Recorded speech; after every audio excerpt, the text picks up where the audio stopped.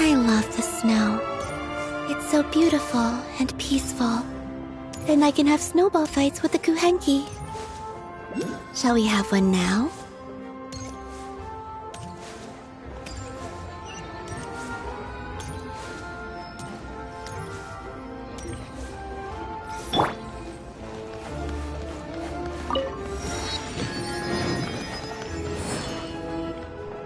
Ah, you made it.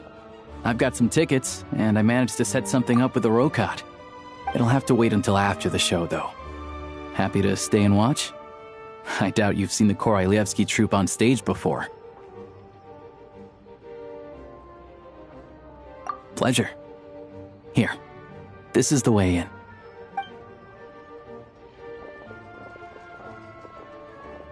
Please present yourself for a routine inspection in accordance with theater regulations. Thank you.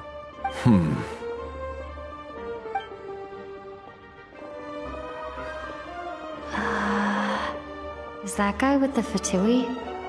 Looks like he's waiting for something. Okay, all done. Thank you for your cooperation.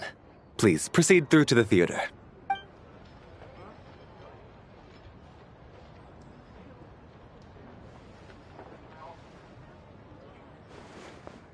What's up?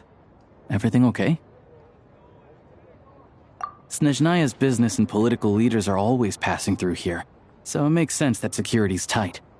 Still, it's a little unusual to see the Fatui's Armory Palace guard here. You saw him, right? The guy right at the back. Strong, silent type.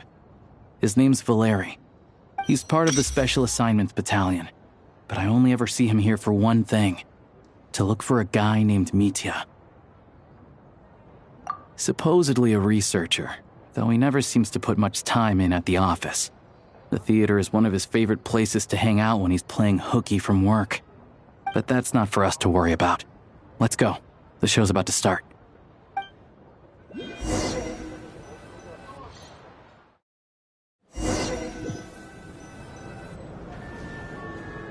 What do you think?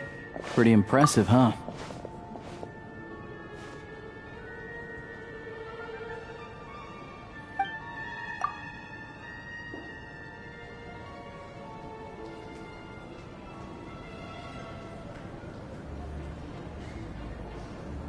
Oh, the one in Fontaine? I hear it's iconic. Never seen it for myself, though.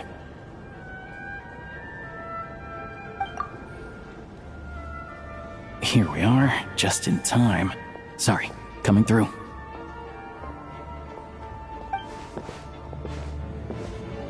Ugh. If you're gonna show up late, keep your mouth shut.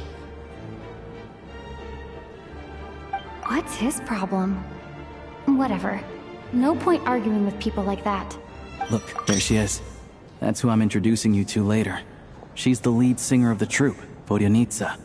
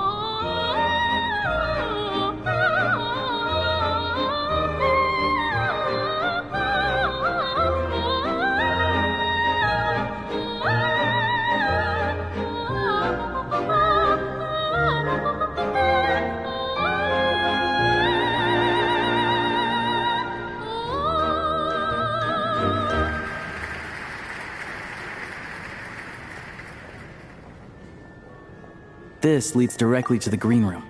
They're expecting us. Vodyanitsa will be waiting for us there.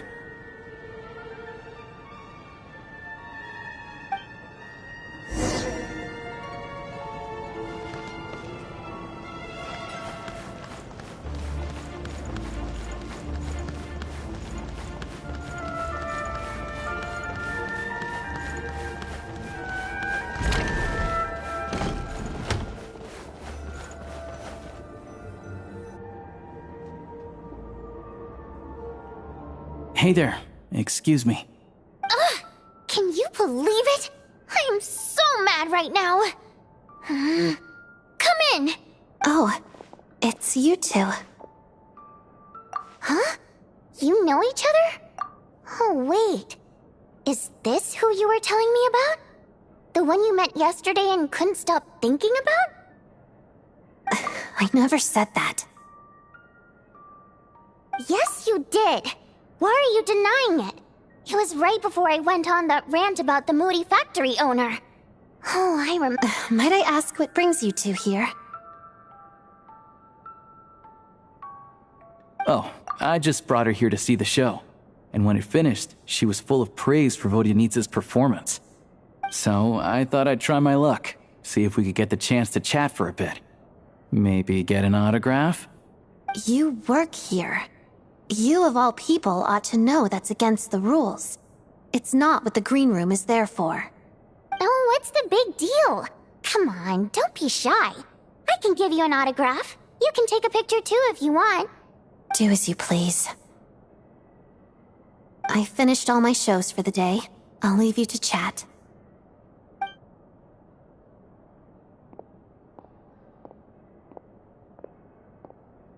I wasn't making that stuff up, you know. Odette's just too proud to admit it. She thinks very highly of you. And so do I. You did the right thing in Svietloladovka. We're good. Odette's out of earshot. I'll lock the door.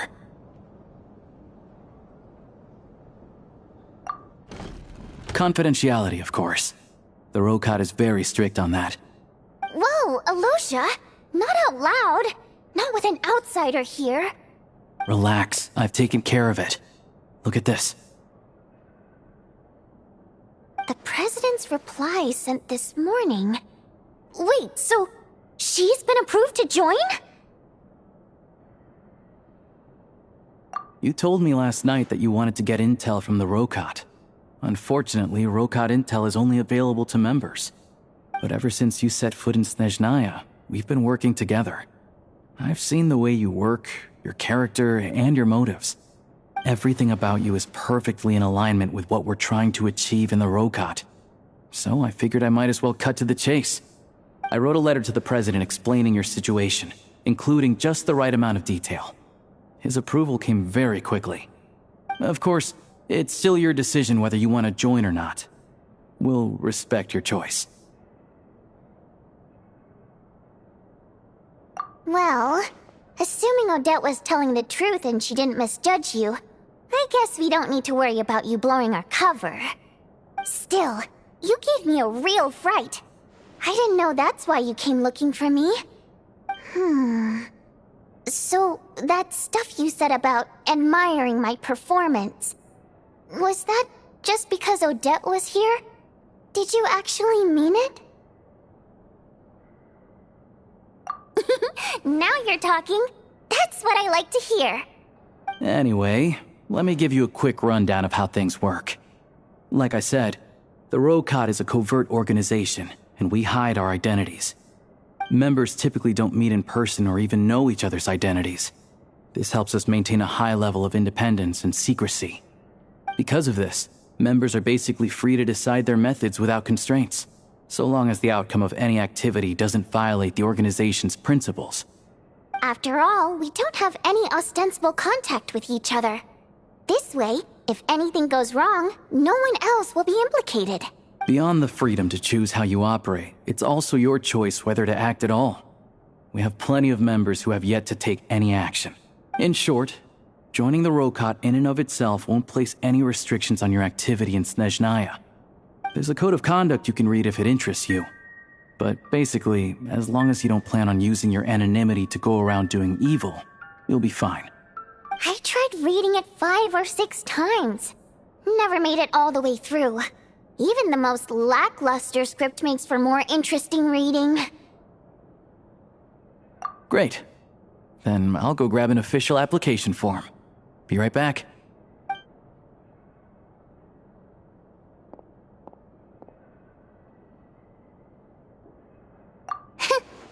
Well, Alosha has this pet dog, you see. His name's Tagarin, and this one time, Alosha brought him backstage. Tagarin took quite a liking to me, so I played with him for a little bit and fed him some treats. Then, the Rokot was out on a mission one day, and even though we were all in disguise, Tagarin recognized me right away. Just a coincidence, really.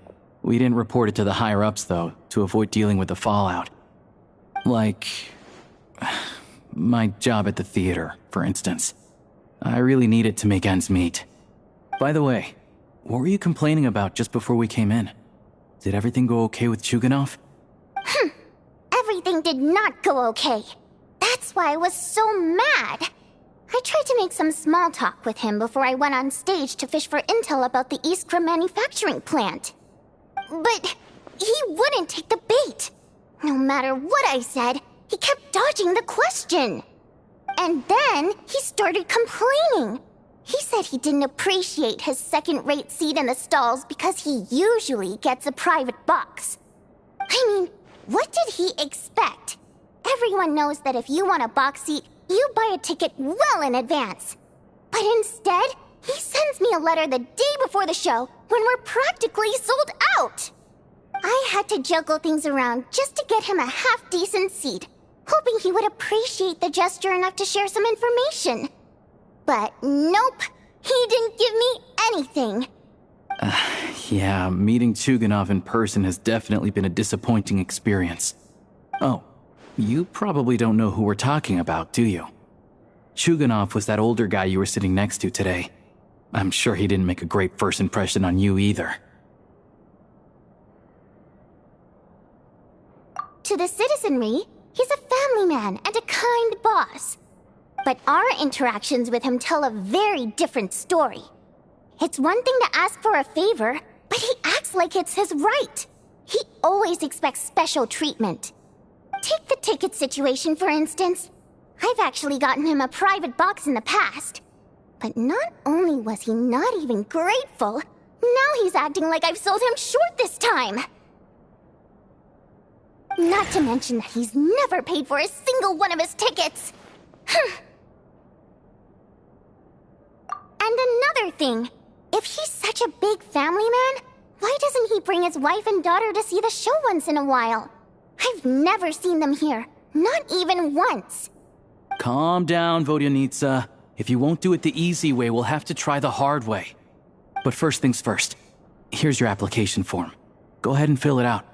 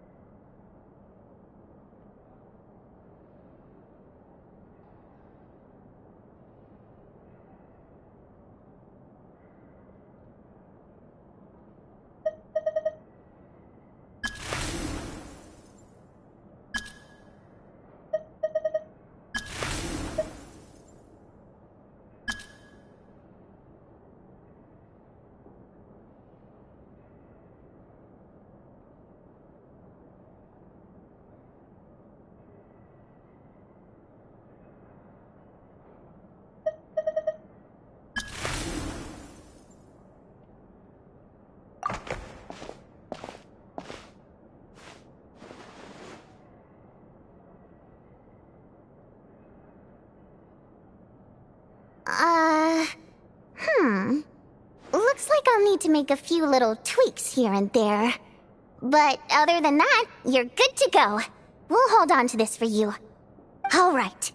Now that we're officially Rokart comrades, I can tell you. Chukhanov is the target of our current operation. Recently, we've done some recon work at the Iskra manufacturing plant, which pretty much confirmed that their energy consumption is way beyond the legal limit. All we need now is some direct evidence to present to the Vetcha, so we can demand that they shut the plant down. That way, the Kresny Crystal can be allocated to where it's needed most. I was hoping he might let slip during one of our chats, but he's too tight-lipped. We'll have to find another way. I'm meeting another regular theater goer tonight, Mitya.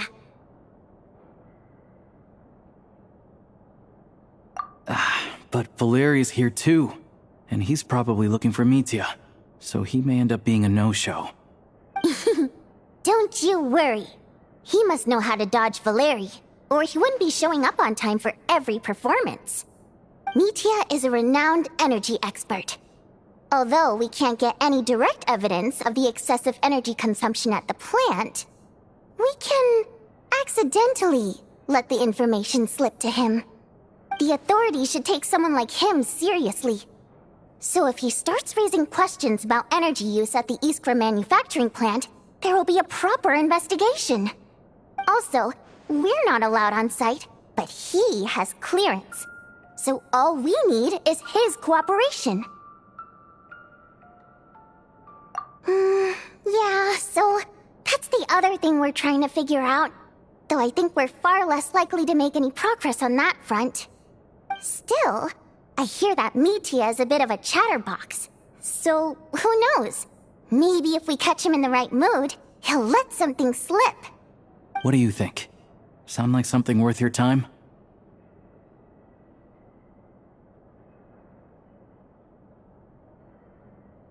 Okay, in that case, you guys find a seat somewhere nearby. Pretend you're a couple of buddies there to eat, and keep your ears peeled for useful information. He's a huge fan, so I doubt he'll have his guard up around me. But you two need to be convincing. If he suspects anything at all, he might stop talking. Sure. Don't worry. We'll make a believable pair of buddies.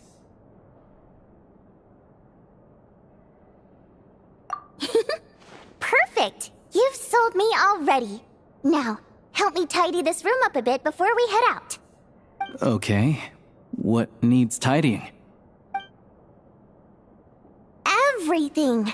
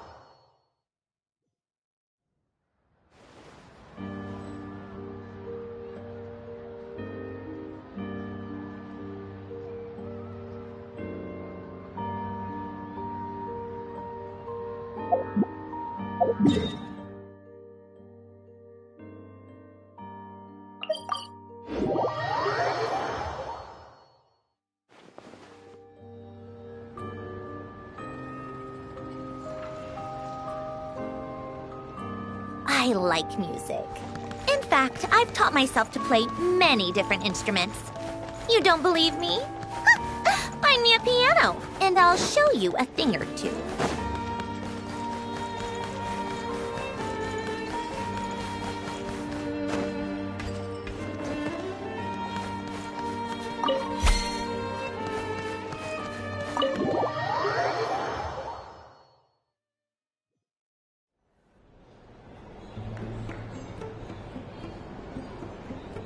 We come here often, so we shouldn't stand out. Let's sit here. Now, it's up to Vodyanica. Let's see how the conversation goes.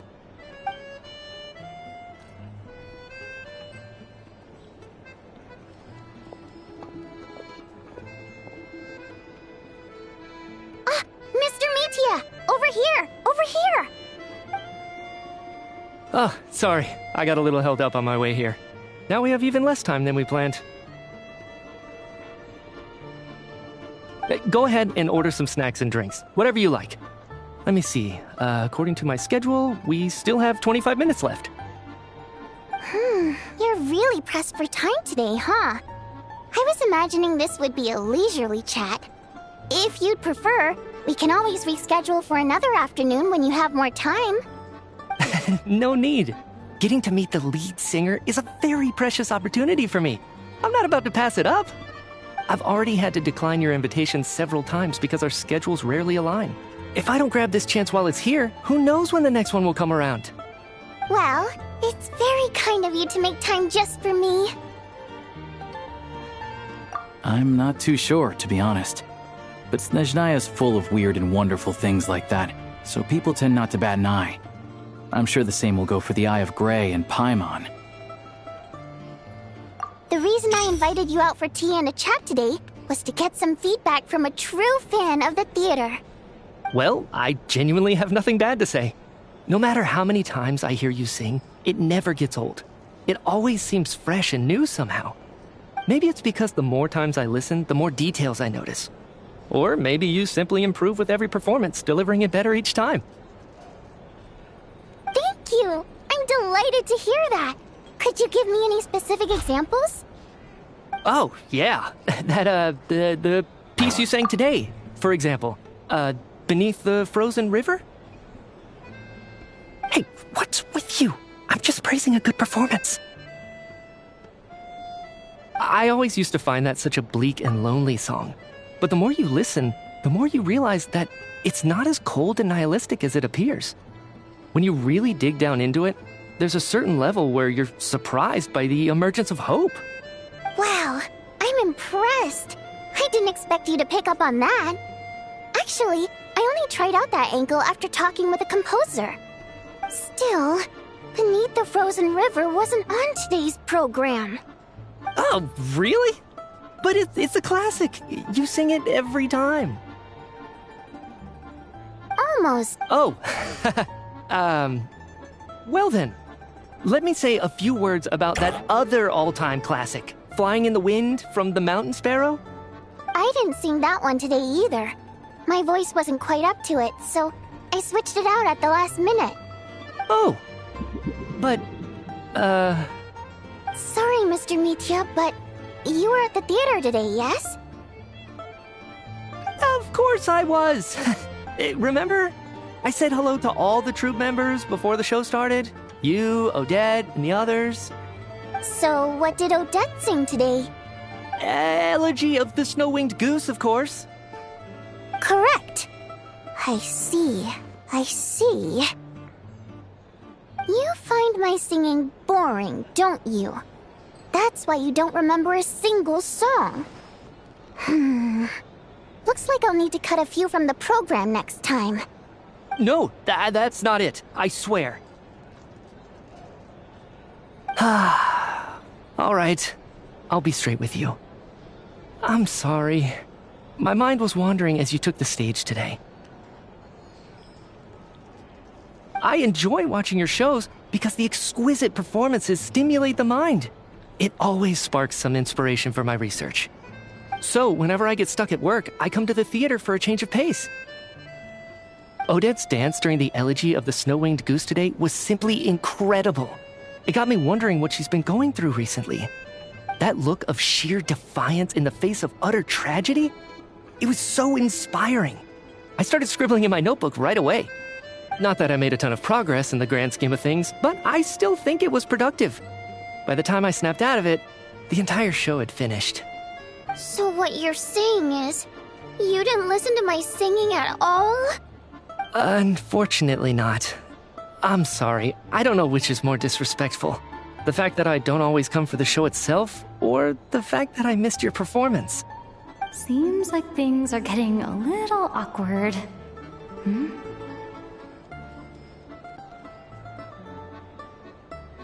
Mitya just stepped into a conversational minefield. If there's one thing Vodyanitsa doesn't like, it's people who show disrespect for her performance. This meeting was so hard to set up. Don't tell me it's already falling apart. It's fine. I suppose this is affirming in its own way. At least, it shows that our performance really touches people's hearts, right? Don't let it bother you. It certainly doesn't bother me. She's showing a lot of restraint. Well, I'll be sure to let Odette know how much you adored her performance. Please don't say that. I always love your performances too. It's just that inspiration struck at the wrong time today. I'm usually all ears. I know, I can tell. That's why I value your opinion. I'm sure some people can't stand it when others praise their coworkers right to their face, but not me. No. Fair enough. I still feel kinda bad though. But you know what I really can't stand? People who only show up to the theater to pretend that they're cultured. Makes me sick to my stomach. Oh yeah, 100%. There are too many of those people around. By the time they're walking out the door, they've forgotten all about the show. What's wrong? You look furious. I don't know if you've heard about the boss of the Iskra manufacturing plant. He isn't even a theater investor, but he always demands the same privileges as actual investors. Box tickets only, premium drinks, even the right to request specific songs. Well played, Vodyanitsa. Seems like she's harnessing her rage to steer the conversation back on track. Now that you mention it, I've interacted with that guy before. I gotta say, everyone holds him up as an example of a benevolent businessman, but I don't know. I don't see it. Yeah, he couldn't care less about what's happening on stage. He's just there to flaunt his social status. I hate that I have to prepare programs for guys like that. What's the big deal with that factory he runs anyway? I asked around a bit and heard some pretty shocking stories. Sounds like he's just another greedy capitalist. Oh, really? Yep, the things people are saying are pretty damning. Low wages, insanely long working hours, equipment running around the clock. And as if that's not bad enough, he also strictly forbids his employees from giving any kind of interview. Project Stuja has now been extended so many times, we're at the point where crystal rations for the common folk are barely enough to survive on. Yet he even wants to get his greedy hands on them just to boost his own profits. If the rumors are true, he's in serious violation of the law. Interesting. So you've heard about it too? What? So it's really true? Who knows? I've only heard the same rumors you have. But there's no smoke without fire. The Rooster's been coming down on us hard lately, demanding that we track and trace every single batch of Crystal. My coworkers in the Department of Energy have been tearing their hair out over it. The Rooster? I didn't realize he cared that much. Yeah. Even though there are no restrictions on Crystal trading, The poor will wind up freezing to death if we let the rich buy as much as they want. That's clearly unfair. Looks like we'll need to arrange an investigation into the Iskra manufacturing plant as soon as possible. I never knew you kept up with current affairs beyond the theater, Miss Vodyanitsa. You really have a heart for the common person. Most Fae in your position have long been indifferent to the plight of humans. Well, those of us who choose to live in human cities are naturally going to pay attention to any significant upheaval. Isn't the rooster a Fae himself? I'm just surprised to learn that even someone with as much experience as him is getting so stressed out over Project Stuja. What is the end goal of this project anyway? This is it. We're finally going there. I'm sure Mitya can sense on some level that she's fishing for information. But since their conversation is so relaxed, he might just let something slip. It's stressing me out too. If I'd only made better progress with my research, things wouldn't have dragged on this long. Oh, so your work is related to Project Stuja? That's right. The Armory Palace needs a brand new energy source. Not the power of the Light Realm and not elemental energy. Right now, the only thing that meets the requirements is the power contained within stellar linchpins. But harnessing that power is costly. Each step of the process requires enormous amounts of Kresnet crystal, from extraction to quantification to attempts at conversion. Progress has been painfully slow, and the team is getting burned out as time goes by. Sometimes, I see people staring into space as if in a trance. Could it be that this new energy source has side effects? No, it doesn't affect us, because the energy is used for... Okay, I got it. Stop choking me. Sorry, I can't talk about that. I think we're all just exhausted. We've been working ourselves to the bone for so long with so little progress to show for it. It's no wonder people are struggling to stay motivated. Seems like I owe you an apology. I shouldn't have gotten so mad at you for not paying attention during the show. Don't worry about it. I count myself lucky, to be honest. I don't envy the people who work closely with the Tsaritsa herself. I'd much rather be in my current position. At least I don't have to shoulder any major responsibilities. So they're trying to develop a completely new kind of energy. Yeah, censored by a scarf. Who would have thought? Oh, dear. It looks like my time is up. I'm afraid I have to leave. I'm so sorry. We ended up barely talking about the theater. That's okay. It was a pleasure chatting with you, really. Let's make up for it next time. Yeah, hopefully once the work pressure eases up a little, I'll be able to focus more on the performance, and then we'll have more to discuss. We touched on some confidential issues today. I'd be grateful if you could keep it between us. That could have gone worse. Nice job. Why was Mitya in such a hurry to leave, though? Sorry, routine inspection.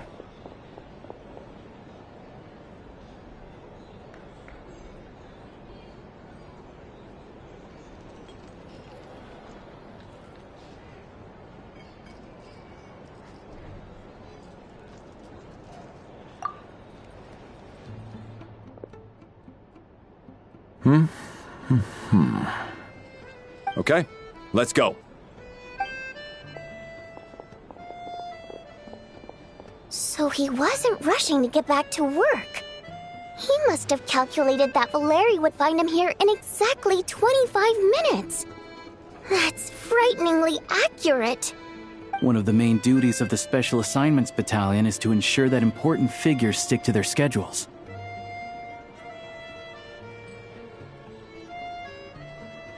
All right, time for us to get going too. Excuse me, check please. We'll settle our check too, then. Oh, hello there. Mr. Mitya paid the check before leaving. He also asked me to pass on a message. He said it was an honor to share his tea break with Miss Vodyanitsa and her two friends. Wait.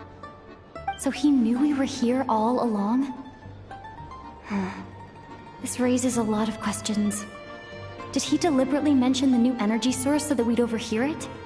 Maybe his work isn't confidential after all. Maybe the key here is the purpose of this new energy. I guess that's the next thing to look into.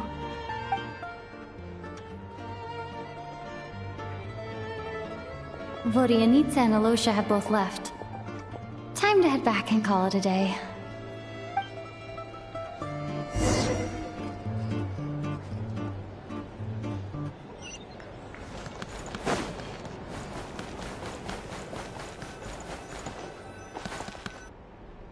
You're back!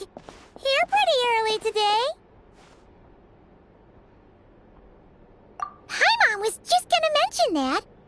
After she woke up today, Paimon felt like her temperature was completely back to normal. But her strength still hasn't returned. Still, there's some good news. Paimon thinks she might have figured out the source of the problem. It's like there's some kind of mysterious power affecting Paimon. Paimon's never felt this way before during any of her travels. She only started feeling this way since we arrived in Snezhnaya.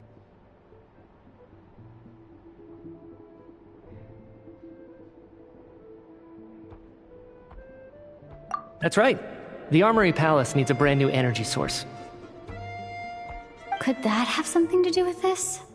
What is it? You're making that face again. You know, the one you get whenever you have a light bulb moment?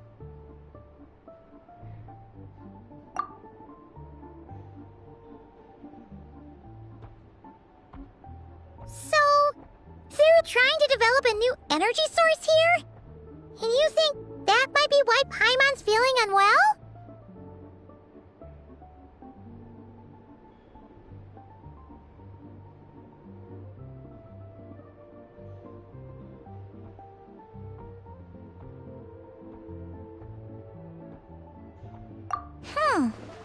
Well, Miki denied that the energy they're researching has any side effects. Although, he did say that people working on the project have been having issues with their concentration and short-term memory. And even so, those are completely different symptoms from Paimon's.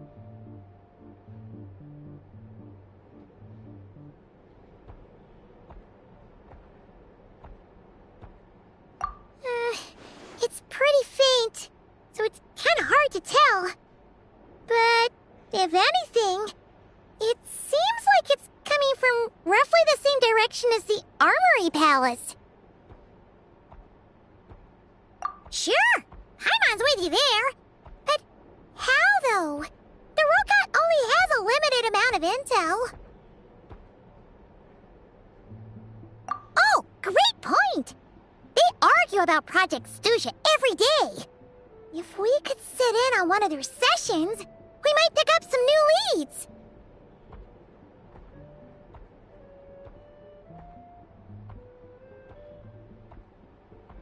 Good idea!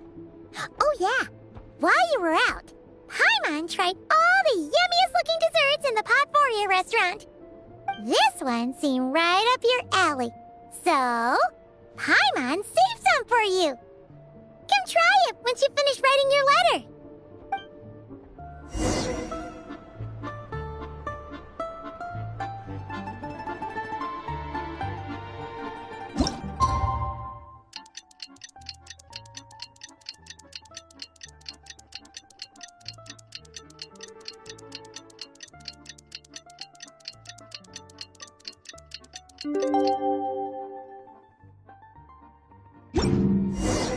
Alosha replied. He says that we won't be able to speak at the Vetcha, but he can arrange for us to attend as visitors. Time to get ready. Then head to the Snezhnograd Vetcha.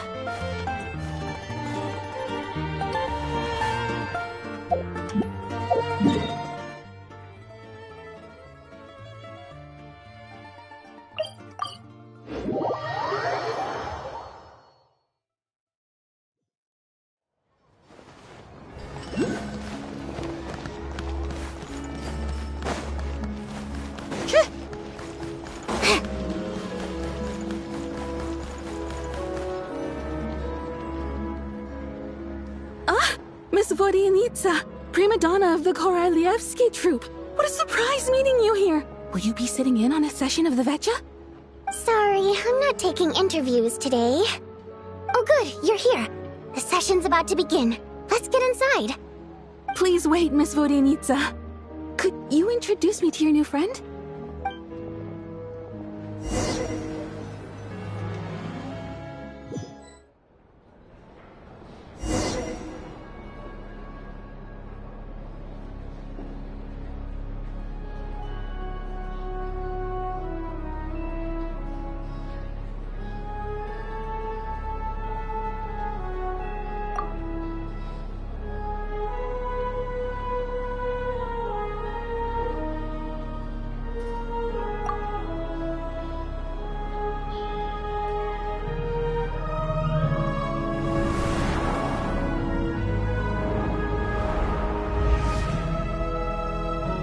In summary, the energy management commitments made for the outgoing period have been delivered upon. Furthermore, both the production and consumption of Kresnik Crystal show clear signs of stabilizing. The relevant agencies have assessed the present circumstances and determined that the status quo can be sustained until the next period. For detailed statistics, I would refer you to the industry reports that have been distributed to all persons present. It should also be noted that while the recent blizzards have led to a significant increase in people's energy expenses, this is strictly a short-term phenomenon associated with a remotely located monster. Her Majesty the Tsaritsa is giving her full attention to this matter.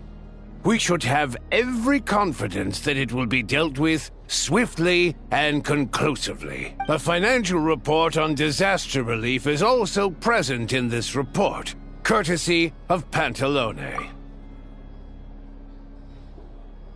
They cover the same old ground every single time. The rooster never seems to mind, but everyone else is getting tired of it.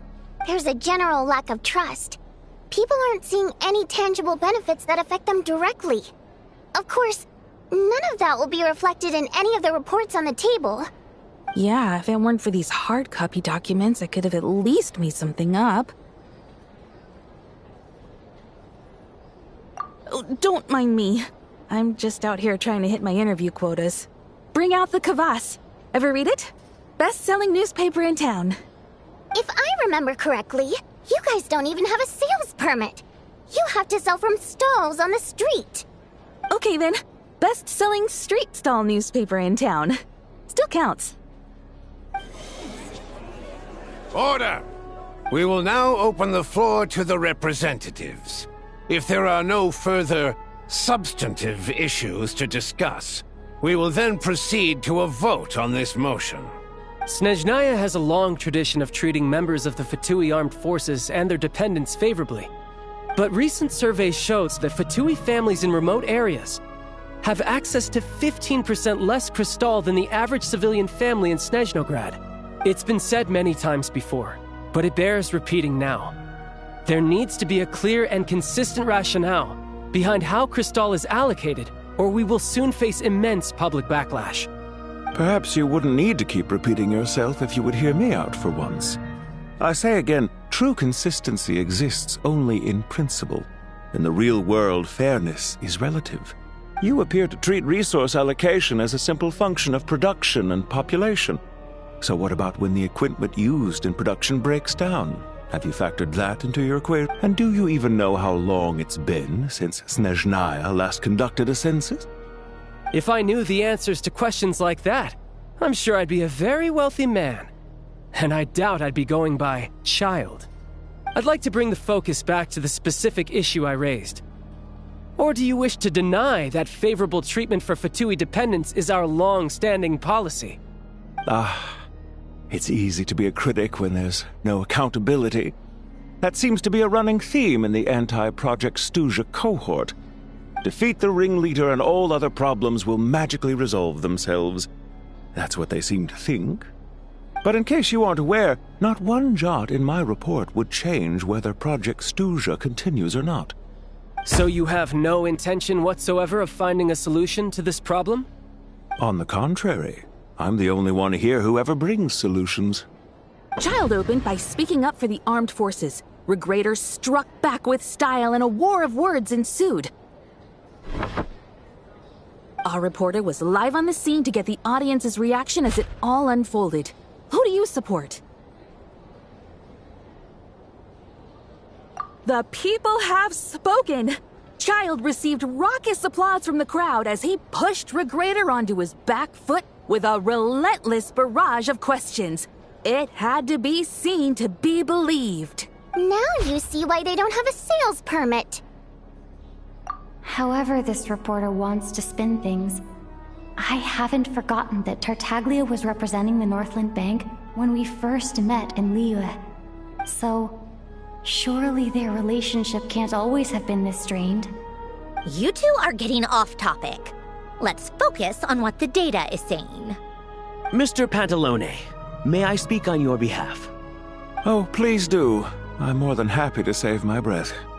Crystal distribution policy undergoes modifications with each new period. The ultimate goal being to find the most reasonable method of allocation, which I believe is what Mr. Tartaglia also seeks.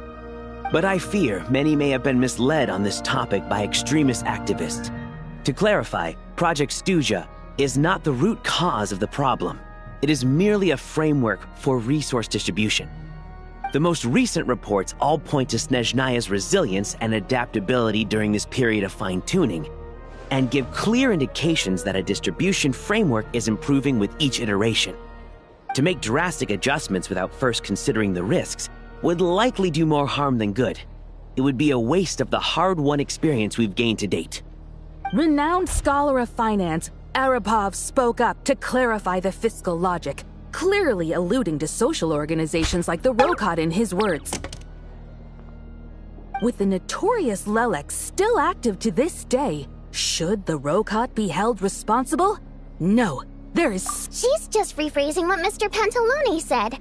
The Rokot are the critics he accuses of taking no responsibility for their actions. As for Lilik, you won't have heard of him yet. He's currently the most famous member of the Rokot. Well, more like infamous. Ending Project Stuja has become an obsession for him. Unlike the more decent ones among us, he believes that votes in the Vetcha are all that matter. So whether it's threats, coercion, or bribery, he'll use whatever means necessary to get people to change their vote. And since we're already on the subject, what do you think of Lelek's methods? Are you for or against? Well, whatever the story is, his actions benefit us all. We stand with Lelek. At least someone here wants to take this discussion seriously. I've been considering that issue myself. What you really need is more precise regional data, right? I think it would be easiest to let the Fatui handle it, since they're already in charge of Crystal shipments anyway. We may as well get them to collect some data while they're at it. Whatever you need, you can ask the Fatui to look into it for you. In terms of supervision, I think the Druzhna would be a good fit. I had hoped to discuss this with Miss Vesna, but sadly, she's not present. I will be happy to take a note of your suggestions and present them to Commander Vesna for a decision upon her return. The Commander has always taken a keen interest in Project Stuja. However, given the Druzhna's demanding workload, I'm afraid it may prove difficult for them to provide any practical support. Let us refrain from jumping to conclusions until a concrete and actionable plan is in place. My apologies, Lord Rooster. There are numerous issues to address here, including manpower, time sensitivity, and reporting lines. Nevertheless, I support drafting a proposal. Follow the usual procedure, and it can be raised as a new motion for all parties to evaluate at the appropriate time. In that case, I'd like to share one thought before the proposal is drafted. The issue of time sensitivity was raised just now, which I presume relates to the official reports. In fact, the Energy Commission already collects regular statistics on each urban center and its surrounding area. Would these be of any use? That's a good idea. I read every issue of Sviet Lolaidovka's report, and although my focus is mostly on the section about equipment operation, the energy consumption statistics also yield a lot of insights. Be that as it may, does no one see an issue with using local data to determine crystal quotas? In the long term, it seems like a very risky solution. Not if they are used purely for reference. So long as we have the report from the Northland Bank's headquarters to corroborate it, no one will be able to fool me. Very well then. It appears that this arrangement is acceptable to all parties. Yeah, sounds good to me. The members reached a provisional consensus on the issue of improving treatment for Fatui soldiers.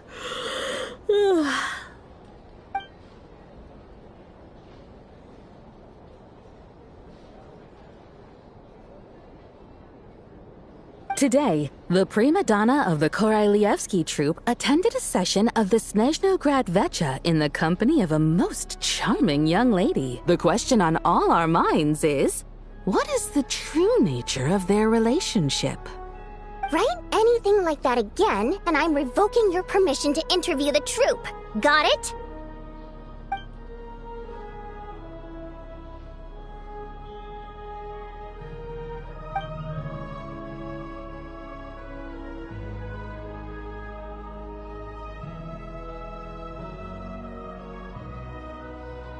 Now then, if there are no further contributions from those present, we shall proceed to the final vote. Hey, check it out! What made him vote against? Why now?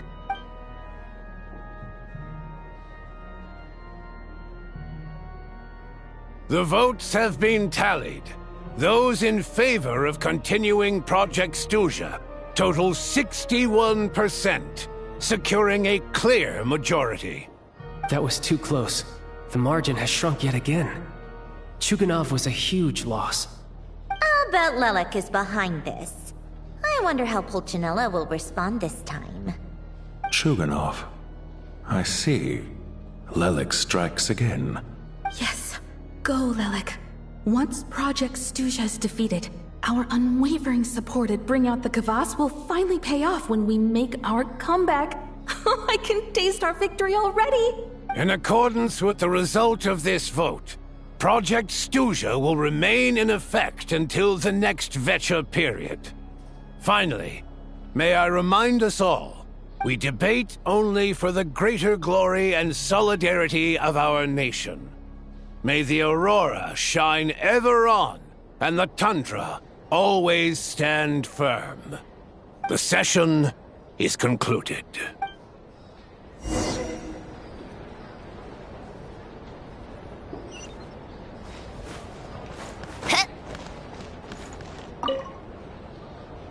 I have to say, I really wasn't expecting Chuganov to vote against Project Stuja. Well, in principle, Snezhnaya's business and political elites ought to be the ones least likely to oppose it.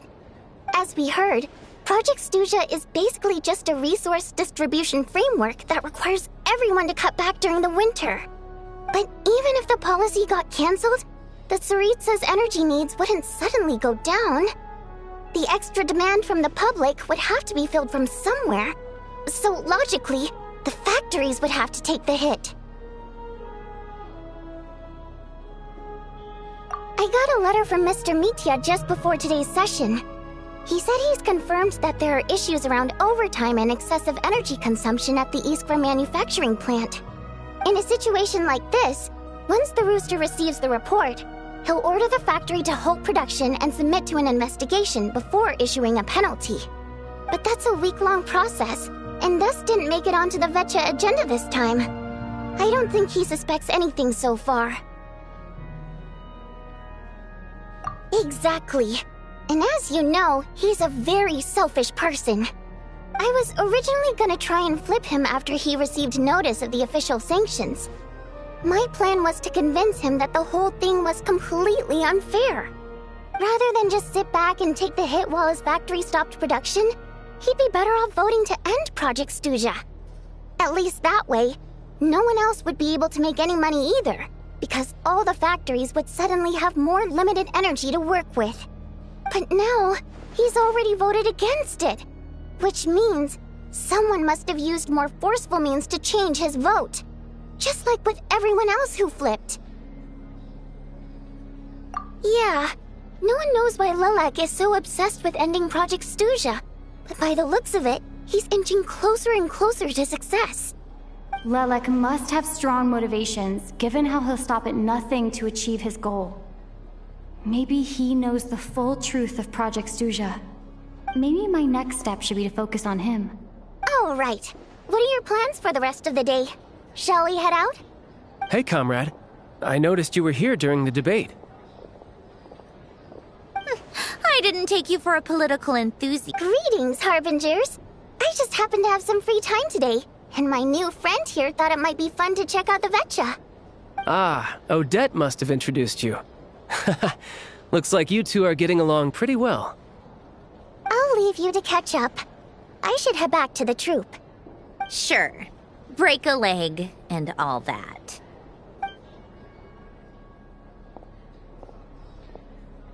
Thought it might be fun to check out the Vetcha, did you? Things are never that simple with you, Traveler. There's no way you're here for kicks and giggles. Tell me I'm wrong.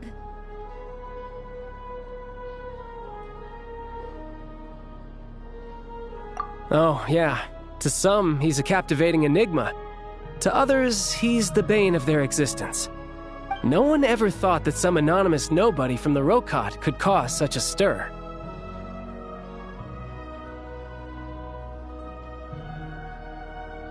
Huh? You want to look into Lelik? Then I'm sure his days of anonymity are numbered. What do you think, Sandrone? Fine by me, I guess. If the Traveler actually manages to expose Lelik, it'll be doing Pulcinella a favor. In return, it seems fair to let her in on what we've learned so far. My thoughts exactly. Sharing is caring, after all. Head back to Glupov and grab the files on Lelik. It's easier to just pull the records than go through the rigmarole of getting the Traveler a visitor's permit. As you command, child, sir.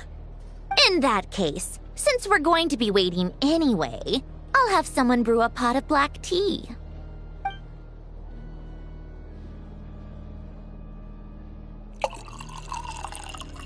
One common thread among the many incidents Lelik has been involved in is that the victims are all too scared to share any real information about him.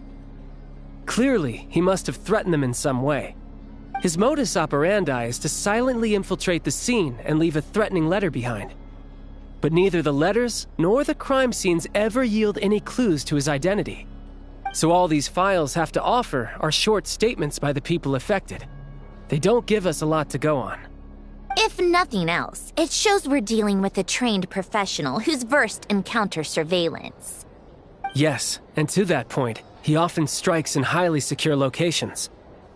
The victims are high-ranking and influential people who take their personal security very seriously. Somehow, Lelik slips right into their rooms without making a sound. There's never any eyewitnesses, nor the slightest trace of a break-in. If he can get in and out undetected, it means he can strike without warning. Not that that's ever happened so far, but the thought is enough to scare these people sleepless. It's hard to believe that a human being could pull this off flawlessly every time, so they switched the focus of the investigation to Faye. Unfortunately, no one's found anything yet.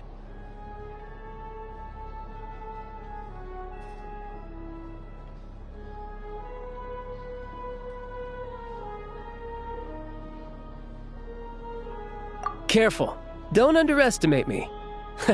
Although truth be told, I'd probably find it hard not to blow my cover. Direct confrontation is more my style. We haven't ruled out the possibility of Lelik being human. It's just, there can only be a handful of people in all of Teyvat who'd fit the profile. Faye, on the other hand, plenty would have the ability, but few would have the motive. No, not as strong as me. You'll never find the culprit with criteria like that. Let's go with a little weaker than me.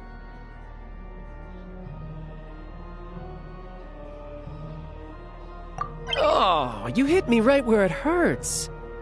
I'll admit, he's strong and meticulous. But can we at least limit this to candidates who have something to do with Snezhnaya? She's just trying to find a reference point. Stop getting fixated on who's stronger than who. But that's the most important thing. In my opinion, anyway.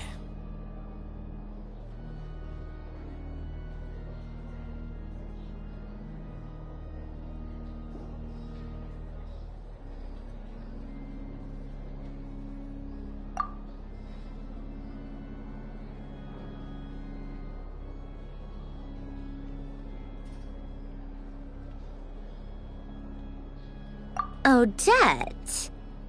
Yeah, that seems about right. Her skills are solid, and she's always calm under pressure. Except she's Fatui, so the likelihood of her working against us is pretty low. But yeah, much more accurate than your previous example, at least. No, wait a moment. Maybe we should interrogate that assumption. What do you mean? Which assumption? Her Fatui identity doesn't necessarily exonerate her. And when you think about it, the Rokot would be precisely what she needs to conceal her identity. Plus, she wouldn't need to be such a pro at covering her tracks. She'd already know where the Fatui will be and when. So she could choose the perfect time to act. Oh, yikes. I was just thinking out loud. Why is this starting to sound like such a convincing theory? Still, what reason could Odette possibly have for trying to call off Project Stuzha? Arlecchino would be the best person to ask.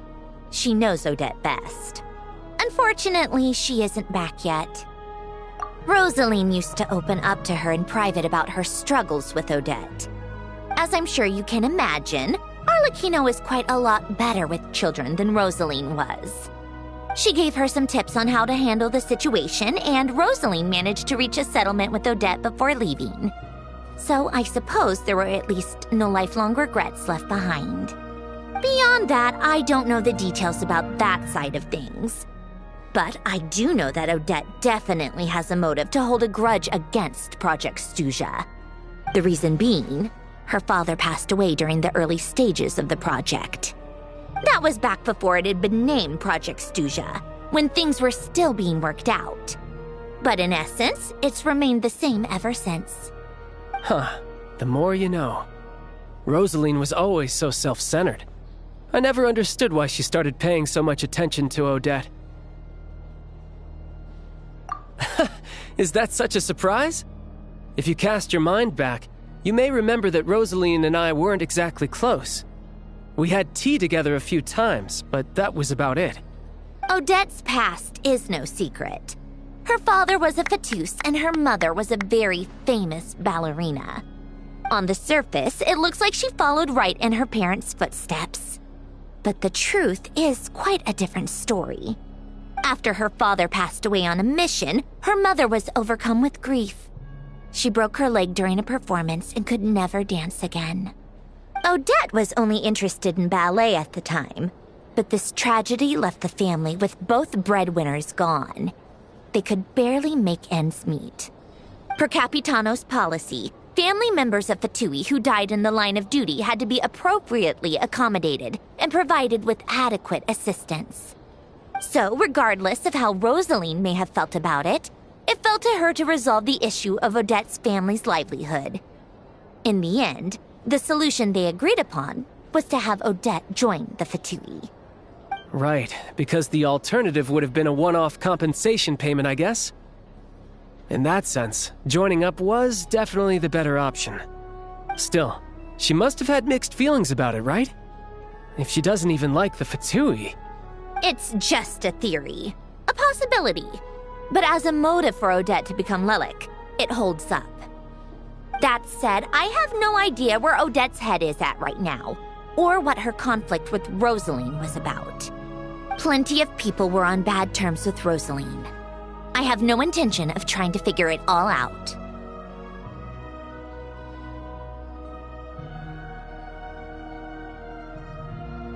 Yes, but there's not much point in discussing that now. Yeah, back to Lelik. Since our investigations so far have turned up next to nothing, We've got nothing to lose by trying a new angle. Funnily enough, Tonya and I had actually made plans to go to the theater tomorrow to watch Odette's rehearsal. Unfortunately, thanks to this Lelik situation, I'll be stuck working overtime again. Which means you can go in my place. No point wasting the ticket. Plus, you'll get to meet Tonya.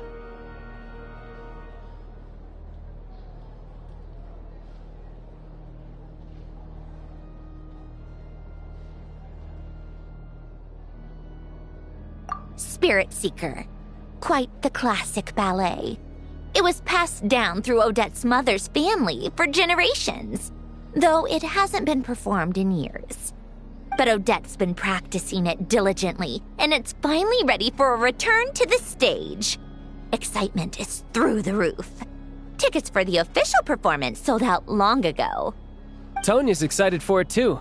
She's desperate to see it no matter what. Personally, it's not really my kind of thing, but since she's my little sister, I had to figure something out. I've actually seen it several times before.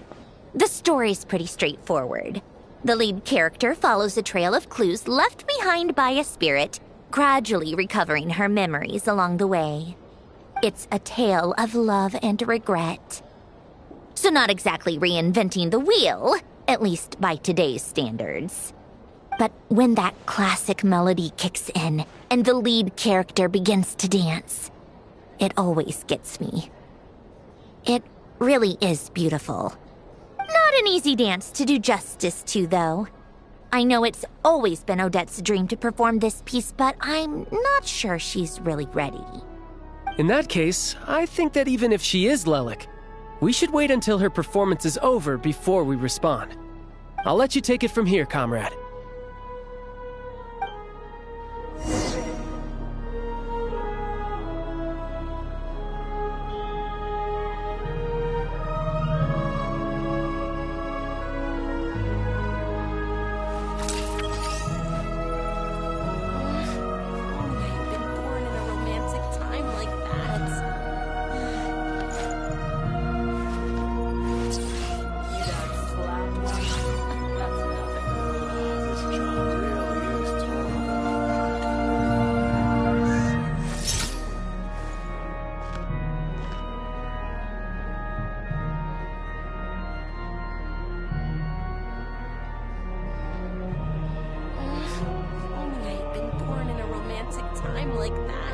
It's about time we threw another tea party, don't you think? I wonder who else is free. This budget proposal absolutely must pass. Oh, this job really is tough. Having to worry every single day.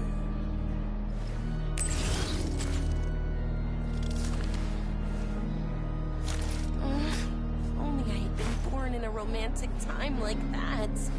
You got slapped once? That's nothing.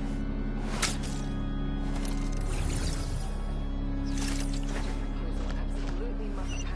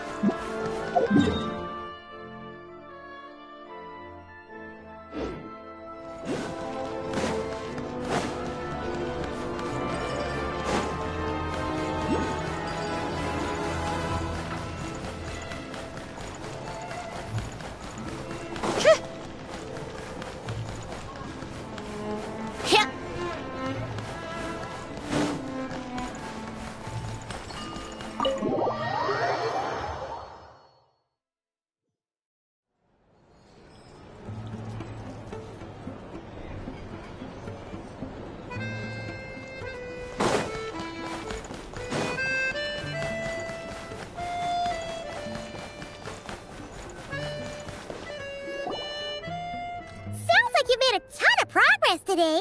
It's good that everything's going so smoothly. Next step is to head back to the theater and get a clear answer from Odette.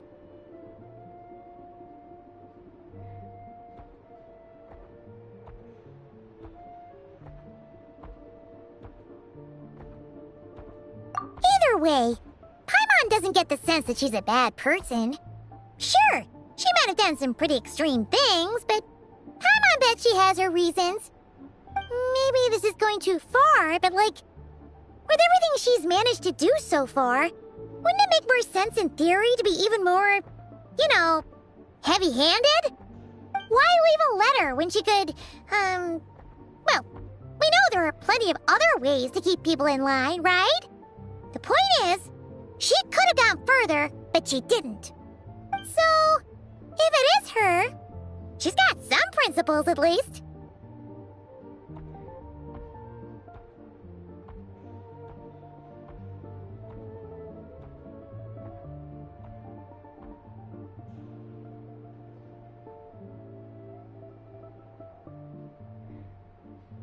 Yeah! Well, all you can do is follow the facts wherever they lead.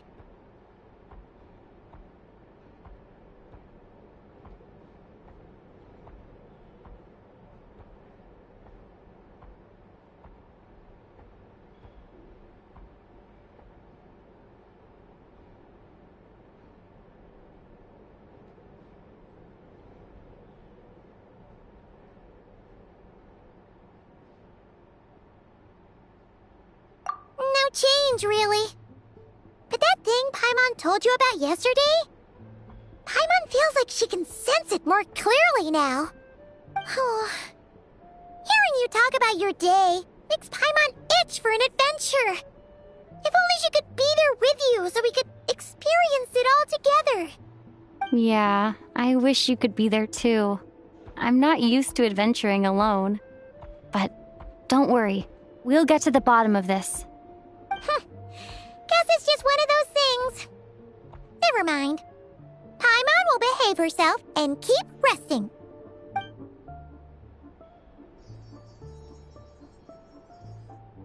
If Odette is Lelek, she may well have inside information on Project Stuja. Her father was involved with the project's early implementation and tragically died in the process. Now, she's dedicated herself to bringing it to an end. It's hard to imagine she could have gotten this far without knowing anything at all about the Tsaritsa's true intentions. When she spoke to us as a member of the Fatui, how much did she let on? And how much was she hiding? Only time will tell. Maybe tomorrow everything will be answered. Hey look! It's snowing! Could be a tough day ahead. Make sure you wrap up warm tomorrow.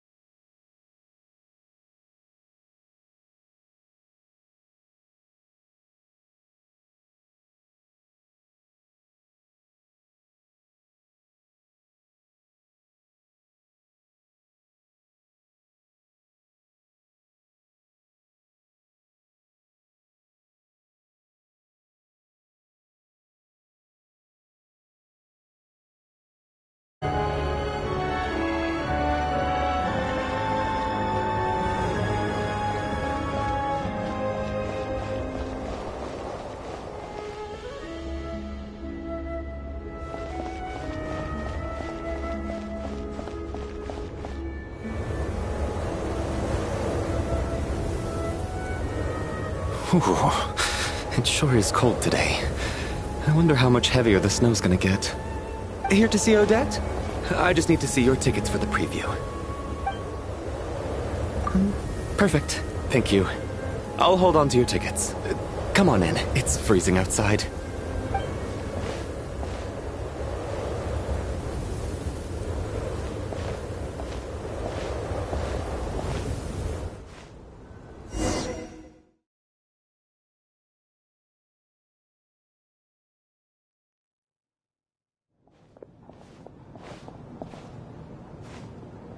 I think I'll leave the Lelek question until after the show's over. Then I'll go find Odette.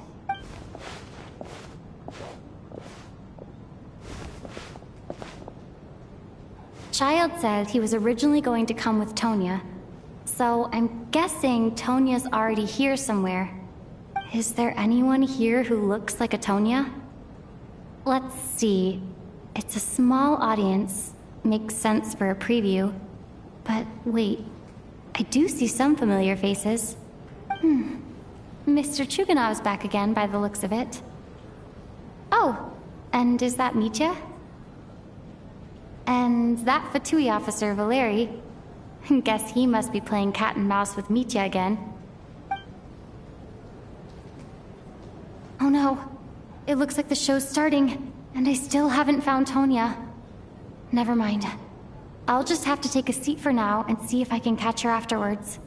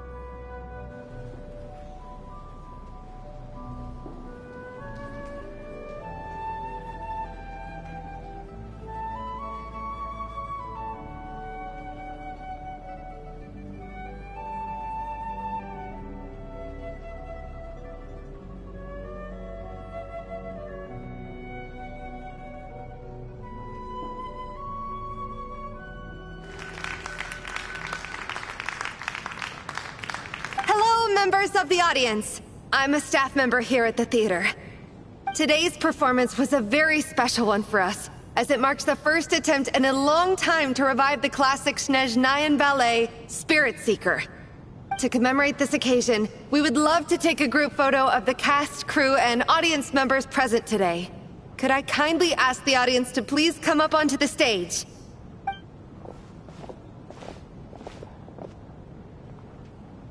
All right, everyone, huddle in a little more.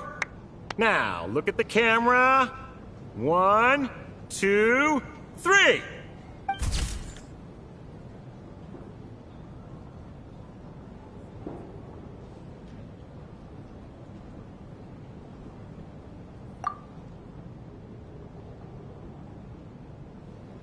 Are you quite satisfied, Mr. Energy Scientist?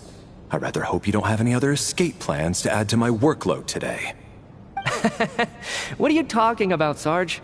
This was simply my way of inviting you to watch Miss Odette's new show with me. And wasn't the performance spectacular? In the future, I heartily encourage you to take a leaf out of my book. Find some soul-nourishing pastimes to enrich your time outside of work. It was indeed a fine performance, but I must correct you on one point. This is not time outside of work. These are working hours. Working hours and non-working hours are just a social construct. Human technology can never advance if we're too rigid in our thinking, Sarge. May we leave now? Already? I mean, I was kinda hoping to soak up the atmosphere for a little longer, but... No? Okay, guess I'm pushing my luck. Didn't seem like too much to ask, but fair enough. Off we go then, Sarge. Back to the land of working hours. Lead the way. That has to be her. She's the only person in the audience around Tonia's age. Excuse me? Are you Tonia? Huh? Your brother's busy today, so I took his ticket. Don't worry about him. He's fine. Oh, okay. Sorry for the trouble. What's wrong? Are you sick? No, I'm fine. It's nothing. Maybe she caught a cold on the way here because of the weather?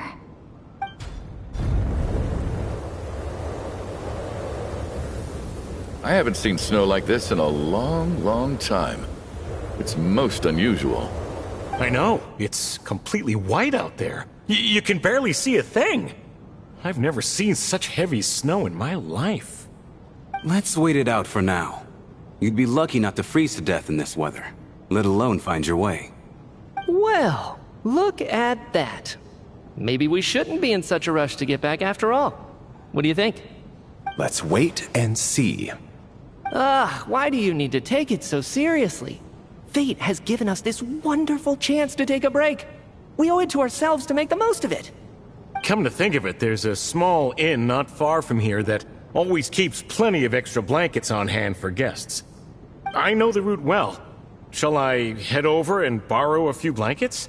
That way, anyone in a hurry can wrap up warm for the journey back. Just remember to return them next time you're over this way. Sir, there's really no need to go to all that trouble. Hey, it's no trouble at all. Wait here, I'll be right back. What a kind gentleman. Very good.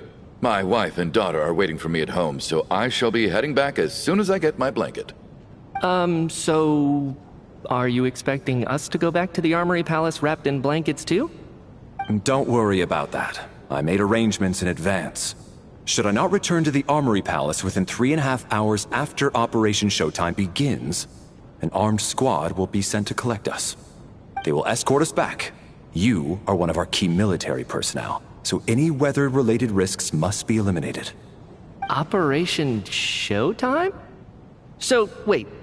Every single time you drag me back to work when I sneak out, it's a whole official operation? I gotta say, you've really turned this into quite a moral dilemma for me. It's snowing pretty hard out there. I think you should stay here for now. You seem a little under the weather. Sure. My brother might come pick me up in a bit anyway. Time to get to work. I should head backstage and find Odette. I need to look her in the eye and ask her about Lelek. Excuse me, are you looking for someone? A fan, I'm guessing? Today is just a dress rehearsal, so Miss Odette won't be meeting with fans. She's taking a well-earned rest right now. Sorry, but that area is currently off limits to everyone except the cast and crew. Huh. Bad timing, I guess. Well, I might as well stick around. I doubt Odette will be leaving before the snow lets up in any case.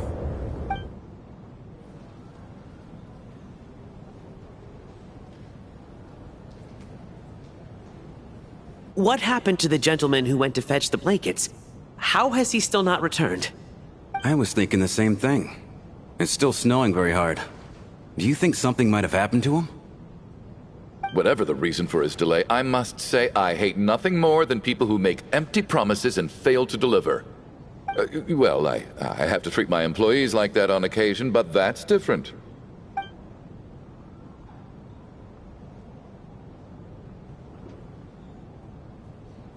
You seem anxious, Mr. Valeri. It's been nearly 4 hours since I left the armory. The army should have arrived to extract us by now.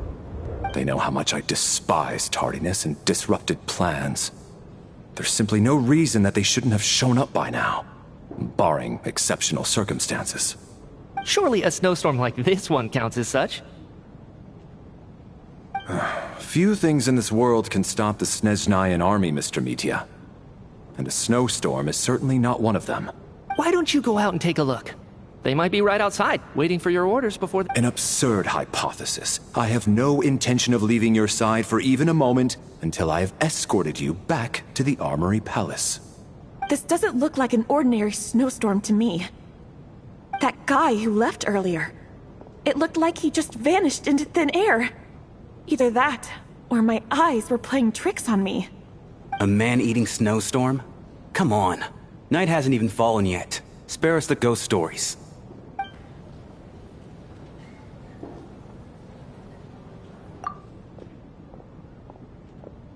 Traveler, didn't know you were coming today. How come you didn't say anything?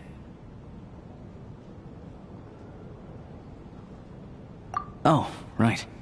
I assumed you were looking for me and Vodenitsa. Odette's still backstage. Whoa, that's quite a snowstorm out there. I've been working backstage this whole time, so I didn't even notice. No wonder the audience hasn't left yet. Huh. Is weather like this rare even in Snezhnaya? Yeah, snow like this. I'm sure I've seen it out in the wild before, but never in the city. Actually, I take that back. I don't think I've seen snow this bad even in the wild. This is something else. It's not normal. If even Alosha thinks snow like this isn't normal, could it have anything to do with that monster people have been talking about? We can't stay cooped up here forever. Someone needs to go out and take a look. No need. I have plenty of experience with snowstorms. Besides, I work here while you're an audience member. I should be the one to do it.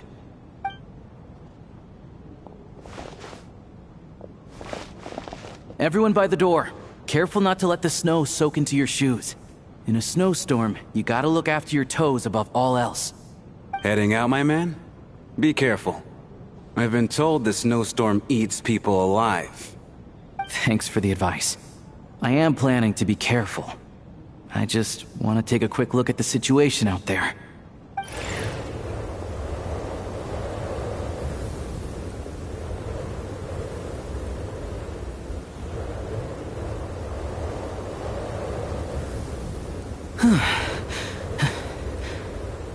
He's back! He's back! How was it? What's going on out there? Did you see any soldiers patrolling the area? Something about this storm isn't right. There's no one out there. I didn't see a single soul. And something in the air gives me the creeps. This isn't your average snowstorm. I suspect it might be related to recent events in our nation. I strongly advise everyone to stay here until the snow dies down. Are you serious? So all of us are trapped here now?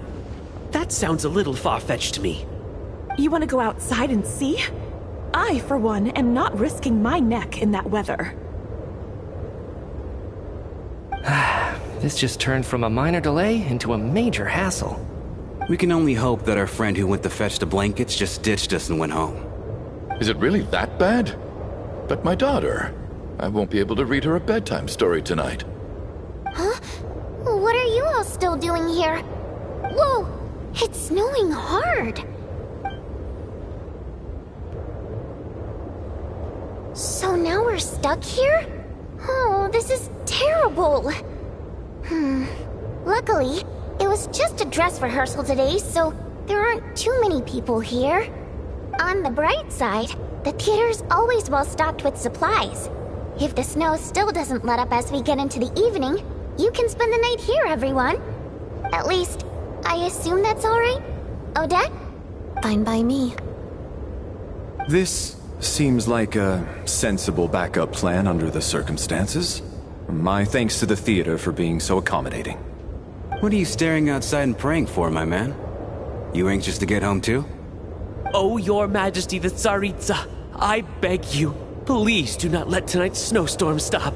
This is a golden opportunity to spend the night under the same roof as the two top stars in all of Snezhnaya.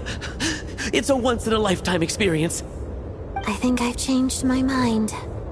Sir, if you so much as look at us funny, you'll be seeing stars in a whole other way. Behave yourself, or you'll be begging for that blizzard. It's getting colder. We need to keep the indoor temperature up. Close the door and lock it tight. Let's head somewhere warmer.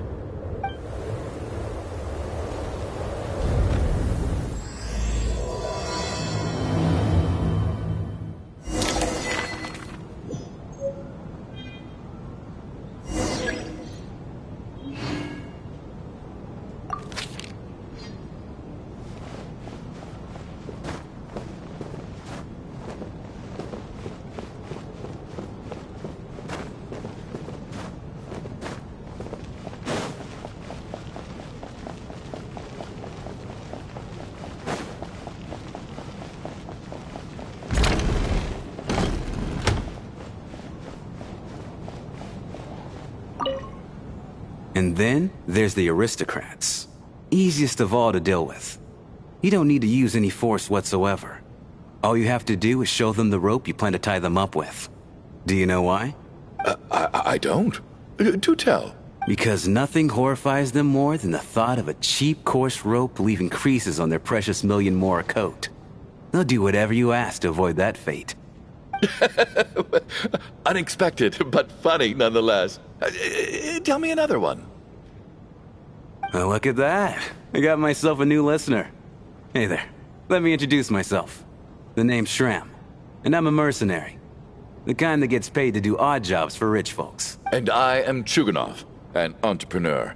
If my name is unfamiliar to you, you will no doubt have heard of my factory, the renowned Iskra manufacturing plant. Are you really that famous, Mr. Chuganov? How come I've never heard your name before? Excuse me? Is that a joke? Or are you being serious? Oh, I'll have to ask my rope later. He's probably tied up more entrepreneurs than I've ever heard of.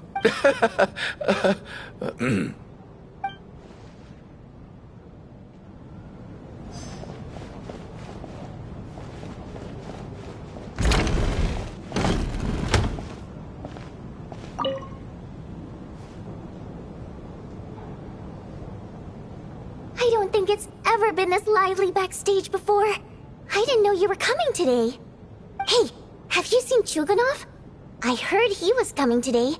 Have you spoken to him at all? I'm with you. This could be just the chance we need.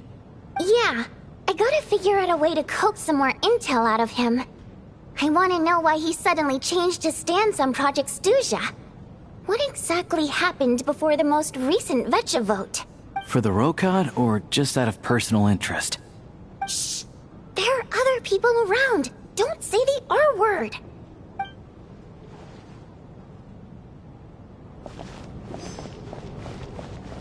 I have to say, even though today was a rehearsal and there were some hiccups along the way, Miss Odette's performance was one of the best I've ever seen, even compared to an actual show. Oh, I couldn't agree more, especially considering the weight of the subject matter. It takes a truly seasoned professional to do justice to a theme like love and regret. Do you think we were coming on too strong? Odette's ignoring us again. What about you? What did you think of today's performance? Really? That means it wasn't captivating enough to draw you in. I'll work harder to win you over next time. I'll make sure to save a ticket for you when the show's performance ready. This doesn't seem like the time or place to bring up the subject of Lelek. I need a chance to speak with her in private. So unfair. Talk about double standards. And now it looks like I've been spotted. You know Mitya too? No, I don't. I just have a feeling that he might be dangerous.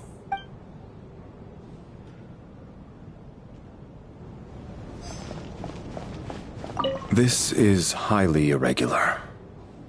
A delay of over an hour during an operation like this theoretically warrants a Harbinger-level response. I wonder what the issue is. The storm, or something else. Sarge, the day you learn to let go and just enjoy moments like this is the day you'll finally understand the meaning of life. Why, hello, ma'am. I believe you were the one sitting at a nearby table back at Podvorye Restaurant. Any friend of the theater's star performers is a friend of mine. It's a pleasure to meet you. I'm Mitya from the Energy Commission. Greetings. Major Valeri, head of the Special Assignments Battalion. Armory Palace Royal Grenadier Guards, 1st Regiment. I am here to ensure Mr. Mitya's personal safety. Please let me know if I can be of any assistance.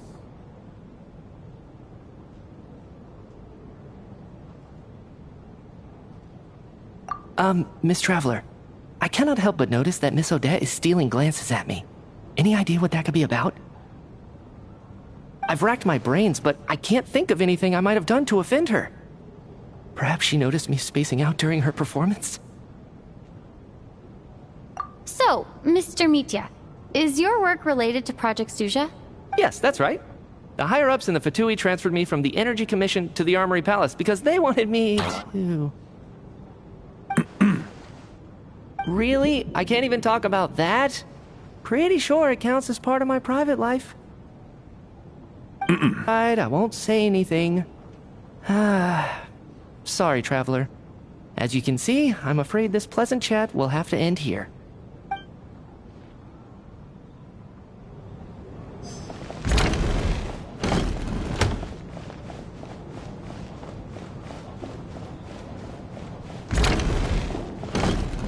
How are you feeling, Tonya?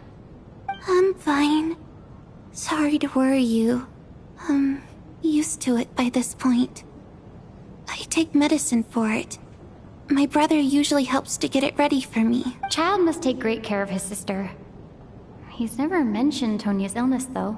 You know, I actually find this whole thing kind of exciting. Stuck in a strange place thanks to a snowstorm. Having to spend the night with a bunch of interesting characters. It's pretty cool, don't you think? Exactly.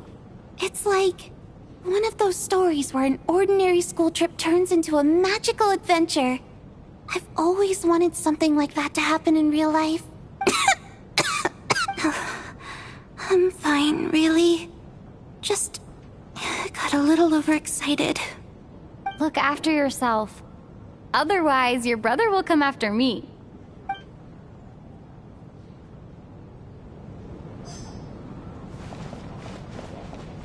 My husband has major trust issues. To him, I doubt even this snowstorm is a good enough excuse for me to stay out all night. That's the price of marrying into wealth. You'll get used to it. I'm not about to stop you if you want to leave. But don't drag me along. Hello? Can I help you?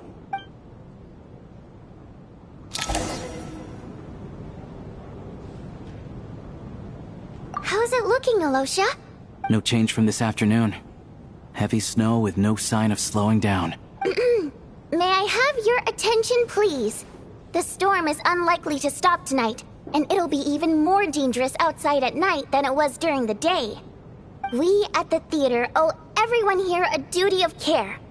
Therefore, we strongly suggest that you stay on site overnight and avoid going outside unless absolutely necessary. In a few short moments, we'll give you a tour of the theater's various quarters. You can choose to sleep in the VIP room, the office, or backstage. Or on the stage if you'd prefer. We won't mind. I'll pass on sleeping on the stage. What if the snow is stopped by tomorrow morning? The early birds in the audience might think we're part of some experimental new show. A drama about sleeping? That could be fun. Maybe we could come up with a title for the production. What? Gotta admit, I didn't get that one. Anyone who doesn't wish to sleep on the stage, please follow me. I'll show you to the rooms.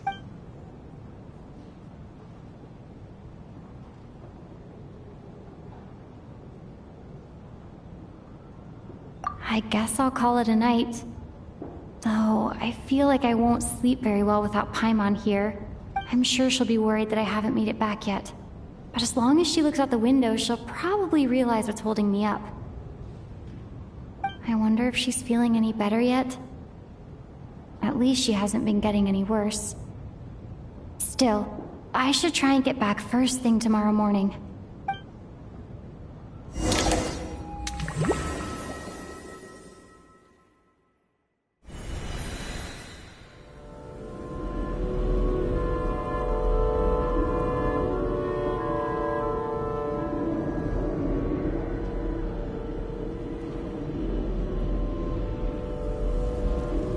Ah, finally.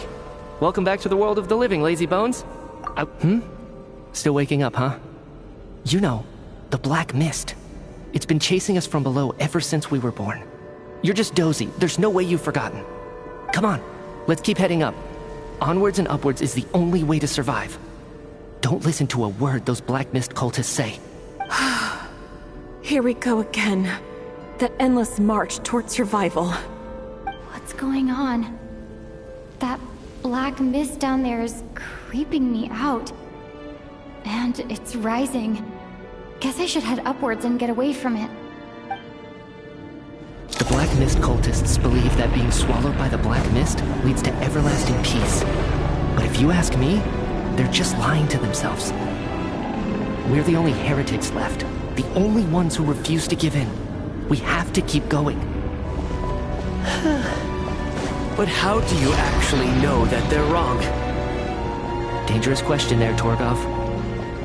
The moment your faith wavers, you start a chain reaction that ends in the collapse of your will. Put the question out of your mind. Stay strong and believe that the black mist means certain death. Okay, but it's not my mind that's the problem. I can't do this anymore. I've had enough of being forever on the run. What's the point of it all? All this will pass eventually, I promise. Keep fighting. It will be worth it. You accuse the Black Mist cultists of being liars. But you're lying too. There is no end to this path. It keeps going up forever. There was never any hope to begin with. The cult of the Black Mist has poisoned your mind, Sobolova. Are you thinking of giving up as well? I am. I think I'll take my chances with the Black Mist over this perpetual torture. As much as I detest the Black Mist cultists, I'm just too weary. Then I bid you both farewell. Let me put my personal opinions aside for a moment and say, I hope that you both find peace within the Black Mist. Fate always appears so impossibly complicated. But at moments like this, its raw simplicity is laid bare. Their fate was sealed from the instant they entertained doubt. From then on, the outcome was both inevitable and irreversible. Let's go.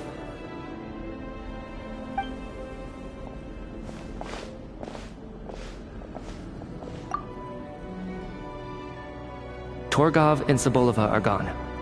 I never thought the day would come when even they would be swallowed by the Black Mist. It's just you and me now. Yes, it looks like it's satisfied. For now. This happens from time to time. But it won't be long before the Black Mist starts chasing survivors once again. No one knows how to stop its advance for good. Well, we should make the most of the precious moments of rest that those two bought for us.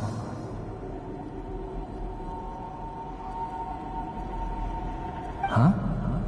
Are you really that sleepy, traveler?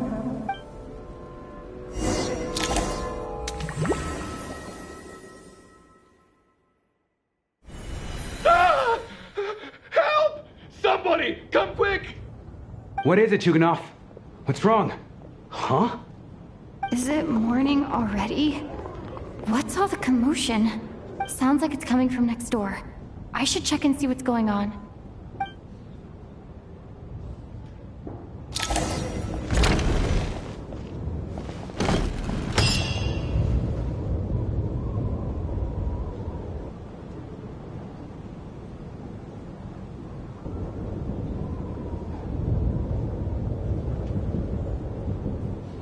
Don't look, Miss Tonya.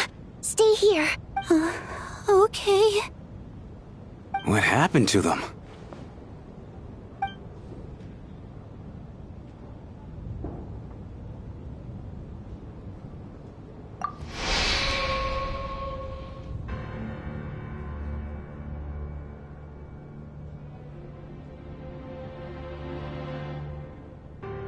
These two people have passed away.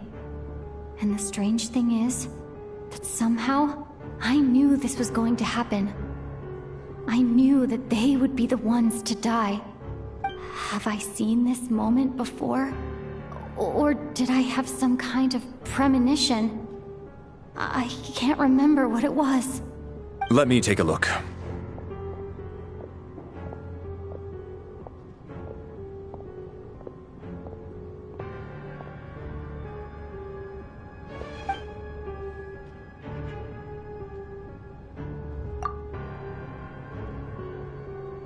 No vital signs in either of them. They're dead. The cause of death, however, remains unclear. No wounds on the bodies, no signs of a struggle, and no skin discoloration caused by the buildup of toxins. But just last night, they were chatting and joking away. This is so sudden. Could they have had pre-existing medical conditions?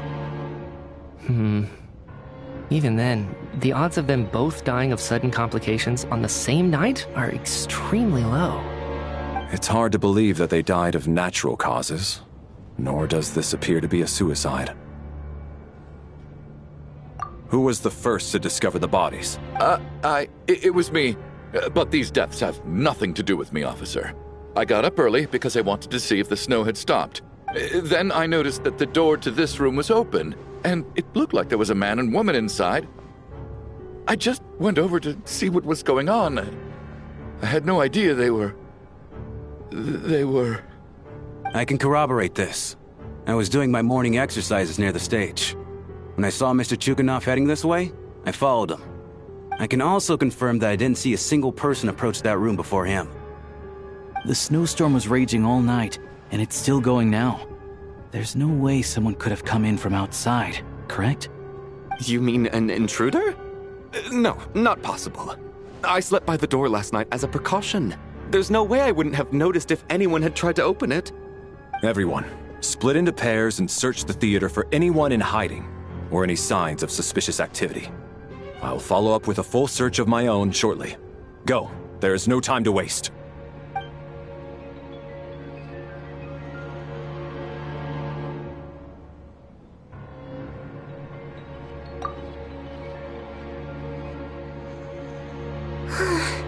Nothing on your end either?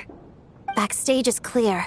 No signs of suspicious activity. We checked the basement. Also clear. I don't think there's anywhere here that a living person could hide.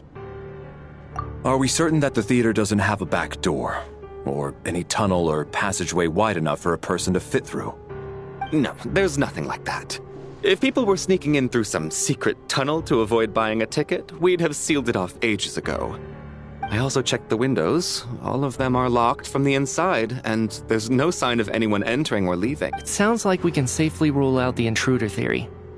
If anyone came in during the night in this weather, there'd be no way for them to avoid leaving footprints or water stains. This can only mean one thing. It's like one of those murder mysteries you see in novels and plays, isn't it?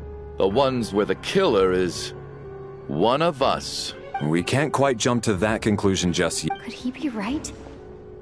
It's hard to imagine something like that happening in real life. Set in a theater during a snowstorm, a murder takes place and the killer is among us. It's such a classic trope that it seems unbelievable. Looking at who the killer targeted, and the clean entry and exit, it all adds up. I know what this is. It's obvious now that I think about it. What is? What have you figured out? Both victims were wealthy, well-known local merchants. And the door was deliberately left open so I would discover the bodies and witness the crime scene first thing in the morning. Such ruthless methods. This was your doing, wasn't it, Lelik? Lelik?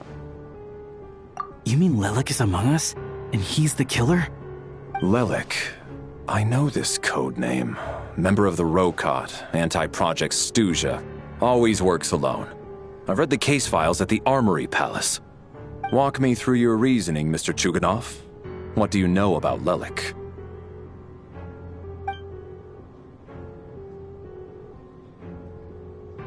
What now, huh? What now, Lelik? What more do you want from me? I already voted against Project Stuja at the Snezhnograd Vecha. You snuck into my house the other day while I was asleep. Left a threatening letter. And I did all that you asked. But Project Stuja cannot be so easily shaken. Not with the rooster in charge. So, he really was threatened by Lel. And now you're resorting to murder to threaten me. Isn't that right? I knew it. The Rokot despises the rich. The lives of the wealthy are but refuse in your eyes. Show yourself! Which one of you is Lilac, Tell me! I'll do whatever you want! Just stop playing these mind games! Was this really Lelek's doing? Would Odette really do something like this? If Odette really is Lelek, this seems out of character. But then again, how well do I really know her?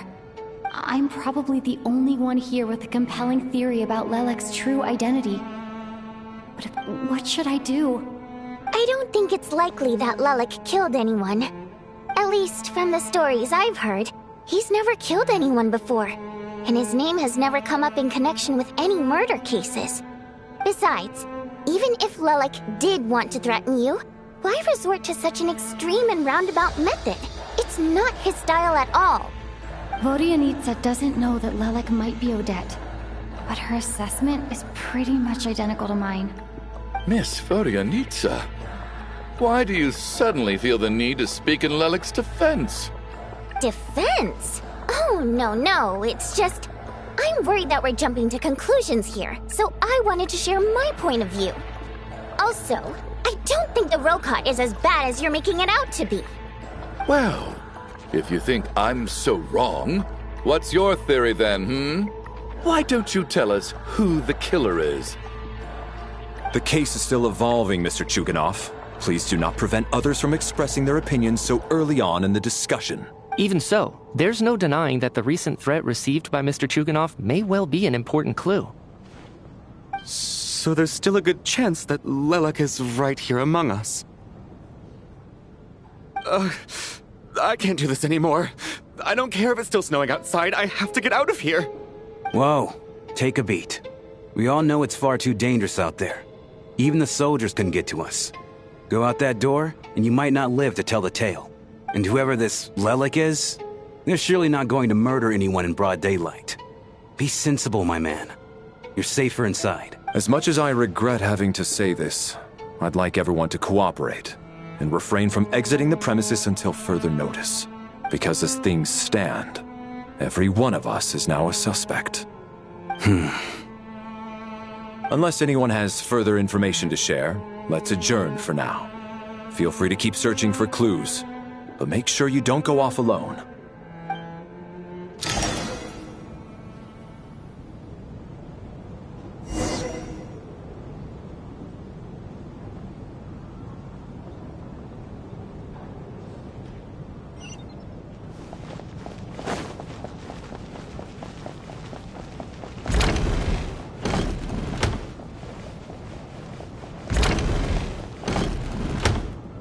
You're right, that was my bad. It was a knee-jerk reaction. I didn't think it through. Luckily, no one suspected my identity.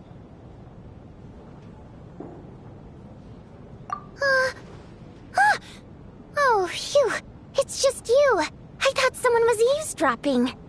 Since Vodianitsa and I were on the same page earlier, I think I should share my thoughts with the Rokot members first.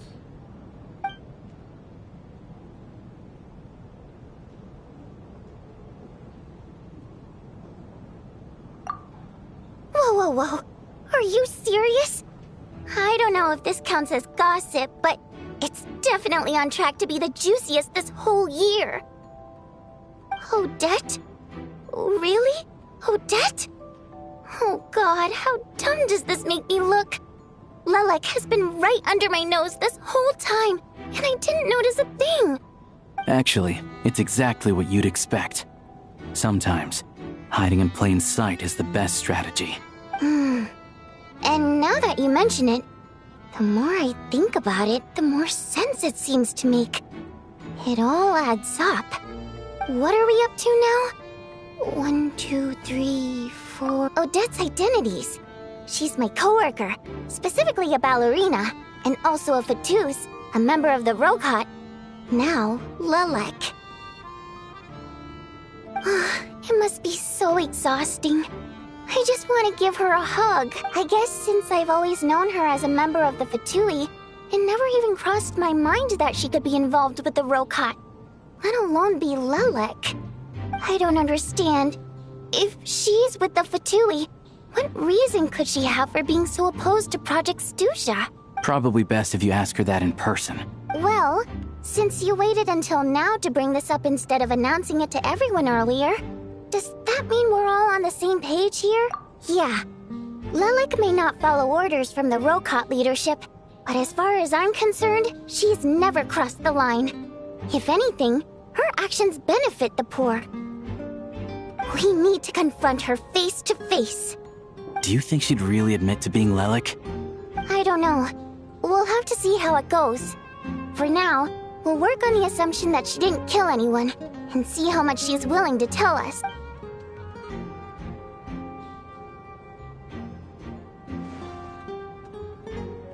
Now's her chance. Odette's alone. Let's go. Hey, Odette. What is it, you guys? Shh. Keep your voice down. We need to talk. So, you're Lelek, aren't you? Alright, fine. You don't have to say anything or explain yourself. Just hear me out first. None of us believes you kill innocent people. Whoever murdered those 2 people last night, it wasn't you. The Traveler was the first to figure out your identity, but she kept quiet during the discussion just now. Still, it's clear where the group consensus is heading. Everyone believes Lelek is the culprit. If your identity is exposed, you'll be in a really bad spot. We're your colleagues, and we know what kind of person you are. I don't want anything bad to happen to you. So, can you clue us in? Tell us everything. The more we know, the more easily we'll be able to cover for you. Alright. Yes, I'm Lelek. And no, I'm not the murderer. And thanks, but I don't need you to cover for me. Actually, I'm planning to reveal my identity. Huh? You're gonna reveal that you're Lelek? Here? That's right. I'll admit I was surprised at first when Chuganov guessed that I was here. It was just a lucky guess, but it caught me off guard. But after taking some time to assess the situation and confirm where everyone stands, I don't believe I have anything to worry about. Are you sure you don't need a second opinion? Mr. Valeri! What?!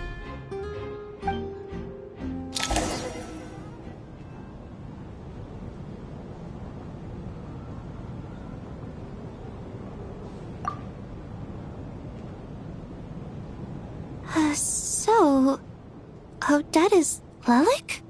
I don't know what game you're playing, but you've got a lot of nerve. It's just one identity. So what if it's exposed? I can disappear and adopt a new identity anytime I please.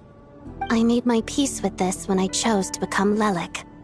But more importantly, I promise I am not the murderer, which means that someone else is. So, if anyone still insists that I did this, you'd best produce the evidence now. Otherwise, I suggest that you bite your tongue. Because if you really believe I killed 2 people without making a sound or leaving a trace, pointing fingers at me would surely only make you my next target. Is this really the truth, Miss Odette? That's confidence, all right. I believe you. A real no-nonsense attitude. I can see why Marionette said that she's on track to inherit the title of the Fair Lady. Are you seriously buying this? Hey, officer! She just admitted to being Lelek. Aren't you going to do something about this? I do have one question, Miss Odette.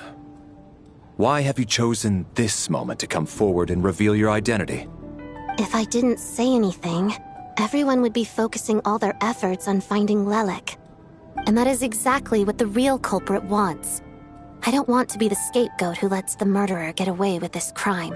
Despite all the accusations, she made the smart choice. A remarkable display of rational thinking under pressure.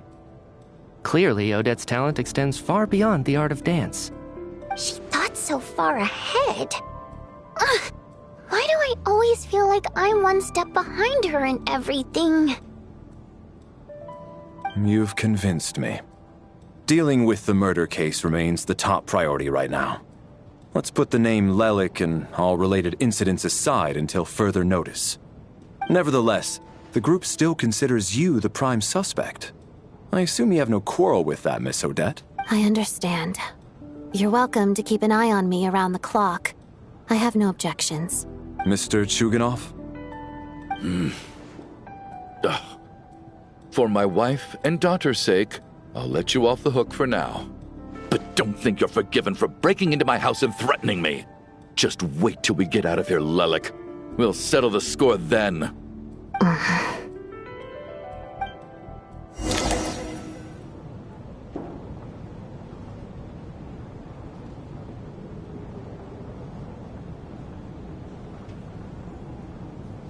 Good work, Lelik guard team. And Lelik too. Here, have some hot water. Turns out Valeri knew about my exploits, so now I've been told I have to guard Lelek with him. Shouldn't you be facing my way if you're guarding me? At the moment, it looks more like you're my bodyguards. If the true culprit is indeed still at large, as you have claimed, we must keep our guard up against them also. Don't worry, Tonya. We'll get through this. Once the snow stops, the officials will step in. The investigation will get easier, and then we'll be safe. But once the snow stops, won't everyone just leave? You're gonna miss us, huh? Well, some of us work at the theater, so we'll still be here. I'll even give you a special backstage pass. Really, Miss Vodyanitsa? That's awesome! You've made a fan for life. Aw, you're so cute, Tonya. All right, let's swear to it. I promise to give you the pass, and you promise to never change your mind about being my fan. Promise. Don't indulge her, Tonya. You don't have to swear an oath over things like that. You really do get carried away sometimes, don't you, Miss Vodyanitsa? Hey! Mind your own business!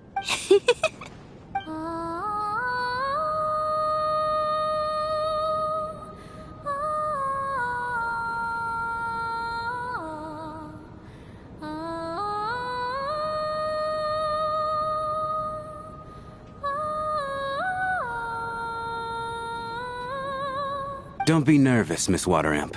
Everyone's here. There's nothing to be afraid of. Excuse me? Do I look nervous? Don't be ridiculous. No. You sound nervous, lass. Oh. Wait, but how... Okay, plenty of people know that I'm a water imp, but still... How come you understand our primary mode of expression? Primary mode of expression? I've not come across that concept before. Do enlighten me, Vodyanitsa. Well, it's just... We water imps tend to communicate our emotions to each other by singing, rather than facial expressions. The emotions we convey through song take precedence over our facial expressions. So, we think of it as our primary mode of expression. I'm impressed, Shram. I didn't take you for a man of culture, but you're clearly rather learned.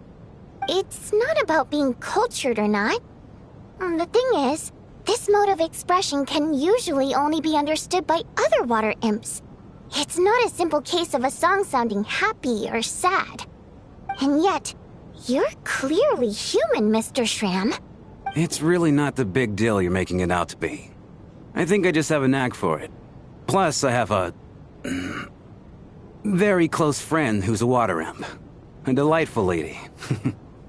But keep that a secret. Anyway, we spent so much time together that before I knew it, I noticed I could understand her expressions. Oh, I guess that makes sense. Still, the fact that you have a water imp friend is even more surprising. I'd better watch what I'm singing when I'm around you from now on. Hey, what are you implying? You're not secretly insulting the audience in your songs, are you? Heavens, why would I do a thing like that? It's getting late. We should discuss our sleeping arrangements for tonight. To guard against the killer, someone needs to keep watch. I suggest that we don't sleep in separate quarters tonight. It will be safer if we all stayed together. As long as someone keeps an eye on Lelik, I'm quite sure we won't have any trouble. Are you saying that you wish to bet your life on Miss Odette being the killer? Nonsense. Of course not. Then I propose the following arrangement for tonight. The Traveler, Odette, and I will form the Night Watch. We'll sleep in shifts, but 2 of us must be awake at any given time. An excellent idea. This allows us to handle the Night Watch while also keeping an eye on Lelik. Meanwhile, the rule of taking shifts in pairs resolves the other issue. Namely that we can't necessarily trust the Traveler or Valeri either. I expect that plan took you quite some time to come up with, didn't it? Actually, our field combat manual outlines a similar approach. Although the scenario there involves guarding prisoners overnight during field operations. That being said, I must clarify that I harbor no disrespect towards you personally, Miss Odette. In fact, Lelik's numerous covert operations make fine textbook examples for military agents. I care less about respect and more about the fact that you just robbed me of 2/3 of my sleep tonight. I'm calling dibs on being the first to rest. Good night.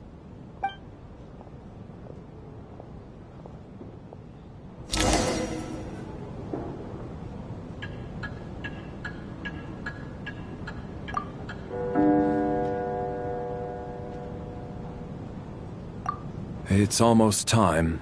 We should wake Odette. How are you faring? Oh, not going to argue with that. I'll take a quick nap. If you start to feel sleepy, wake me up anytime. It's finally time for Odette and I to share the night watch. I should wake her up.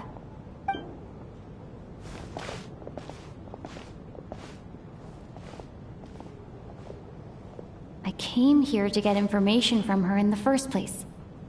Maybe I should think about what questions I want to ask before she wakes up. How long are you gonna keep staring at me? Couldn't sleep. My mind's been running haywire. Plus, there's something I've been meaning to talk to you about. I had a hunch that you wanted a conversation too.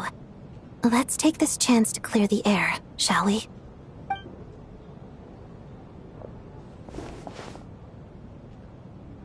I just had a simple question for you, really. It's, Rosaline. In her final moments, did she have any last words or anything? I see. Well, that was all. I have no other questions. No, she was utterly ruthless in pursuing her goals. That kind of person should be hard to miss. And yet, even though I never approved of her methods, and she was an abrasive person, the fact remains that I am indebted to her. Oh, she told you. I guess that makes sense. I think she and Rosaline were on pretty good terms. Yes. Rosaline wasn't the kind to gossip about this sort of thing. Not that it's any huge secret to me, though. When I was a child, I had to join the Fatui for the sake of my mother and me. I trained under Rosaline. It was extremely grueling, and it didn't exactly come naturally to me. All I could do was try to ignore the biting cold and practice. I was a newcomer who'd managed to make a good first impression on a harbinger. There was pressure to live up to her expectations, to be worthy of the fair lady's reputation. Every day was a struggle against the cold, pain, and fatigue. And most nights, I struggled to fall asleep. After enduring all that, I've become almost immune to the sensation of pain. I suppose that was the cost of survival. Surely, any child who had to experience that would grow to hate her lot in life, don't you think? So, I put an equal amount of effort into my ballet. Because in my young mind, that was the only way to defy my fate. It was my way of telling her, the Fatui's demands and your expectations of me are not what I wish for. One day, I will leave. I think she probably blamed my poor performance in training on my passion for ballet. She knew my heart wasn't in it. One time, when I was secretly practicing a dance at night, she suddenly showed up. I knew she was there to catch me red-handed. I told her, "You don't deserve to watch the dance I learned from my mother." She looked stunned. I guess she was surprised that I lashed out first, before she had the chance. But strangely enough, on that occasion, she wasn't fierce with me like she was during training. Instead, she fell silent for a moment, and then left. After that, she never interfered with my dancing or asked me how it was going. She never came to watch me dance again either. She was. But even now, whenever I take out this core Ignis, I can't help but think of that night. Of the look on her face. Sort of. Although gift might be too kind a term. This is her flame sealed within ice. A symbol of her favor, yes, but also her way of keeping an eye on people. She knew the location of every piece of core Ignis. If any recipient started acting suspiciously, she'd be on to them immediately. Trust her to make even a mark of approval feel suffocating. So, when news of Rosaline's death reached Snezhnaya, many people immediately crushed their core Ignis. It gave them a profound sense of relief, like they'd broken free from her shackles. But I kept mine. With my sensitivity to pain being as dull as it is, the warmth from this core Ignis is one of the few things I can still feel clearly. I still wonder, did she really come to stop me that night? I wasn't sure, but I was scared, so I said some really awful things. I guess she didn't leave anything behind. Not that I expected her to. It's fine. It's just a bit of a shame that we couldn't settle our differences before the end. She did. Are you sure she was talking about this event? No, she didn't. I didn't even find out that she'd gone to Mondstadt until a while after she'd left. Wait, in that case... Okay, I will. Thanks for letting me know. There's something I'm trying to figure out. I'm beginning to suspect that Paimon's mystery illness is being caused by the energy research behind Project Stuja. Paimon's very important to me, so I have to get to the bottom of this. I figured that since you're Lelek, you might know something about all this. The ultimate goal of this energy experiment is to create a weapon for the final battle. The weapon's construction was completed in Nodkrai. Now, all that remains is to arm it with a sufficiently powerful energy. Yes, the weapon's development and all the related experiments are overseen by Lord Piero, the Jester, and the lab is located deep within the Armory Palace. I'm not sure why this experiment would be making Paimon feel unwell, though. The best way to get to the bottom of it would be to go there in person. Once we get out of here, I'll help you apply for an entry permit. And I'm hardly the organization's proudest member, as you know. You answered my question about Rosaline. I want to do you a favor in return. It's that simple.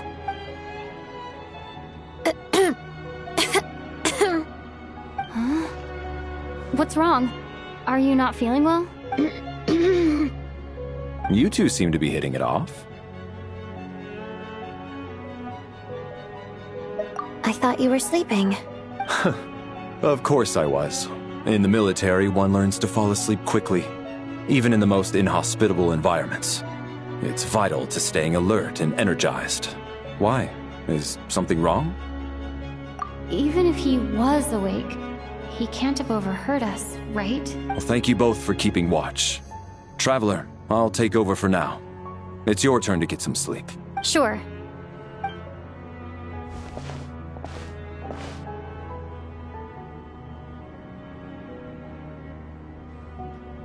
This is our second night here, but at least I found out a little more about Paimon's condition. I hope she's been sleeping well the past couple of days. Why do I feel like I'm being watched? Seriously? Is this payback for when I stared at her earlier? But I thought she was asleep. Never mind. I'd better try and get some sleep myself.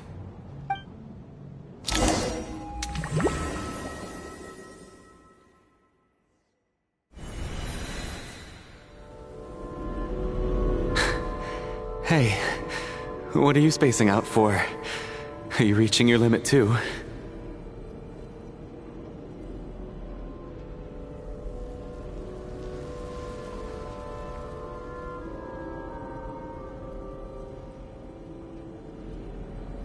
How long have we been walking for? Time's lost all meaning.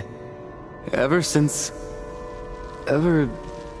we noticed that thing above our heads. What was it called again? A star key? Or key star? Anyway, the person who named it was swallowed by the black mist. Whatever it's called, ever since we noticed it, we've been walking up and up, hoping that as long as we reach it, we can find a way out of this place. But it seems like no matter how far we walk, we never get any closer. Well, we've come this far. You never know. Maybe we're almost there? Come on, enough moping. Let's go. The black mist is catching up.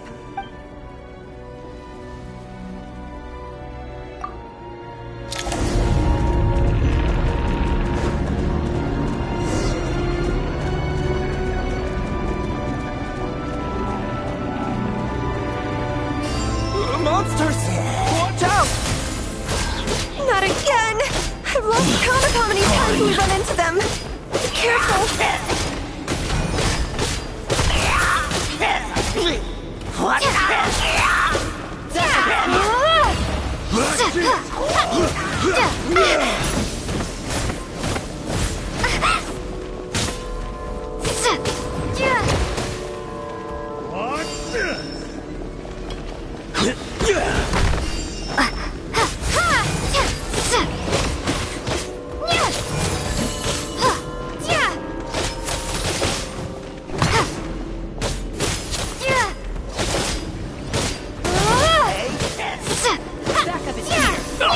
Shut up! Run faster! What the?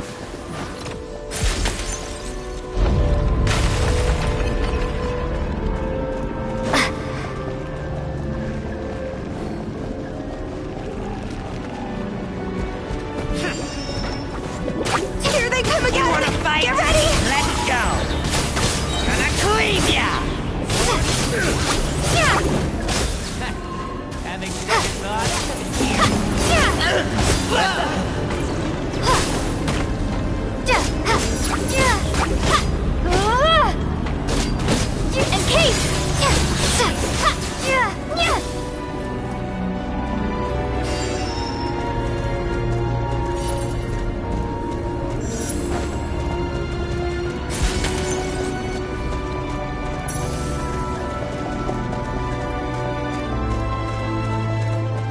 Monsters ahead of us, the black mist behind us.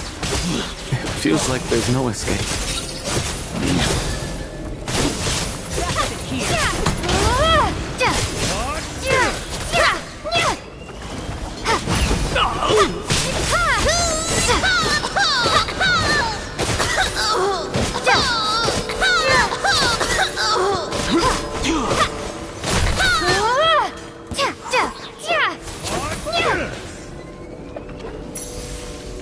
Shut up! Are you hurt, Coolish? No, I'm fine. It's just... suddenly I don't want to walk any further. I get you. In fact, I reached my limit a long time ago. Sometimes it feels like Like there's hope where there shouldn't be. Yeah. The hope that the star gives us is the only thing keeping us going. But I'm not sure it's real at all. It may just be a collective illusion. Otherwise, why would it always be out of reach?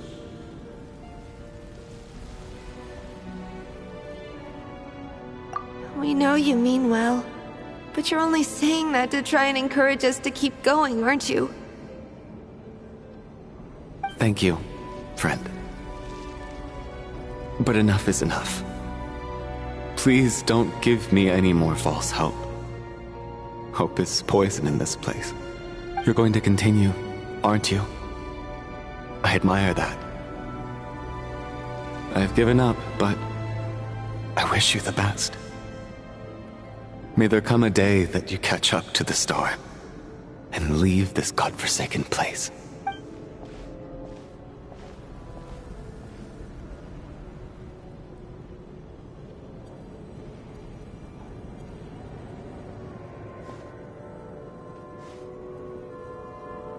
It's not an illusion. We really are getting closer to the star.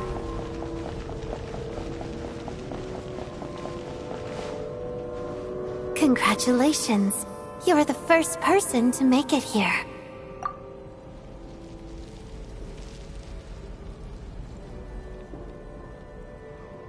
I'm the star's envoy.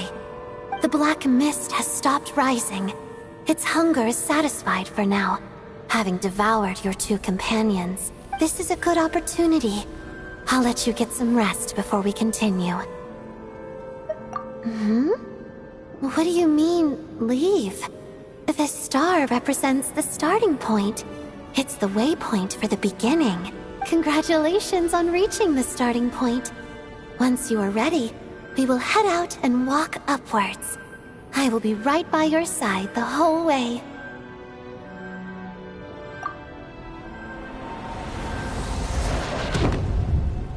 Huh?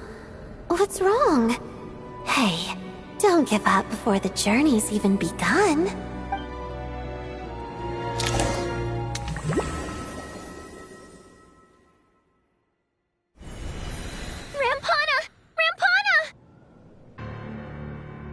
Is that Vodyanitsa's voice? What happened? Coolish, wake up! Please wake up!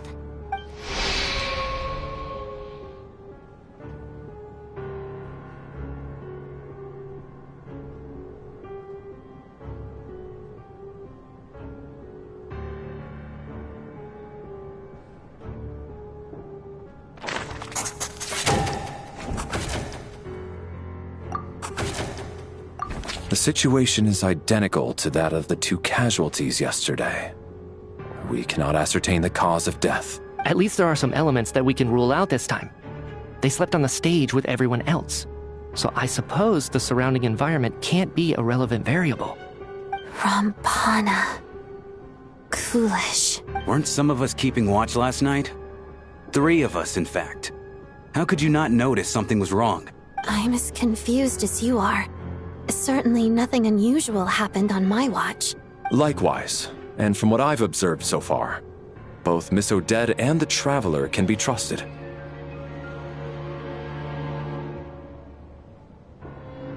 To be honest, I didn't get a wink of sleep last night.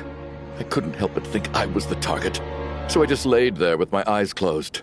I heard the Traveler and Lelik chatting, but otherwise I don't recall hearing any commotion during the night. Me too. I didn't want to wake everyone up, so I was concentrating hard, trying not to cough. I hardly slept at all. If anything had happened, I'm sure I would have noticed. Then, what could possibly be causing this? Once was bad enough. I can't believe it happened again. I worked closely with Rampana and Coolish for so long. I never imagined that one day they'd... And on this stage of all places... Vodyanitsa. 4 victims in just 2 days, and we still don't have a single lead. I need to get to the bottom of this as soon as possible. And above all, keep Tonya safe. I'd never be able to look Child in the eye again otherwise. Still snowing? Yes, I just checked. Still no sign of anyone outside either. So we only have ourselves to rely on. If you ask me, this killer can clearly strike whenever they please. The Night Watch was a useless endeavor from the start. Lelik must be an expert in poisoning. Clearly she used some poison that can't be detected on the corpse. Here we go again. Listen, I was already thinking to myself last night, was Lelik's reason for revealing her identity the real story? Well, now I have my answer. It most certainly was not. She's been playing us for fools. You get off on this, don't you? Revealing your identity, only to carry on with your killing spree? That's a hideous thought. One that only a hideous mind like yours could dream up. How dare you? That's enough! Yesterday, you named Lelik as a suspect because the victims were both wealthy merchants. Lelik might have had a motive then, but today's victims were just ordinary people. Not to mention that they were colleagues of Odette and mine. What reason would she have to murder them? Let me guess. Just to scare you? Who knows? Maybe you don't know her as well as you think. I implore you all to ask yourselves, how many people are there really in this world that have what it takes to kill another person?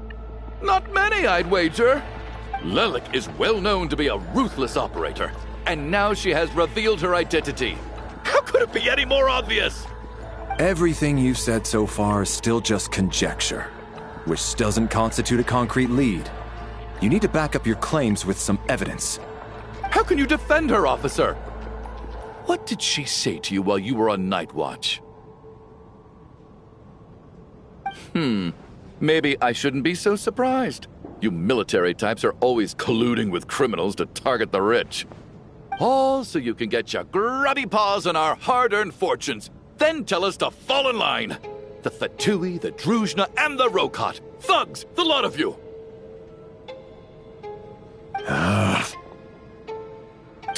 Don't you dare!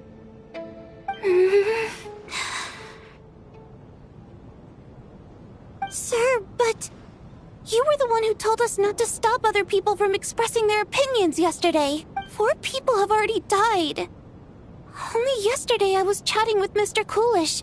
Then we woke up in the morning and he's... Turning against one another is the last thing we should be doing right now. Little girl. Even if Mr. Chuganov is a puffed-up, pig-headed windbag who doesn't have a clue what he's talking about, he's still one of the victims here, isn't he?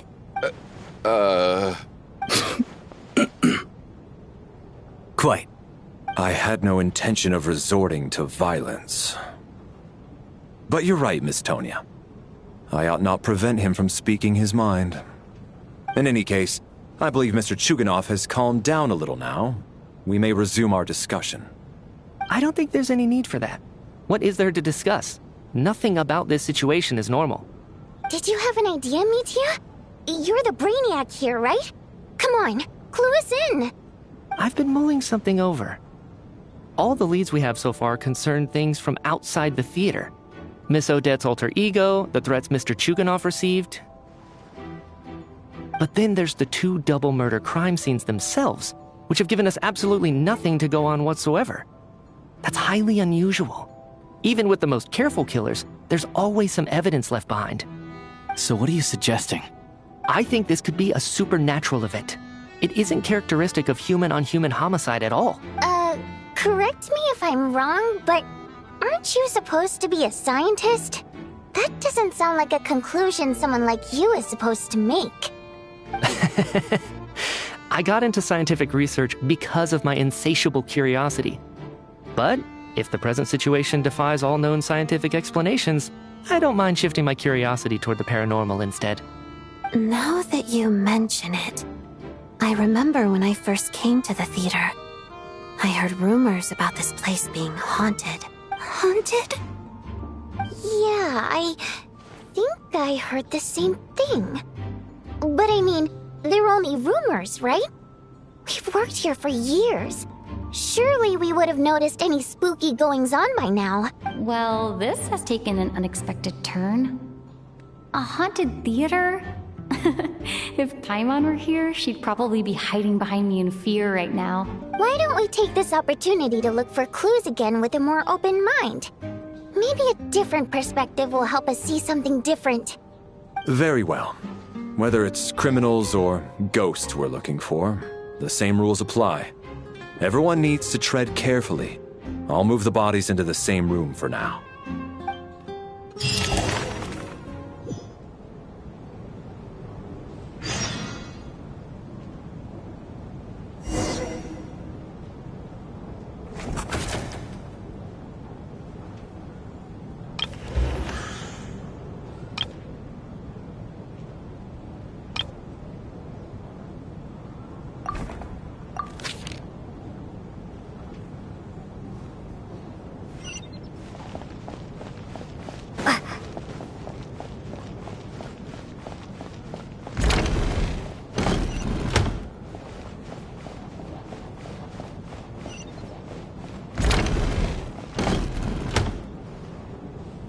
Valeri, come take a look at this.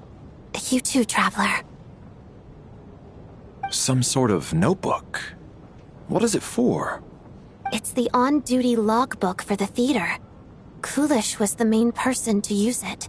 He mostly used it to record any unusual incidents during a show, audience numbers, exit times, and so on. Yes, he'd always have this logbook with him when he checked tickets at the entrance. This should confirm a lot of key details about the recent show. So, you find anything unusual? Yes. The number of people. I've checked and double-checked, but the numbers just don't match what's recorded in the logbook. Apparently, we have an extra person among us. Are we certain that logbook is accurate? Could someone have sneaked in without buying a ticket or something? Unlikely. Kulish took his duties very seriously. I've rarely seen any errors in his work. Not to mention that this was a dress rehearsal, meaning smaller audience numbers and tighter ticket restrictions than usual.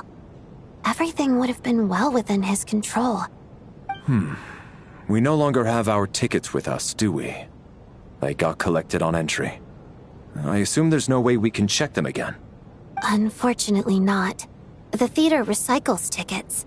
Once people are in the door, they don't tend to leave until the show ends, so we collect the tickets at the point of entry.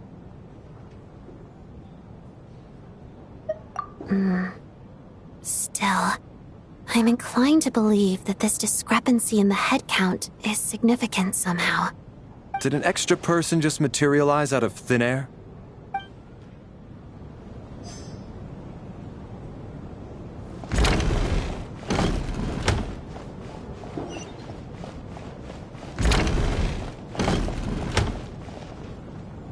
Tonya?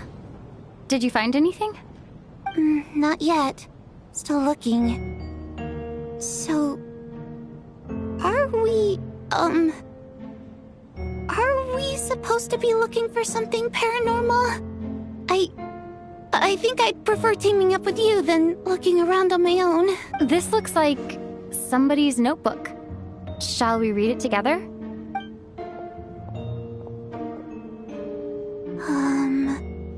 Well, it doesn't look scary or anything, so I guess it should be fine. Alright, let's read it together.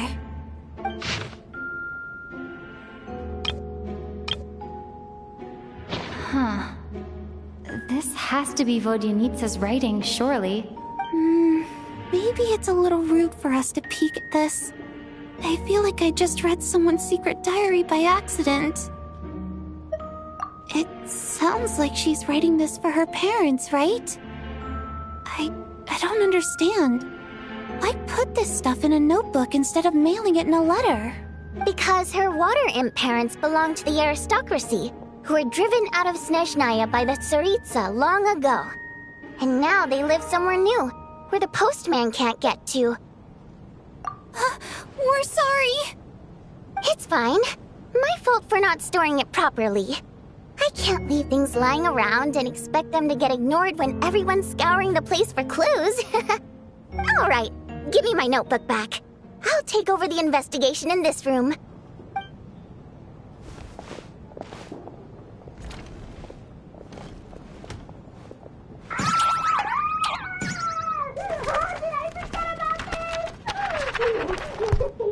Oh God, and this one.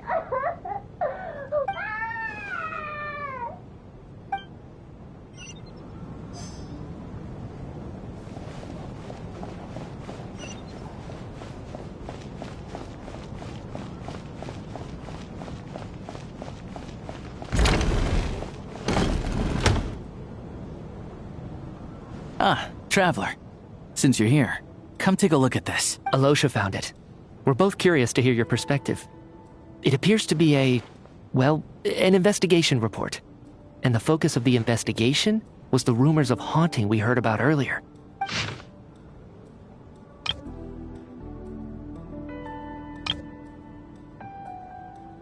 An investigation report, huh? Looks quite old. Huh. This person's name looks to be of Sumeru origin to me. Was the investigator from Sumeru? The theater manager must have hired an investigator once specifically to look into this issue. But it doesn't look like anyone ever looked at the report.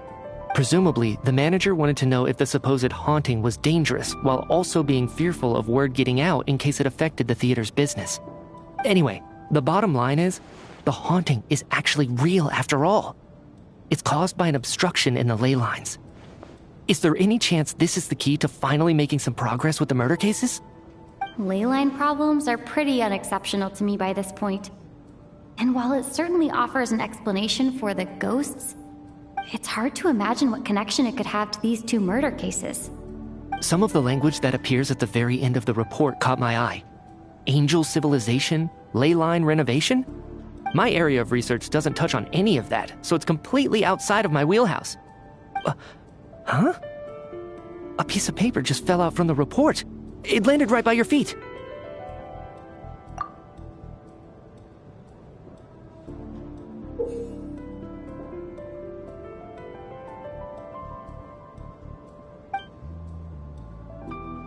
How unnerving. It was tucked inside the report, so it must be a note left by the author. Death is near. Is that supposed to be what's going on here? With us, in the theater? But if so, how did the author foresee it? Could he predict the future somehow? Maybe things are more complicated than we thought. No, wait a second. If we take the report and the note at face value, they completely contradict one another. The report definitively concludes that the hauntings in the theater are harmless and cannot affect the real world. But the note seems to be warning of potential danger. The question is, what exactly does the note mean by death?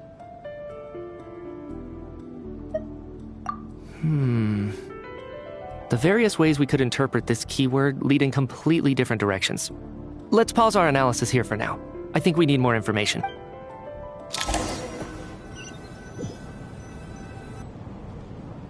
If we take all this together, it's not impossible, is it? If anything, it's the natural conclusion. Oh, I beg to differ. This sounds to me like a product of a researcher's vivid imagination. And perhaps it's because I'm still viewing this through the lens of a typical murder investigation. But still, I'm struggling to be persuaded by your theory. Does it really sound that far-fetched? Alright, well, let's treat that as speculation for now. I do agree with what you've said, so let's go with your idea for now. Good.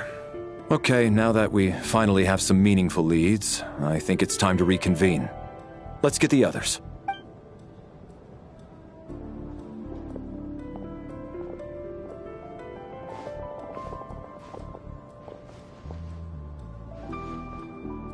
So, that's about everything we've discovered so far. I'll share my theory first. Based on what we've learned from the logbook, I believe the extra person among us is most likely the killer.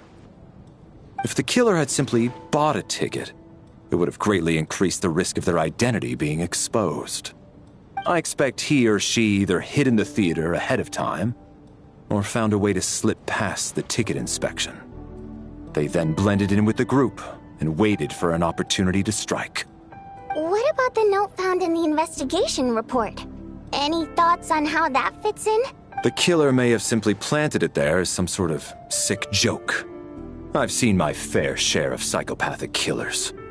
They love playing cryptic mind games.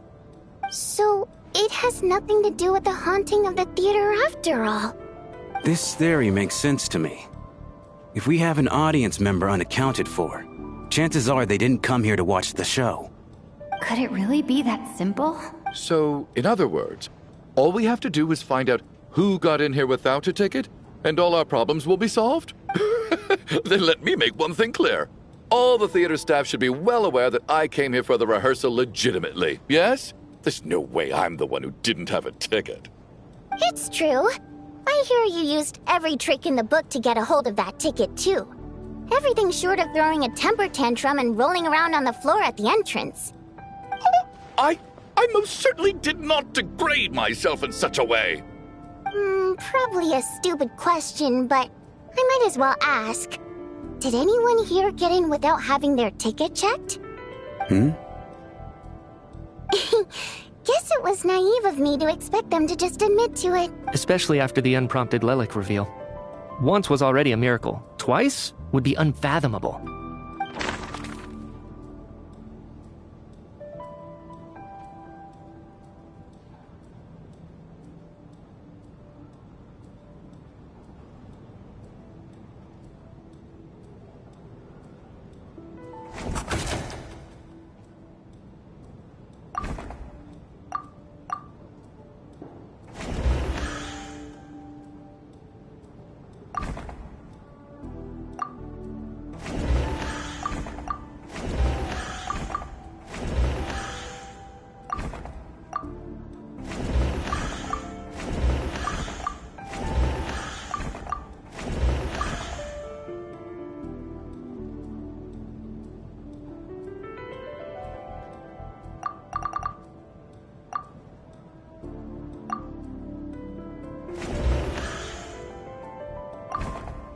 I don't believe any of us here knew Shram before all this.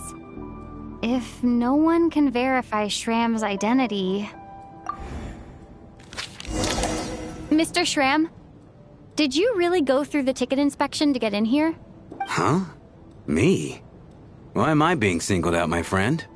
Do I seem that suspicious? It's not that you stand out as suspicious, more that everyone else has been ruled out as trustworthy. Okay. Well, we spent the best part of 2 days together now, so I'm sure you can all tell what kind of person I am. I'm a true gentleman. I never dream of doing something like sneaking to the theater without a ticket. Yeah, I have no doubt that you're a good person. But the problem is, none of us here actually know you, so no one can say for sure that you are who you claim to be. Although, actually, what was it you said last night? Yeah, you're friends with that water imp, which is why you understand our primary mode of expression. Last time I checked, there were barely any of us remaining in Snezhnaya, since most of the water imps left. Could you tell me a little bit more about your friend? There's a good chance I actually know her. And I suppose it's also kind of a way for everyone else to get to know you a little better.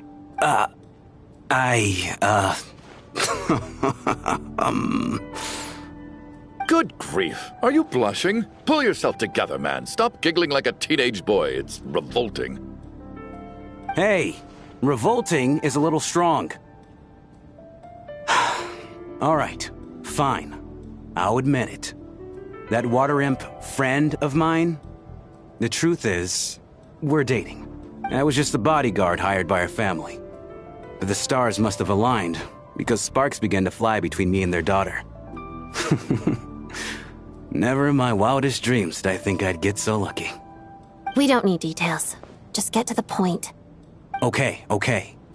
I'm just a little hesitant to reveal her name, that's all. You know how it is. These are delicate times, even with me to protect her. If word gets out that she's dating a human, both the Fae and human factions will give her a hard time. Really? Wait, no. That can't be. Huh? Shram, what the devil are you talking about? Why is everyone looking at me like that? Surely you can understand where I'm coming from. Delicate times? Factions? Yes. You know, the Civil War. Last time I checked, the Fae and the humans were still at each other's throats. If I'm not mistaken, the last significant civil war in Snezhnayan history was over 400 years ago, when Her Majesty the Tsaritsa had just taken the throne and was consolidating her reign. What do you mean, 400 years ago? What's going on here? Is Shram from the past? All right, Mr. Mitya, you win this round. As far-fetched as it is, it appears that your theory may be correct. I'm just as amazed as you are. I didn't even believe it myself, to be honest. Is someone going to explain what's going on here? From the look on your face, you figured it out too, haven't you, Traveler?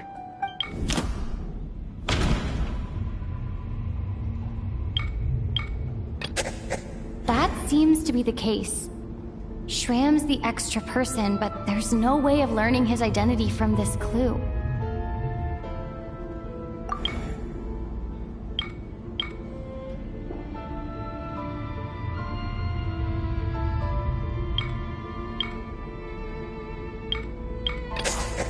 The theater's ley lines have been modified to block souls within its grounds from returning to them.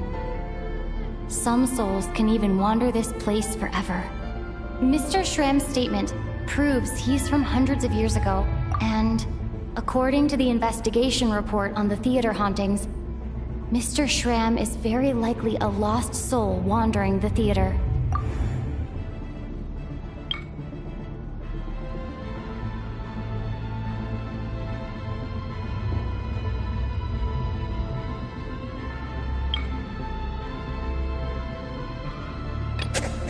This is Mr. Valeri's For some unknown reason, the soul that has been wandering the theater due to the ley line issues has joined our group and blended in. Yeah, that must be the immediate reason why the ticket count doesn't match the number of people present.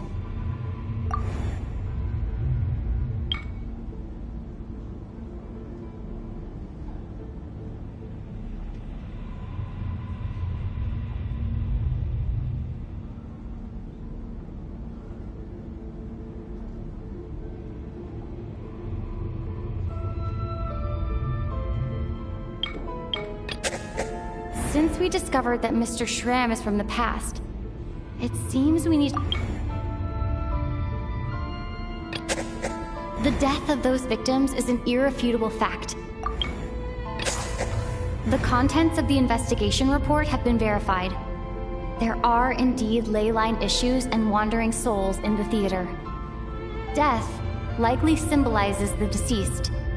Mr. Shram, for instance. Death is near. Huh. That must mean that there's a dead person in our midst. That's... Yeah, the logic is clear now. The investigation report said that there would be souls stuck wandering around the theater because the ley lines were cut off. Mr. Shram must be one such soul who died in the theater a long time ago. In which case, that also makes him our extra person. So when the note said death is near, it must have been referring to death as in the deceased, people who died a long time ago. Someone who died a long time ago. In short, there's a dead person among us. The extra person we've been searching for is a ghost from the past. You mean I'm a ghost? No. Don't make jokes like that, my man. There must be some mistake. But even if I was dead, I know for a fact I didn't kill anyone these past 2 nights. Yeah. Even if all that's true, the report also said the souls inside the theater can't affect reality, right? They're hard. Then what if the problem isn't the souls at all, but the ley lines themselves? The ley lines have a powerful ability to attract and devour souls. Let's say that the ley lines are like a black hole, constantly seeking to engulf souls. But the souls that don't want to return are trying to avoid being sucked in. Huh. Why does this analogy sound so familiar? What happens when the black hole can't achieve its goal? I'm only speculating here, but But what if it ended up swallowing innocent souls by mistake? Or intentionally taking other souls to compensate? That could explain why we weren't able to determine a cause of death. If you're right, and their souls were devoured by the ley lines, it does make some sense.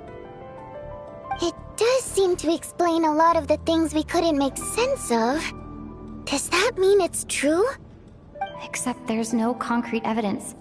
Mitya is relying on a lot of logical leaps. Still, it seems like the best explanation we have under the circumstances.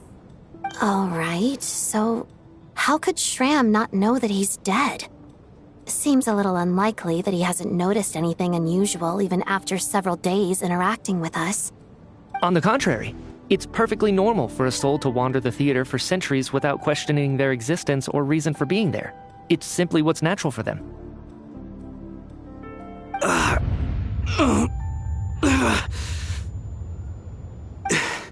You know what, Mr. Brainiac? I think you might actually be right after all. I'm trying to remember and... even though my head feels like it's going to explode, I think... it's all coming back to me.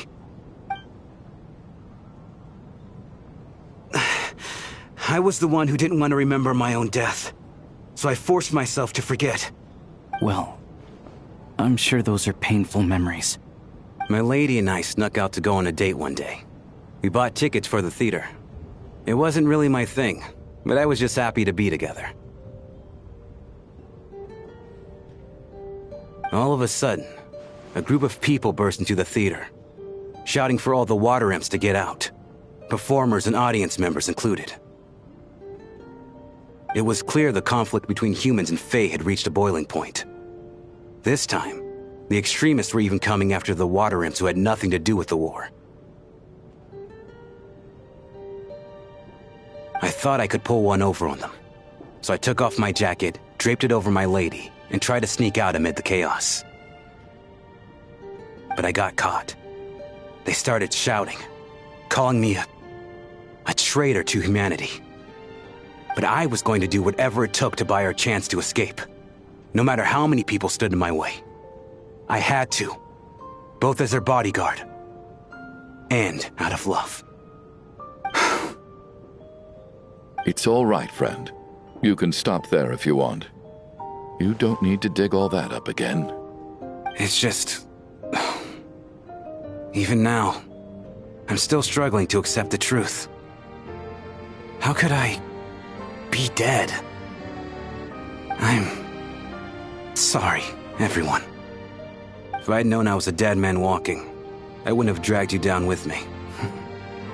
If I'm the cause of all this death, then punish me however you see fit. But, Mr. Shram... No. I refuse to be a burden. I know what I have to do. You said I've been wandering the theater for centuries, right?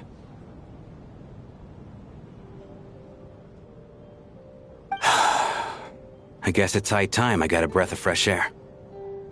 Out there, I mean. I'll leave this place and take all this death with me. Go out on my own terms. Mr. Shram, I'm sure we can figure out a different course of action. My good sir, we both know I'm not supposed to be here. I should have accepted my death long ago. One way or another, this has to end. Unless you're saying this goes against another one of your military principles somehow. No, I'm speaking on a personal level this time. Let it go, man. Oh, wait. One last thing. Miss Water Imp. My lover. Her name was Litia. Litia Ozarova. Do you know what happened to her? Ozarova. Oh, Auntie Ozarova. That's what we all called her. I remember her as a very kind elder. She had a bunch of kids, too. I'm so glad she survived. And she had lots of kids? Good. That's... good. I could hardly expect her to stay single just because of what happened to me, right? As long as she went on to be happy, that's all that matters. Besides, I'm dead. My soul's been wandering around here for so long because I was worried about her. But now, I can go without regret. There's no need to see me off, my friends. I've enjoyed our time together over these past few days. Perhaps we'll meet again in the next life.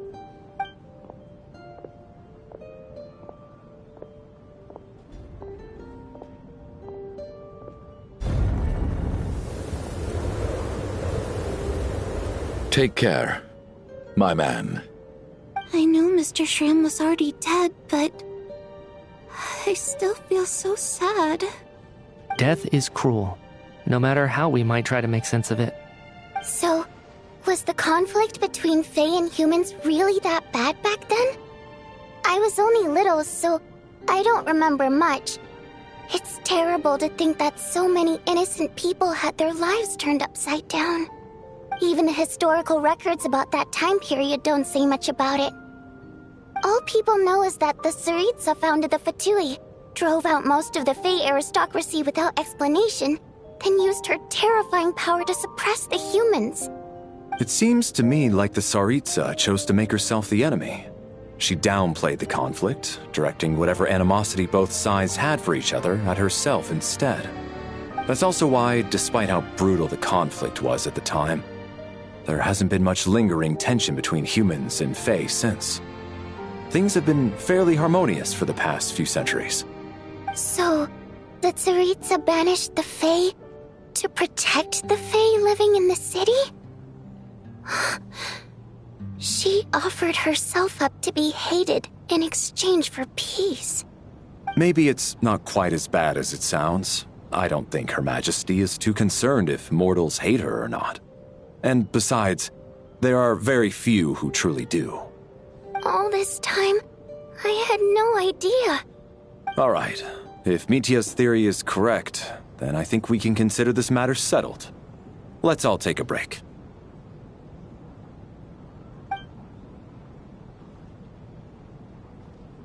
Ugh, if only this blasted storm wasn't still raging on.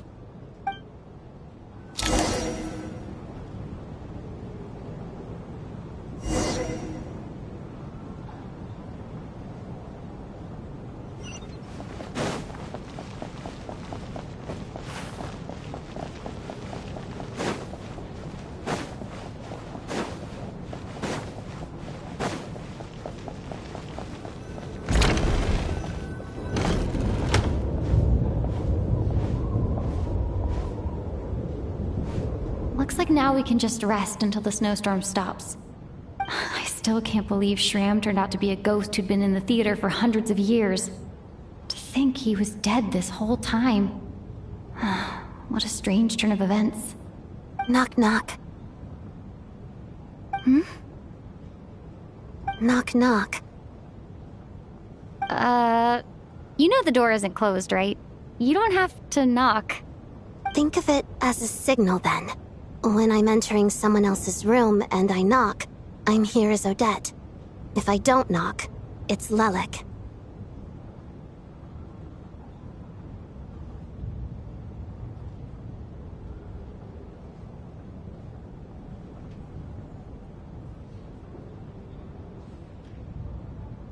Thanks.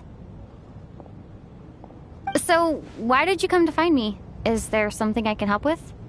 Vodyanitsa said you knew about my secret identity from the start.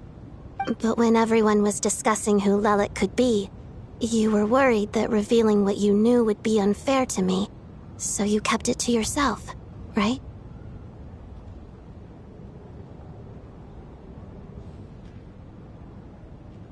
Yes, I'm extremely grateful for that.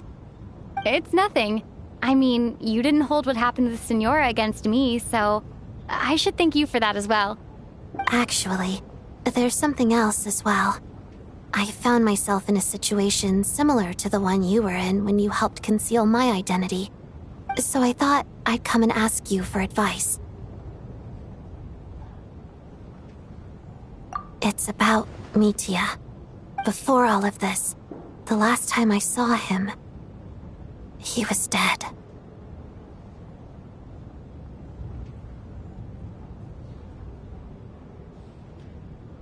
As I'm sure you know, my goal as Lelik was to stop Project Stuja. Well, when I found out the tech lead for the experiment behind Project Stuja was Mitya, I immediately started planning to track him down and threaten him to back out. I often saw him around the theater, but I soon concluded that making my move there would risk exposing my identity. So I decided to infiltrate the Armory Palace and go directly to his lab. That way, the threat would be much more effective. Well, I suppose there was a bit of luck involved, but I am a Fatus, so I already had some familiarity with the building's layout. But when I finally made it to his lab, Mitya seemed to be dead. I checked his breathing and his pulse. He had no vital signs whatsoever. I'm certain of that. I thought maybe another anti-Project Stuja activist had beaten me to it, and chosen a much more brutal method, so I made myself scarce. That's why you were so on guard around Mitya that first night here. Yes. When I saw him sitting in the audience during the performance, I could barely contain the shock. To me, it was a miracle. Somehow, he'd come back from the dead. But then, the murders started happening and things got so complicated that it wasn't really at the front of my mind. That is, until Mitya himself said there must be a dead person among us. Then, I couldn't ignore it any longer. And yet, you thought that bringing it up right away would single Mitya out. Just like when everyone was suspecting Lelik. Exactly. I thought there could be something I was missing. Besides, we soon figured out that Mr. Schramm was a ghost. And we knew there was only one extra person. So we thought he had to be the one. But now it seems like there's another candidate. I understand why you kept it to yourself. There was so much information being thrown around during that discussion. Bringing up Mitya would have just introduced more confusion. So, what do you think we should do? Let me confirm one thing first. When was it that you found Mitya dead? Around a week ago. Sometime in the afternoon. A week ago? That's earlier than I thought. I saw him just a few days ago at a restaurant. That definitely would have been after you found him dead. He seemed completely normal to me. Chatting with Vodjanica, trying to avoid Valeri. So he was definitely alive on that day. Huh. Well, all I can say is I know what I saw. Here's a thought. The reason we even suspected a dead person could be among us was because of the problem with the theater's ley lines. But Mitya's death happened inside the Armory Palace. The ley line issue affecting the theater shouldn't reach that far. You're right. I guess he doesn't fit the profile of the person we were searching for. I think the chances of it being him are very low. Surely he can't have died for real in the Armory Palace. Unless... Unless what? Unless he really did come back from the dead. You're right. Do you think we need to disclose this to the others? Huh, what's this? A private meet and greet? Where do I line up? That's not what's going on here. Well, I was just making the rounds. Thought I'd try to lighten the mood a bit. Vodjanitsa's handing out food if you're hungry.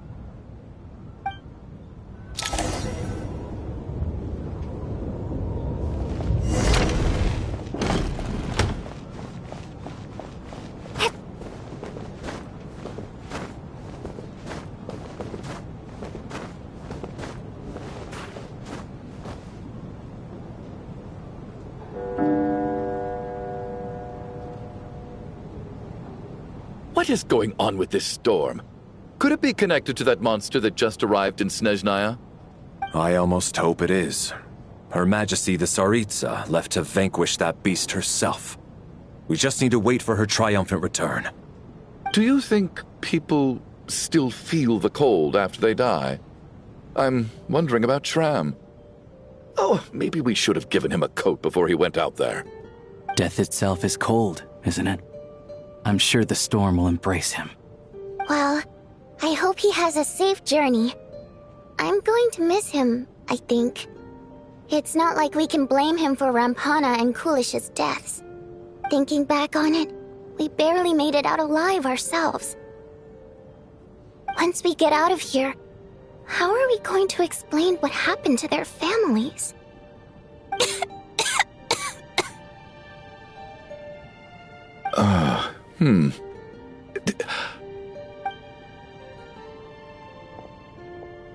Are you okay?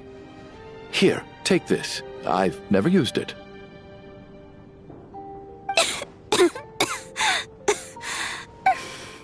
Thanks. Look who's Mr. Nice Guy all of a sudden. Is it because Tonya stood up for you this morning? At least you know how to return a favor. Yeah, without Tonya, who knows how badly he would have been hurt. I told you already, I never intended to resort to violence. Duh, bunch of rascals. Little girl? I was rather surprised when you spoke up for me this morning. I didn't think I had many admirers here, so, thank you. Oh, no need to thank me. I said some bad stuff about you too. I've been, too embarrassed to admit it, but, you remind me a lot of my daughter. So kind to everyone, but never lets her old man off the hook. Unless my wife and I are having a fight, then she's always on my side. Especially when she was little. Every time I took her out...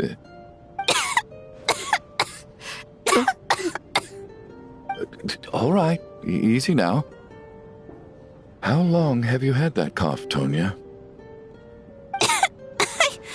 I don't know. It's probably been a while. I'm fine. Are you taking anything for it?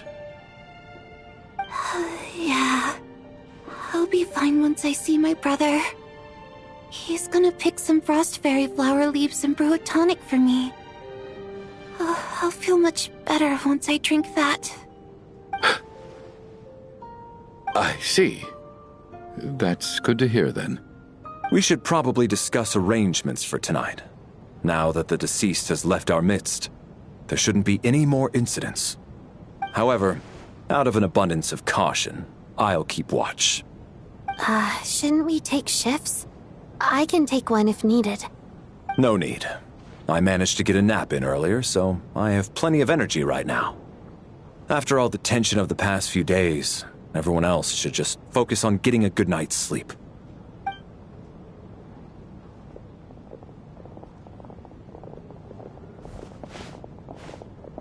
What a long day. This whole situation turned out to be way more complicated than I expected.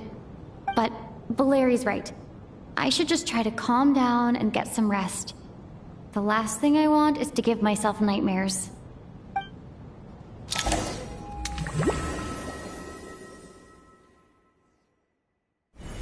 She's awake. She's awake! Get over here, you big lug, and take a look! If you must call me something, call me Mr. Door. The Black Mist is coming. You need to go.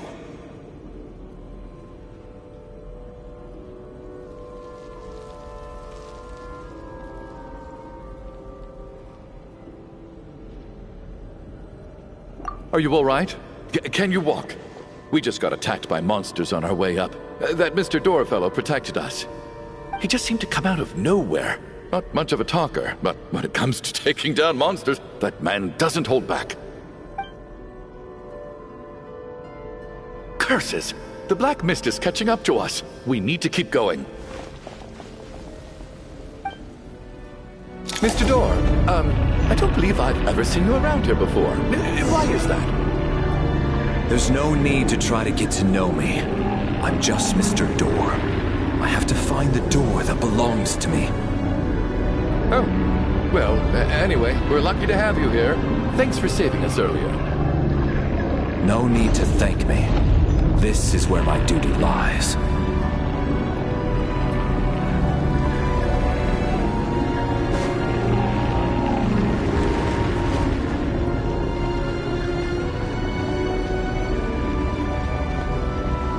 Mr. Door! Looking for trouble! Get rid of them! I can just push these ones off.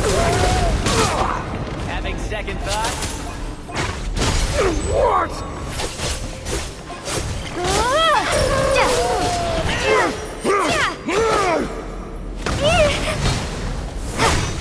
This is not the...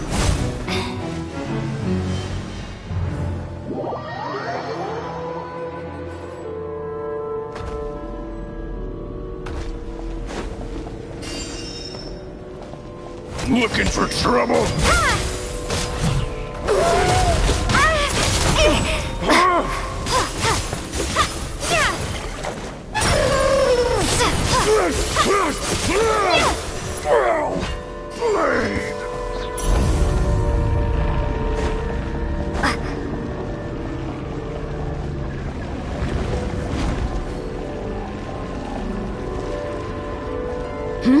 Oh, so we're doing this the hard way. Storm!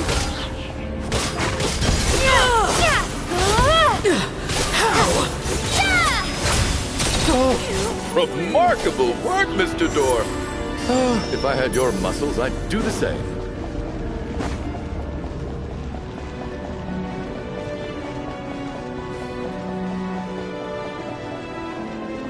Are none of these doors the one you're looking for?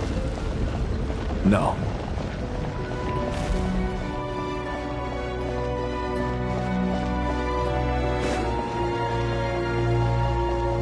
In case!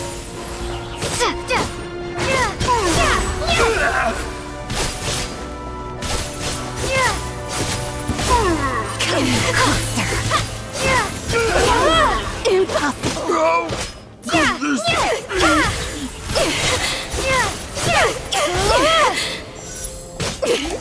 Impossible. I'm so exhausted. And the black mist is still rising. Oh. Wait, look! There's more monsters down there. Are they coming from within the black mist? No, no! They're gaining on us! Quick, keep going, or they'll be at our heels any second!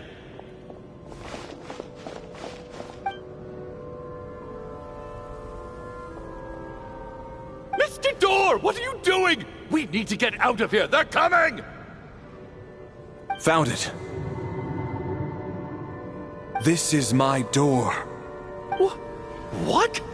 You mean you're going to stay here? I am a door.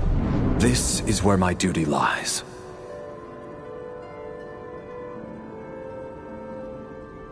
No! You saved us. We can't leave you behind. You must keep going. A door can only keep things out for so long. You must make haste. But... Oh, you're right. Let's go. We can't let Mr. Door's sacrifice be in vain.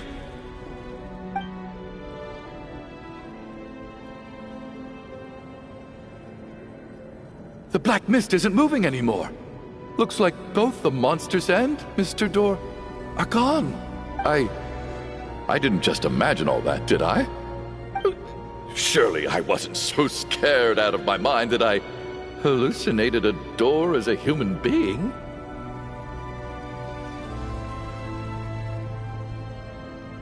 Oh, okay, good. There's no way we both hallucinated the same thing. Getting sleepy? Well, looks like we're safe for now. Go ahead. Let's get some rest.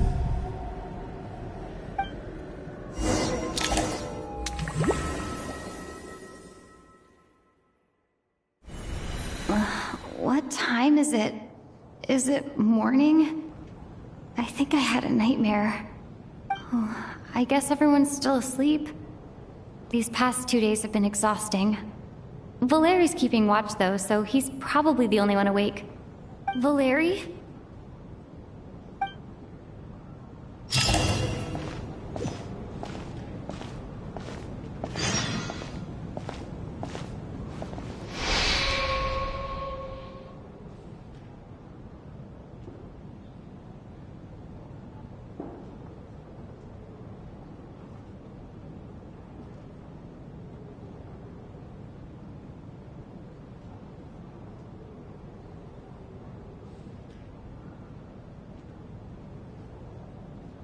Wake up!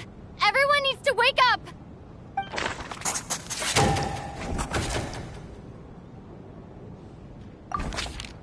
Just like the last 2 nights. No clear cause of death.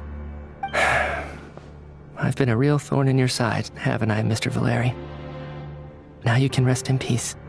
But for me, life will be all the duller for not having to run away from you, my friend. How's Tonya? Is she okay? I just checked on her, and it doesn't seem like anything serious. She's just exhausted from the past couple of days, and she's still recovering from her illness. We should let her sleep a bit longer. That means Valeri was the only one who died last night. If Valeri was awake and keeping watch, it would have been impossible to kill him without waking everyone else up. That much is certain. This is so frustrating. Why has nothing changed since yesterday? I thought we already dealt with the dead person causing all this. Actually, one thing has changed. There's only 1 victim this time, not 2. Does that mean...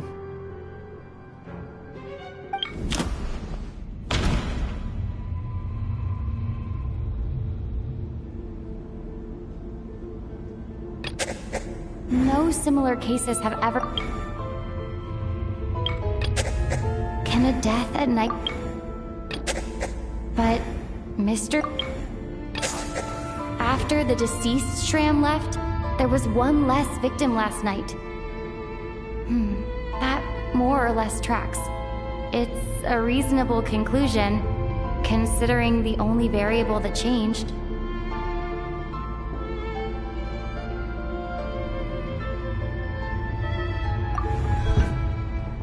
Oh.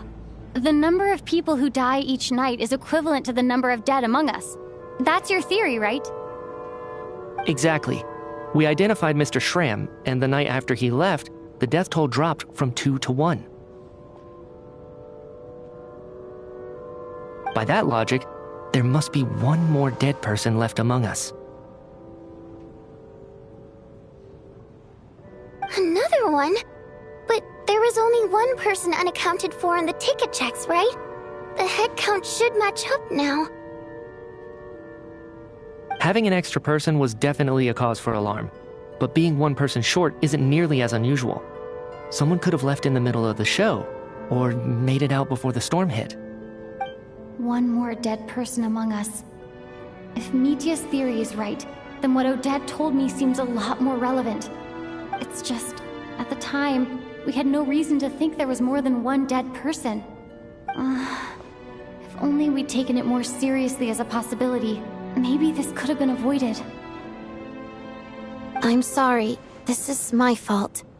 I had information that could have been helpful, but I held back. I should have brought it up right away. I'm partly to blame as well. I was too quick to dismiss Odette's concerns.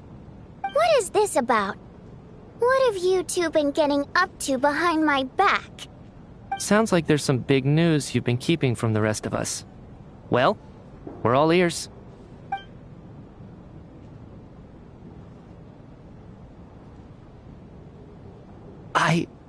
I'm the dead person? Wow, that's certainly news to me.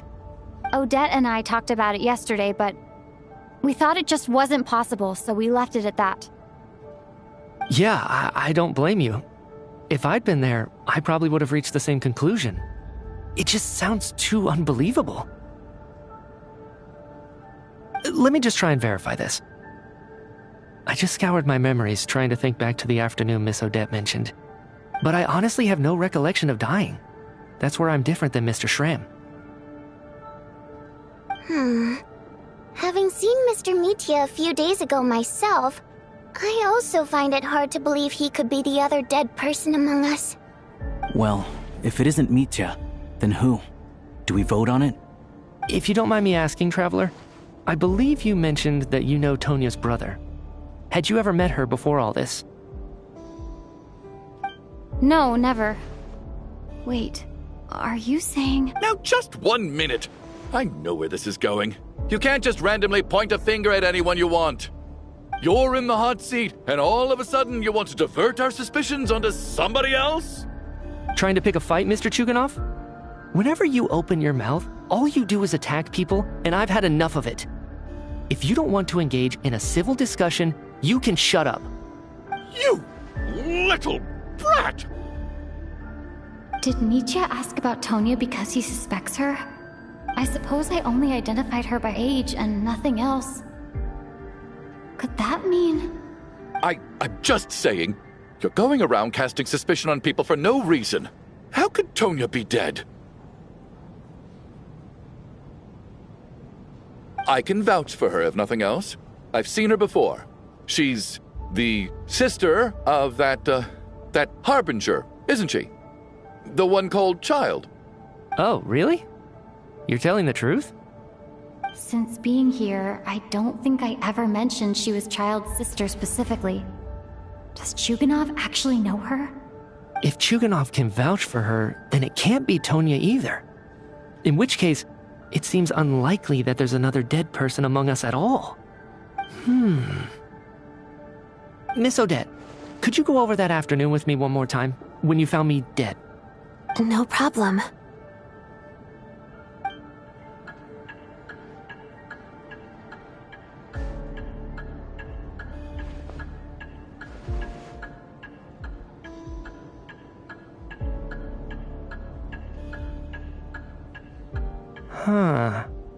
No matter how hard I try, I just can't remember anything about dying. But I do remember something else. Miss Vojanitsa, during our last meal together, I told you how some of the researchers were suffering from temporary memory loss. Do you remember that? Oh, yeah. You said it was hindering the progress of your experiments. You thought they were just under too much stress or something. Right. And even though I don't remember dying that day, I'm pretty sure I experienced something like amnesia. Some of my memories from that afternoon are missing. Are you suggesting you're missing the memory of your... Of course. How am I only just realizing this? Humans aren't necessarily aware of their own death. You mean being silently assassinated, or dying in your sleep? Situations like that? The researcher's amnesia. Suddenly it all makes sense. I must thank you, Odette. I think your perspective just helped me reach a breakthrough on a series of issues that have been troubling me for quite some time. All right. It's decided then. I'll be the one to leave today. Oh, leave? Hey, wait a minute. Aren't you rushing into this? What if you're wrong? You'll pay with your life.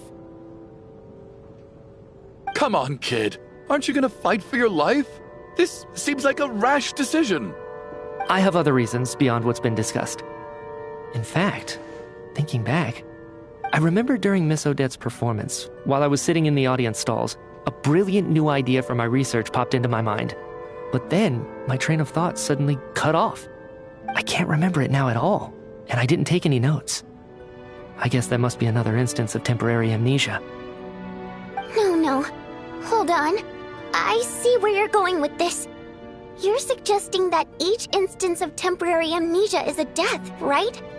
There's a glaringly obvious flaw in that idea, no? How can one person die so many times? I believe Miss Odette's account. During the period where my memory is blank, I must have been either dead or in a similar state. All it would take is for the same thing to happen in the theater, and I would come under the effect of the ley lines in this vicinity. This increases the likelihood of me being the deceased, does it not? But... There's no evidence to suggest that anyone other than me is a candidate for the deceased. So allow me, as a scientist, to treat this as an experiment. Please relax, everyone. I don't think things are as bad as they may seem. If I really am the deceased, then to leave the theater will be a relief for me. If, on the other hand, I'm still alive right now, well, apparently you've all witnessed my resurrection recently anyway. Who's to say I won't return from the dead again this time? Nietzsche's right. This is the only thing we can try right now. I think he's deliberately downplaying the gravity of the situation, though. He probably doesn't want to burden everyone. What is a scientist if not someone who gambles on experiment after experiment in an attempt to obtain the truth? With this snowstorm, the ley line phenomenon, ghosts of the dead, and my amnesia, we've been paralyzed by not knowing and powerless to do anything about it. It's a terrible feeling. But if I do get resurrected, you can be sure that I'll come back with the truth of all this. Just you wait.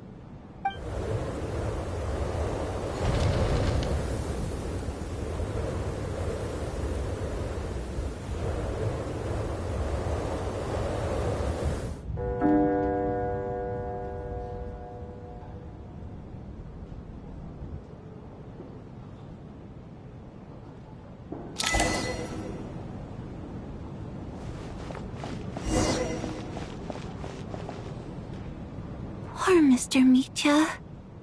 I didn't even get to see him one last time. Maybe it's a good thing that you weren't there to see it. It was a hard thing to watch. I hate goodbyes.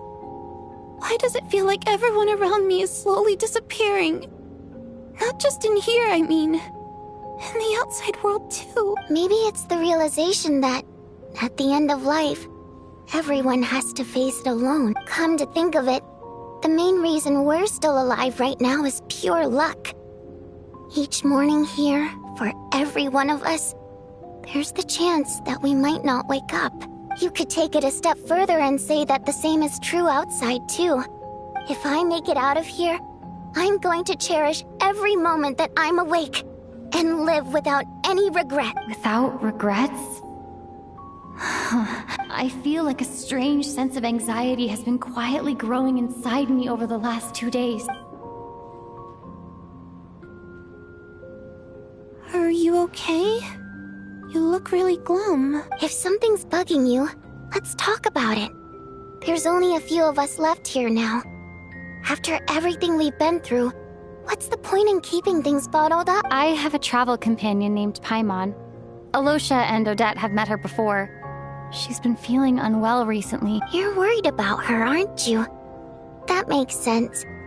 We've been trapped in here for days. To be honest, I used to feel like I was just a spectator in this world, watching everything that happens from the sidelines. Maybe it's because I'm a descender? A descender? But with Paimon by my side, over time, I slowly felt my connection to this world growing stronger. She loves eating, sleeping, and having fun, but she's also a great guide. It's her authenticity that makes this whole world feel more real for me. Over the last few days that we've been apart, I've often caught myself wondering, what would Paimon say if she were here right now?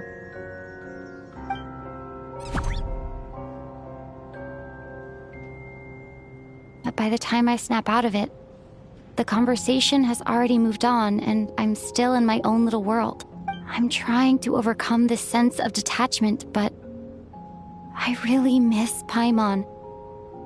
I guess, in a way, she means the whole world to me. I bet she misses you when you're not there as well. Maybe you're her entire world too. I don't know if this will make you feel any better, but back when the water imps left Snezhnograd in droves, I also felt like the whole world was suddenly empty.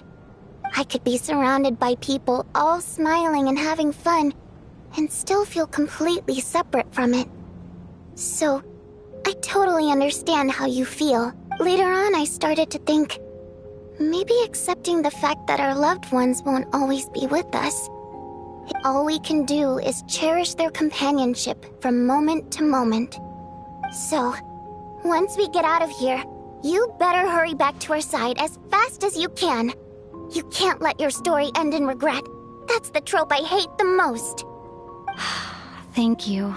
That's exactly what I needed to hear. But Vodyanitsa, if you hate goodbyes too, why didn't you leave with your people?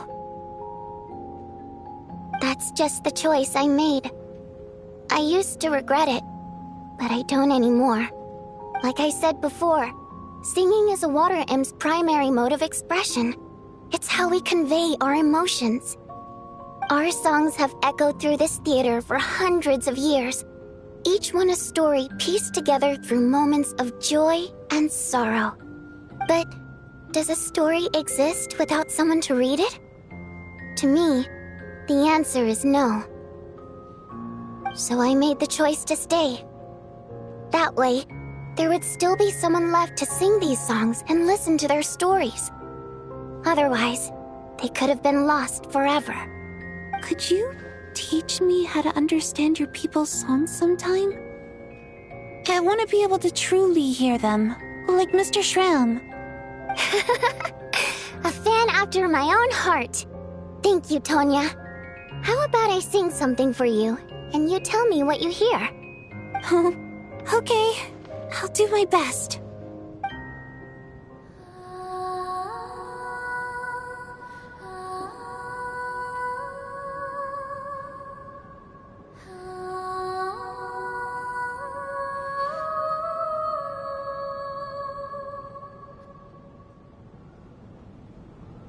I've never heard that one before.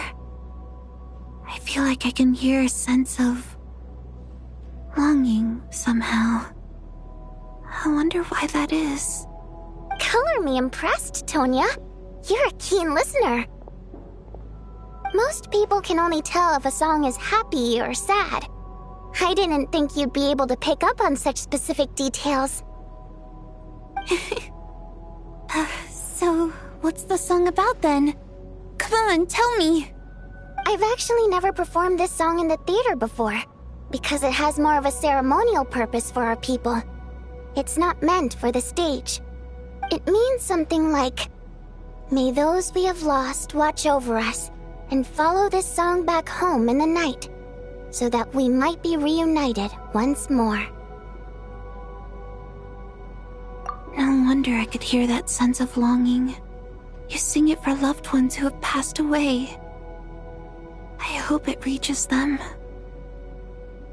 It's getting late, Tonya, and you're not well. We should all turn in early. I suppose there's no reason to keep watch tonight. Okay. But, before I go to bed, could you sing that song a couple more times for me, Vodyanitsa?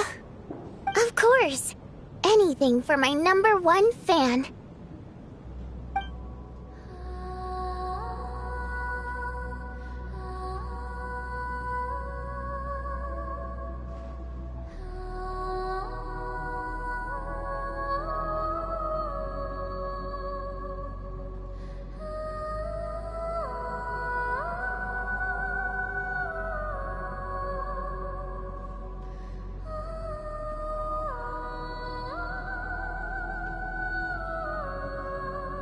Once I get out of here, I definitely don't plan on ever coming back. But I guess that means I'll never get to hear Vodyanitsa sing again. That's a sad thought. Before I fall asleep, I should cherish this moment of companionship while it lasts.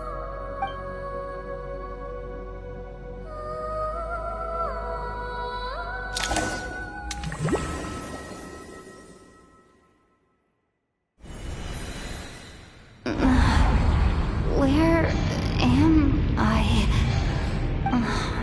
It's so dark in here, and I feel kind of dizzy. Am I...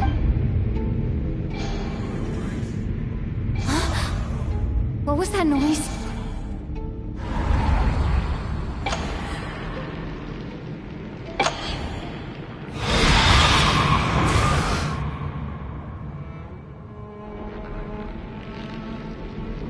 Return, O spirits. Fulfill your oath of protection.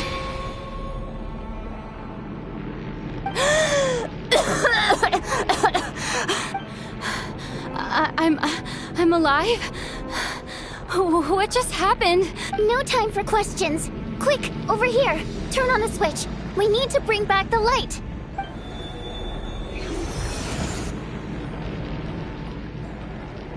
All right, we're safe. The spirit just now is called Night Prayer.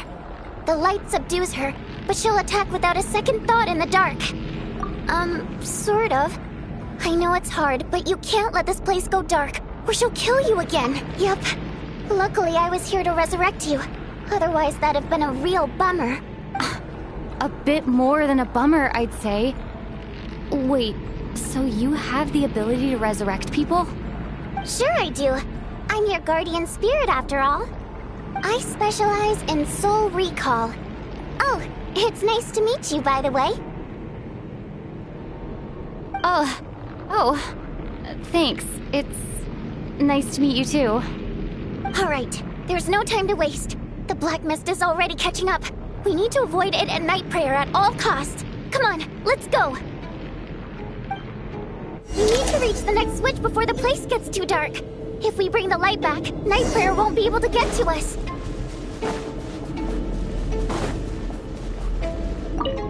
Sweet, sweet light! It's back!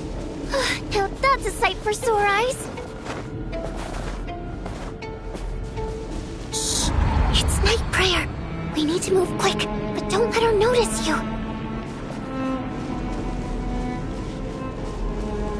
Look out!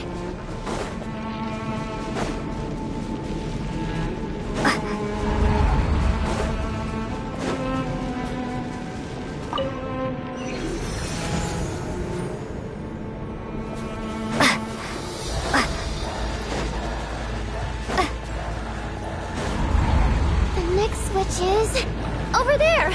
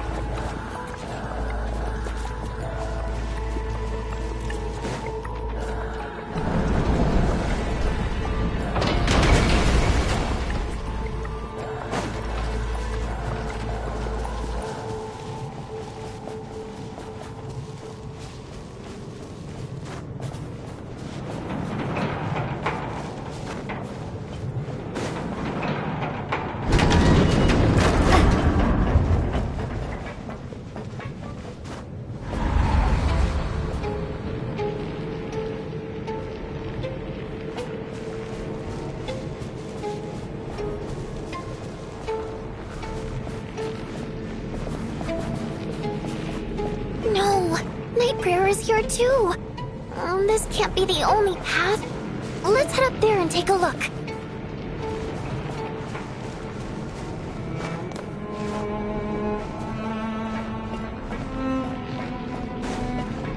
The switch is just up ahead. Hurry! It's too dark. We're not gonna make it. Come on, fast!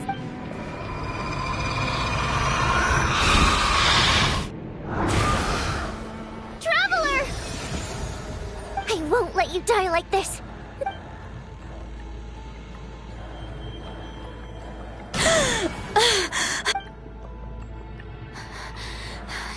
Even though it's not permanent, dying is definitely not a pleasant experience. Great. You're back. Yeah, thanks to you. Time for you to get out of here. Quick, before the light runs out. What about you? You're not coming with me? I can't. I've already been used up. The guardian spirit skills are finite. I can only resurrect someone so many times. I might not look any different, but my essence has been exhausted. Now, I will slowly start to fade away. I can go no further. The black mist is where I belong. It's okay. Why didn't you tell me sooner? Because it wouldn't have changed anything. That knowledge would have just burdened you. And a guardian spirit's role is to protect. Go. Now, before it's too late. I already hear Night Prayer approaching.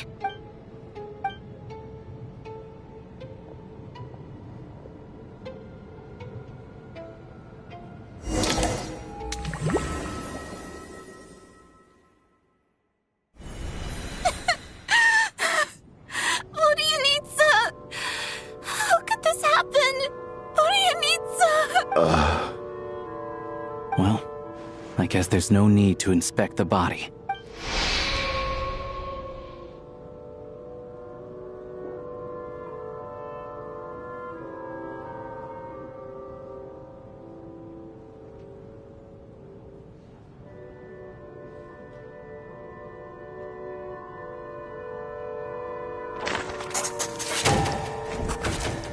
This wasn't supposed to happen. You lied to us, didn't you, Chuganov? You've been lying from the start.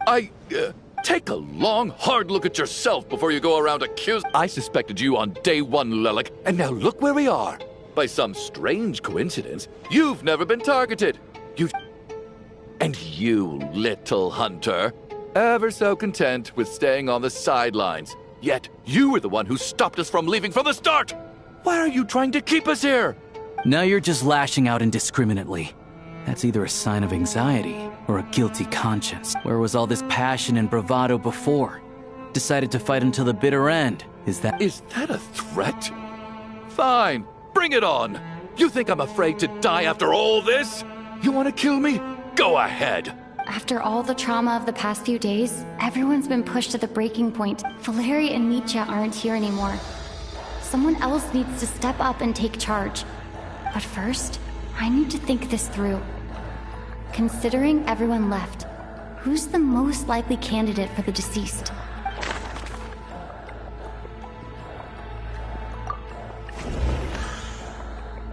He's arguably the first friend we made after arriving in Snezhnaya. While he works at the theater, we've also met him outside of it, so he can't be the deceased. I clearly remember Mr. Chuganov from the first time I visited the theater. He made quite an impression. That was just a few days ago, so he's unlikely to be the deceased. Of those who remain, the only person we've never met before is Tonya. There is room to doubt her true identity. People are easily misled by first impressions. Now that I think about it, child sister was in fact a label I imposed on her due to my own assumptions. But Mr. Chuganov vouched for Tonya's identity yesterday, with basically no other possibilities left. Could it be...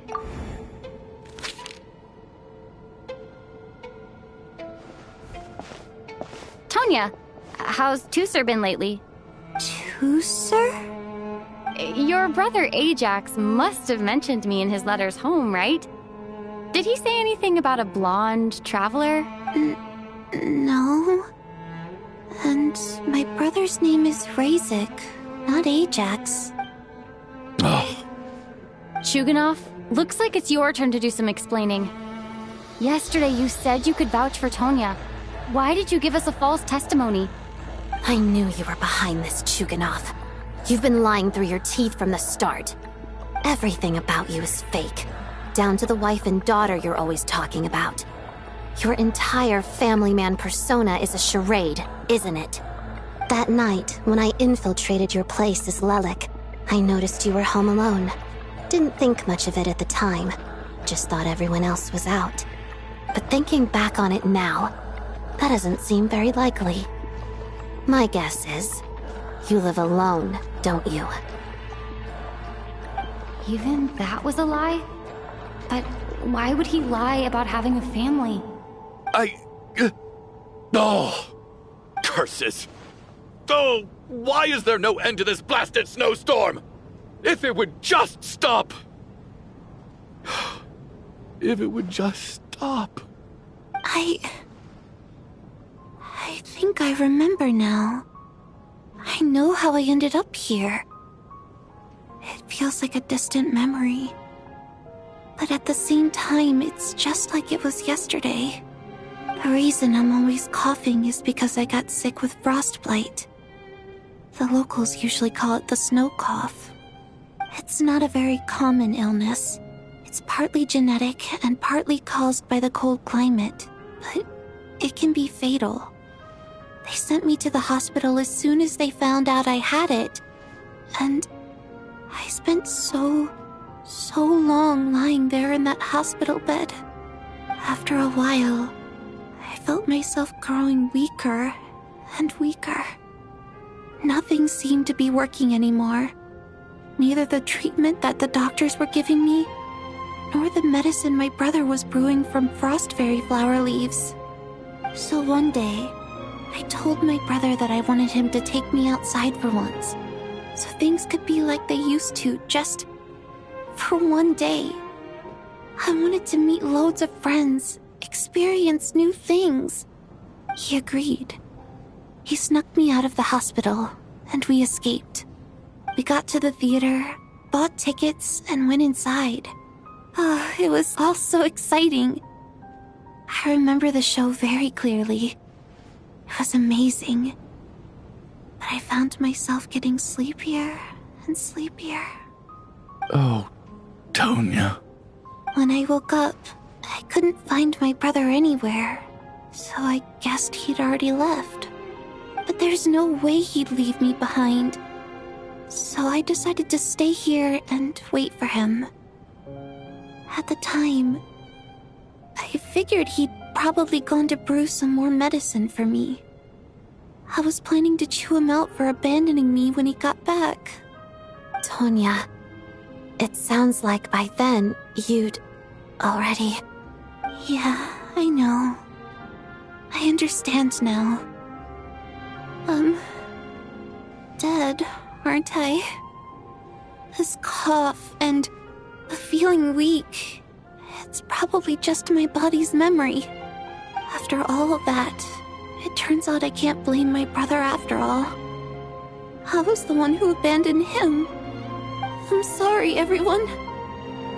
I realized this much too late.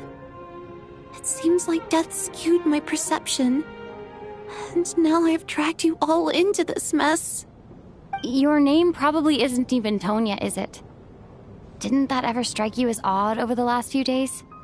Well, when I was little, my brother and I read a storybook, and Tonya is the name of one of the characters. When we escaped from the hospital, our family and the hospital security were looking everywhere for us. So when you first approached me and said my brother had sent you, and called me Tonya, I thought he must have chosen a fake name that only the two of us would know. Because he was afraid of getting caught. Now, it seems like that was just wishful thinking. At least your memory of death isn't painful. That is a small comfort. Now it's your turn, Chuganov. Talk to us. I believe no lie is ever told without a reason. You're right. I was lying. I happened to know that the Harbinger child and his sister Tonya managed to get tickets, so I lied to you and pretended I knew them. And yes, I was lying about my family too. The truth of the matter is, I lost them a long time ago. I just refused to accept reality. And now I've spent the second half of my life living a lie. I'm a joke. My daughter's name was Iskra. And before you ask, yes, Iskra, as in Iskra Manufacturing Plant. She also died from the snow cough. She was just 6 years old. If she were still alive today, she'd be around the same age as little Tonya here. After Iskra passed, my wife couldn't bear to face those memories either. So she chose to start a new life without me. One day when I came home from work and saw the empty room, I felt like I couldn't breathe. Subconsciously, I started to imagine that they were still there. I soon discovered that this was the only thing that made me feel any better, so I just embraced the delusion. Nothing more than a pathetic means of escapism, I know. But at least it's not a crime. So explain your false testimony, then. The night before last, when I was chatting with Tonya, she mentioned that her brother would brew medicine for her from frost fairy flower leaves. Combined with her various symptoms, I suddenly understood everything, including the fact that she was deceased. The snow cough used to be an incurable illness. I would pick frost fairy flower leaves to brew medicine for Iskra too. It took hours and hours on the stove. But the year after my daughter passed away, the jester of the Fatui announced that a cure for frost blight, also known as the snow cough, had finally been developed. It turned out that all previous treatments were completely ineffective. No better than random concoctions. That was the final straw for me. I just couldn't take it anymore. Just one more year. One more year, and everything would have been okay. So, more than anyone, I know full well that in this day and age, no one in their right mind would still be using frost flower leaves to brew medicine for the snow cough. Poor Miss Tonya, therefore, had to have been from an era when snow cough was still a terminal illness. So, you projected your daughter onto her? Even though you knew she was one of the dead?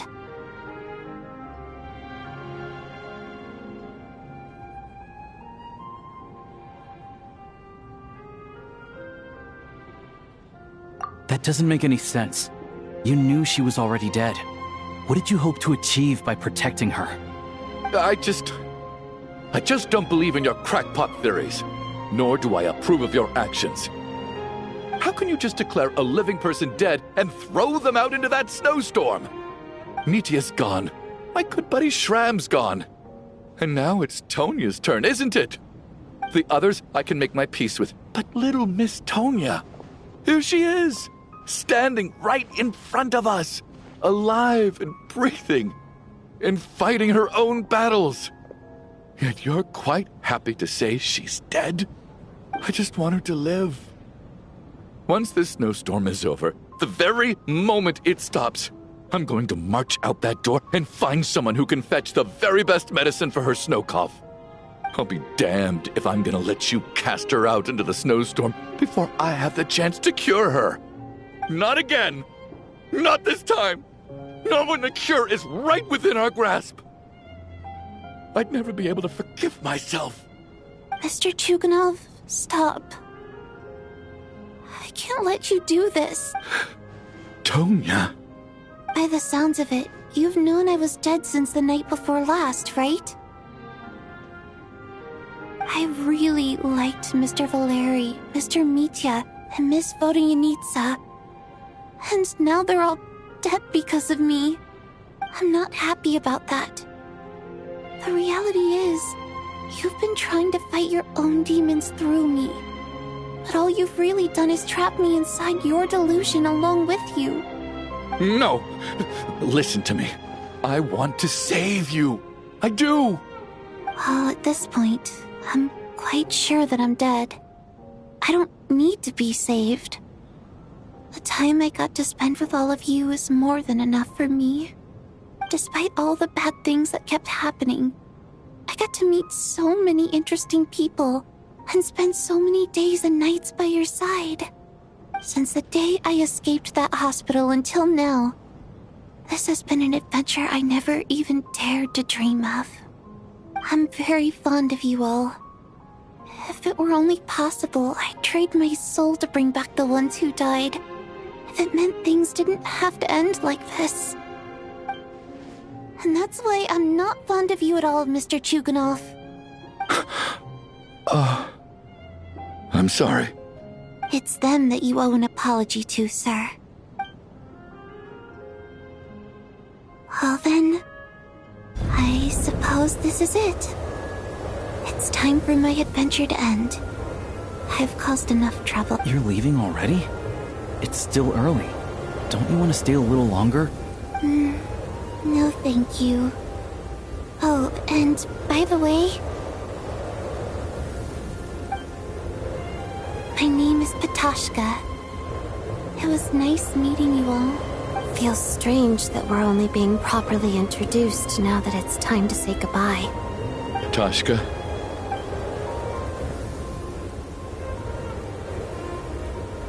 What are you doing, Chuganov? Are you crazy? Let me leave. can't keep lying to myself anymore. In your dreams. Don't think you're getting off that easy when you had a hand in the deaths of so many people. The Fatui have honed quite an array of enhanced interrogation techniques since they were founded. Once we're out of here, Lelik will personally give you a taste of every last one.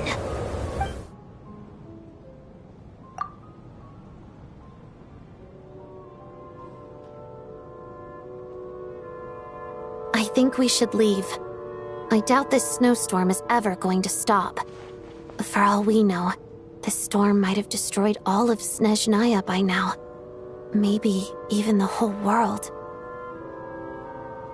Wait, we finally solved the mystery of the haunted theater today.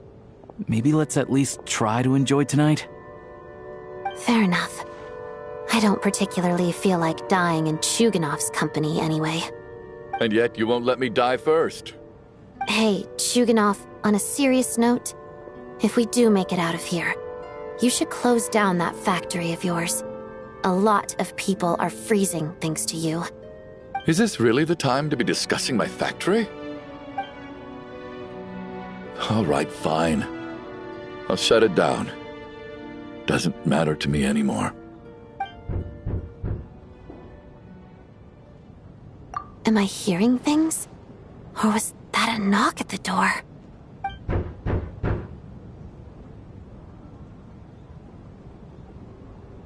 There it is again. But I don't understand. The snowstorm hasn't stopped, has it? Should we open the door? Is this it? Is this nightmare finally over? If the last few days are anything to go by, I probably shouldn't be getting my hopes up. Whatever lies beyond that door at this moment, it could be something even more terrifying than ever.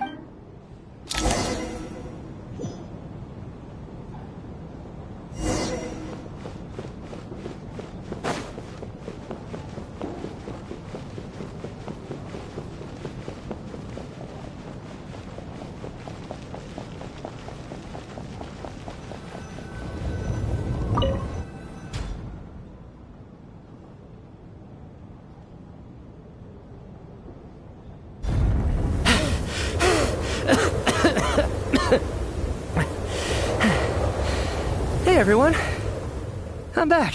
How are you doing? Feeling any better? Much better, thanks. Whew, it is so good to have you guys here. I was a little worried that the theater would be empty by the time I got back. Let me see. Tonya and Vodyanitsa are missing, which Vodyanitsa died last night. And then you discovered that Tonya was the other dead person. Am I right? Not Tonya.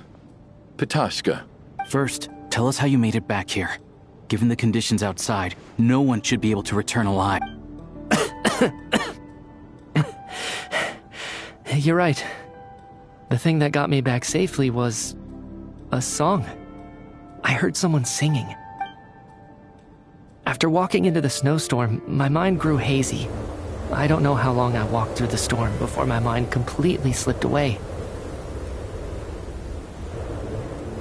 Then, suddenly, I heard the sound of singing. The voice instantly brought me back to my senses, and I regained consciousness.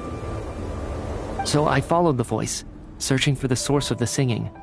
I searched and searched, until finally, just a few moments ago, there was the entrance to the theater, right in front of me. I've actually never performed this song in the theater before, because it has more of a ceremonial purpose for our people. It's not meant for the stage. It means something like, "May those we have lost watch over us, and follow this song back home in the night, so that we might be reunited once more." That must have been Vodyanitsa's Requiem. Who knew it actually worked? That song is meant to guide the souls of the dead. Mitya, that must mean that you... Huh. No kidding. Seemed like I guessed right then. This is what I've been so desperate to tell you about. When I first stepped out of the theater, I was still quite lucid. My memory of it is still pretty intact. I remember the outside world being completely different than what I'd expected. It was like this was a world where only the snowstorm existed. There wasn't a trace of any humans or buildings ever having been there. I don't know how else to describe it, except to say that it just didn't seem like the real world. And as for the Requiem, if I was guided here by Vodyanitsa's song, it can only mean that I must already be dead. And this is my soul, not my body. But I didn't experience a clear moment of death while I was out there. Nor do I feel any different now than before I walked into the snowstorm. You don't seem any different to me either. In fact, this is something I've been wondering about for a while now. If souls aren't physical, shouldn't they lack tangible form? Both Shram and Patoshka were clearly deceased, and yet their souls didn't look or feel like ghosts at all. They were visible, tangible, no different than you or me. This raises a truly terrible thought. Is that really what Mitya is suggesting?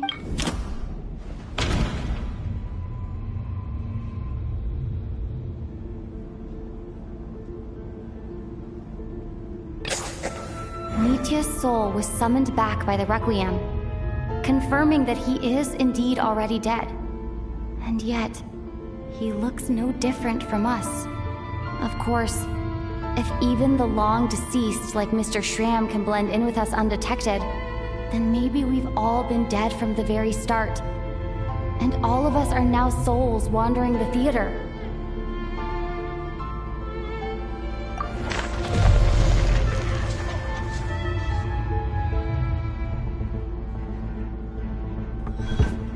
Yes.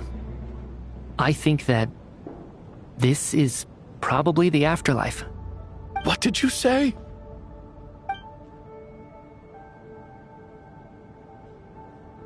You heard me. We died in the theater. All of us did.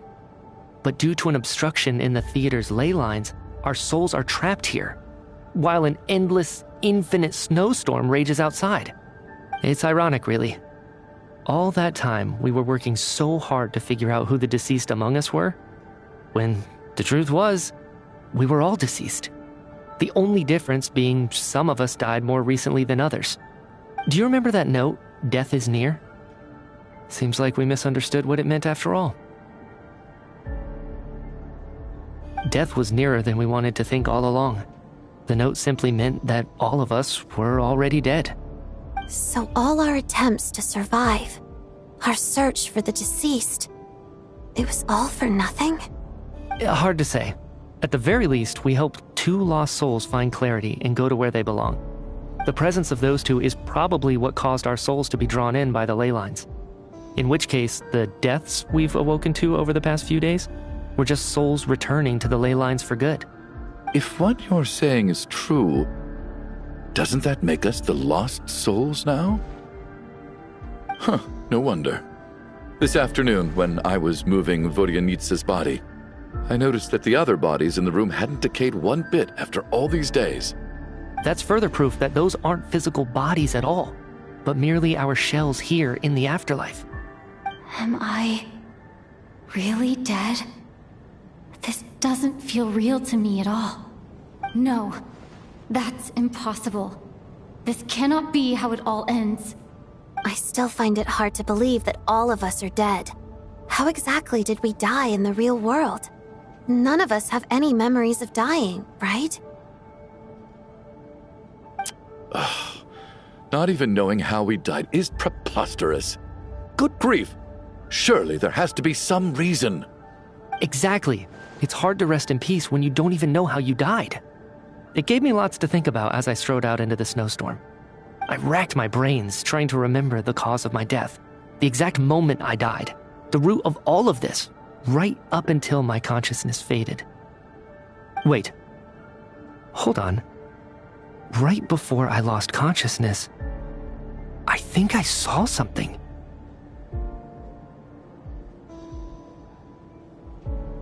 I can't remember.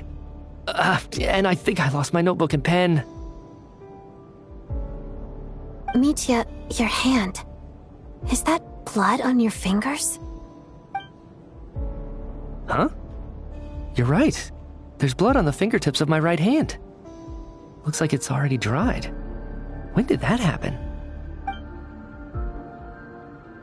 What the?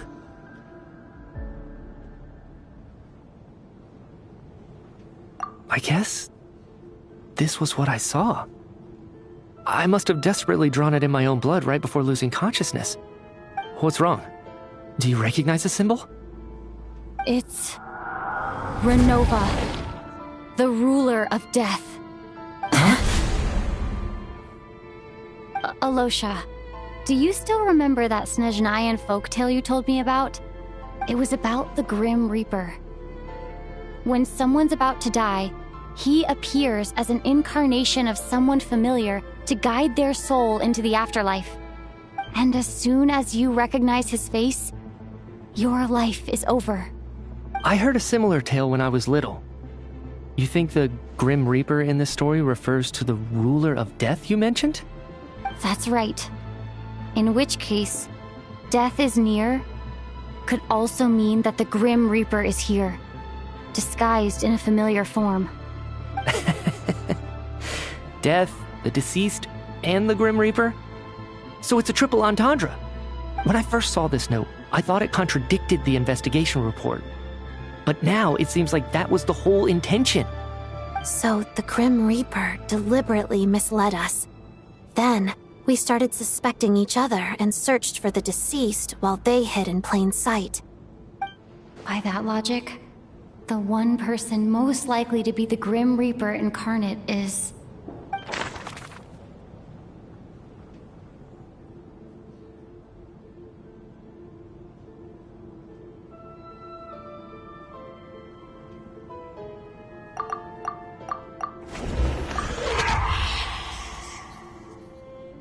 No doubt about it.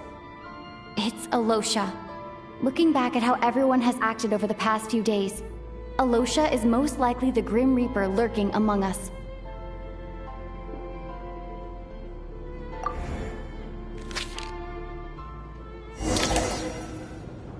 Is it you, Alosha? You were the first to discover the investigation report, and you had plenty of time to slip the note inside to mislead us. So? Surely you can't suspect me based on that alone.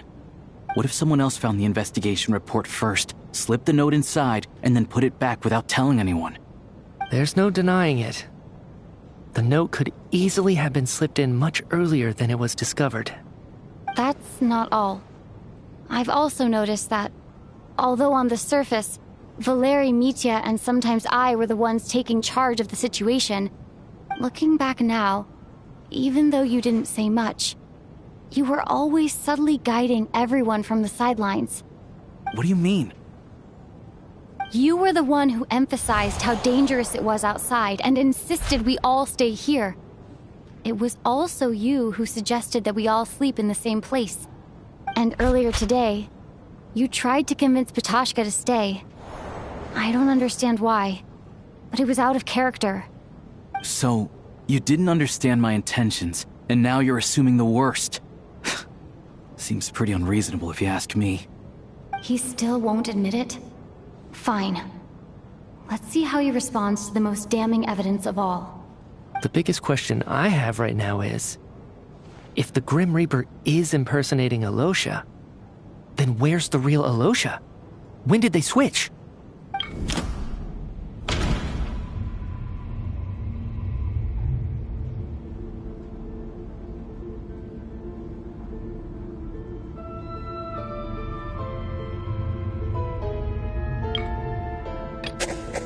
No.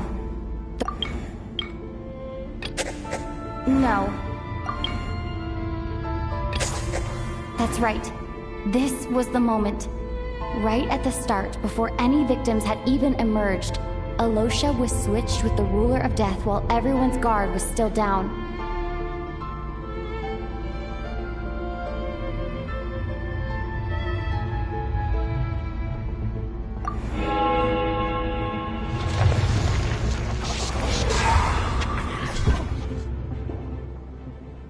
When all this began, right after the performance ended and the snowstorm began to pick up, no one suspected anything unusual. We just assumed we were snowed in. It wasn't until we discovered the bodies the morning after that we realized something out of the ordinary was going on. But it's clear now that the oddities actually started earlier than that, when Dimov walked into the snowstorm and never came back. Right. So Mr. Dimov was the first victim, not Sobolova and Torgov. And if we pinpoint that moment as the beginning of this incident, then one thing becomes clear. Alosha, you are the only person who walked into the snowstorm and came back without the help of Vojanitsa's Requiem. More precisely, Alosha never came back at all. The one who came back was the Grim Reaper. Not bad. Well, since you've backed me into a corner, I suppose there's no point in keeping up the act anymore. Alosha? You're the Grim Reaper? I am no such tired cliché. Mortals should address me as the ruler of death.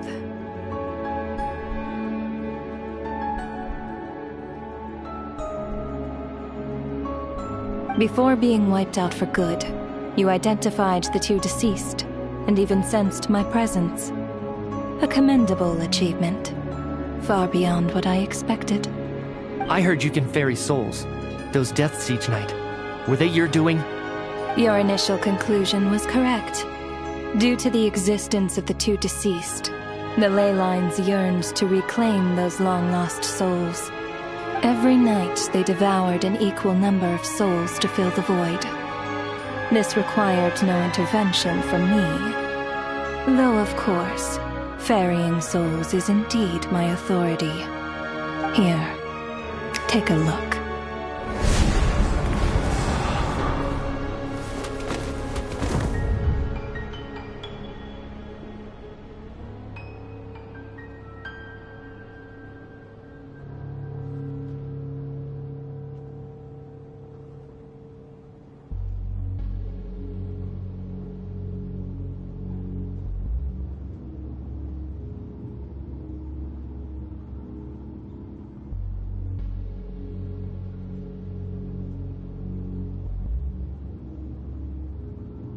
What are you doing? That takes care of today's. Don't get so worked up. You are already dead, and your souls must return to the ley lines. I know we're already dead. You murdered us, didn't you? Murdered? No. Murder is when mortals usurp my authority. Death is my jurisdiction. If I require someone to die, I need not resort to such laborious methods as murder. You simply met the criteria to trigger my curse of death. I know about the curse of immortality. So there's another death-related curse too? You cursed us? When? And why would you do such a thing? So often, humans pray to me, begging to know when their death will come, and what form it will take. But few people ask why. If you must have an answer, know that death comes simply because one's time has come. So you're not gonna tell us the truth? Hold your tongue. By all rights, you shouldn't even be allowed to speak with me. Those angels from the past are to blame for the reckless renovation of the ley lines here. It's made my work on this occasion infuriatingly complicated. Work? So trapping us here, making us watch our friends die, that's just another day at work for you? You clearly have a lot of questions. Fine. As a reward for your remarkable accomplishments over the past few days, I shall answer a few of your inquiries. After the physical body dies, the soul must return to the ley lines for that person's death to be considered complete. My work encompasses the entire process of death, including, naturally, the guiding of souls into the ley lines, with which you are now so familiar. You must also be rather familiar with Natlan's Night Kingdom, I presume? It was I who supported the creation of the Night Kingdom. It provided a convenient means of guiding the souls of Natlan. Here, too, the ley lines connected to the theater underwent some modifications. The angels hoped to make them capable of accommodating the souls of some special creations. But this actually hindered their ability to accept ordinary souls to some degree. This effect manifested itself after you died from the curse in the theater, leaving you stranded in the afterlife, unable to achieve a complete death. But if souls who die from the curse of death fail to return to the ley lines within a short window of time, they will miss their chance for good. Then, they will remain forever suspended between life and death, no longer subject to the authorities of either. So if you don't resolve this matter soon, and see all our souls return to the ley lines before long, we'll escape your control. Mitya is sharp. This must be what Renova was worried might happen, and the reason she got involved to begin with. But if you have the authority to guide souls, why didn't you just show yourself and get it over with? Why hide among us in the form of Alosha? You seek to understand the mind of a god. Very well. I'll tell you. This is a theater, and I decided I wanted to watch a show about death. That's why I encouraged you to take the events to the stage. I found myself getting quite immersed. I suppose the entertainment you provided makes up for all the trouble you've caused me by being so defiant in the face of death. There.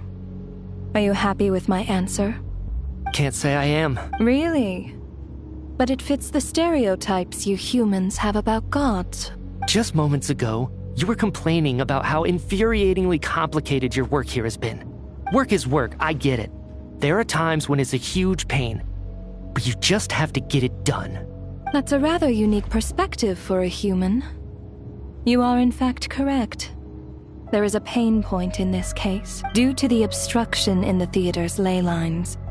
There is a hard limit on the number of souls they can receive each day, making it impossible for me to ferry all your souls at once. Revealing my identity too soon would inevitably have led to futile resistance.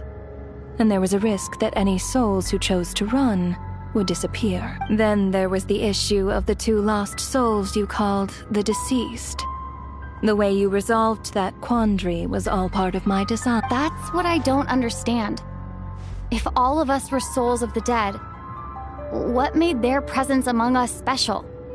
For centuries, they have refused to return to the ley lines, exploiting the issues created by the angel civilization to resist being drawn in. Centuries of obsession accumulated during this process. You may think of this obsession as the resentment of the dead, and in this quantity, it was a bomb that could have detonated at any moment. It reached the point where I could not afford to leave it unchecked. But the only way to fix it was to help them acknowledge their own deaths, make peace with their regrets, and willingly walk into the snowstorm. Only then, with my guidance, could they finally return to the ley lines. Otherwise, you would not like to know what the consequences would have been. I vaguely remember seeing Patashka, but in the most terrifying form. Was that in a dream? Is that what would have become of her if she hadn't returned to the ley lines? I see your dreams brought you many revelations. So you see, death in fact grants wisdom to mortals. Souls connect to all things in the world and see the chain of cause and effect between them. It's nothing unusual. Anyway, giving psychological counseling to lost souls is not my strong suit. That is more of an angel's role. It was something I could not resolve directly using my authority, so I decided it was easier to leave the bomb defusal to you. Meanwhile, of course, their presence caused the souls of other members of your party to return to the ley lines each night. From where I stand, that was killing 2 birds with 1 stone, as both issues slowly resolved one another without me having to lift a finger. All I had to do was stay close by and keep the situation under control. Then use my authority to wrap things up at the end. And, of course, while I was at it, I thoroughly enjoyed watching this drama, dealing with death from a mortal perspective, play out on the stage. Sounds like you had it all figured out, Grim Reaper. I just did the math. You said there's a hard limit to the number of souls the ley lines here can receive each day. It's 2, isn't it? That much is obvious, even to a fool. It's time to review this whole affair. If the ley lines can only take in 2 people per day, I need to go over the deaths from these past few days again.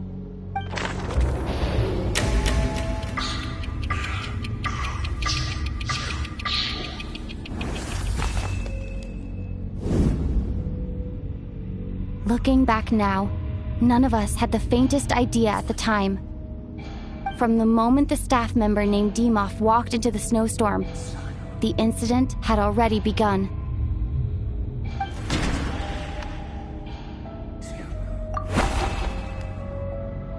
No.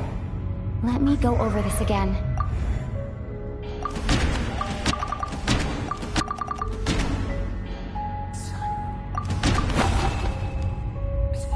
No. Let me go over...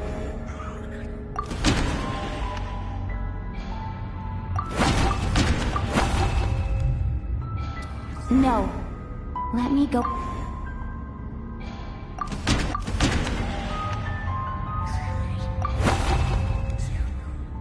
No. Let me go over...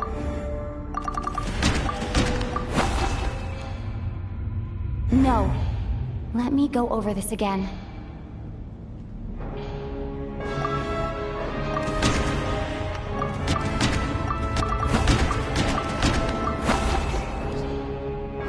No. Let me... No. Let me... No.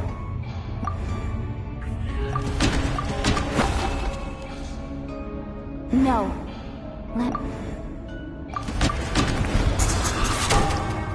Alosha was the second to walk into the snowstorm after Demoff to investigate.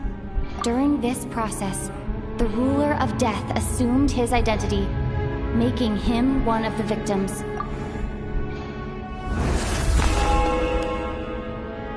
During our first night in the theater, everyone was caught up in the novelty of it all. No one could have expected there would be victims the very next morning. Despite all the confusion, and with the help of hindsight, we finally began to realize that something was amiss with the snowstorm.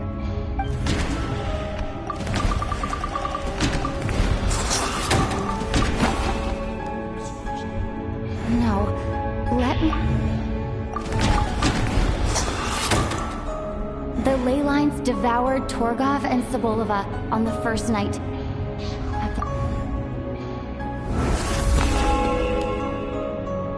Odette and I spoke a lot that night. 3 people were on watch, but in the morning, we discovered that someone had fallen victim all the same.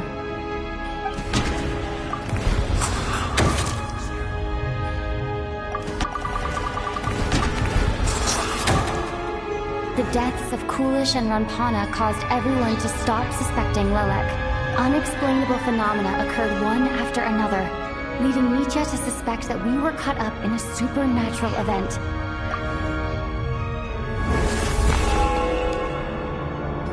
Later, we discovered that there seemed to be an extra person among us, and subsequently discovered the existence of the deceased.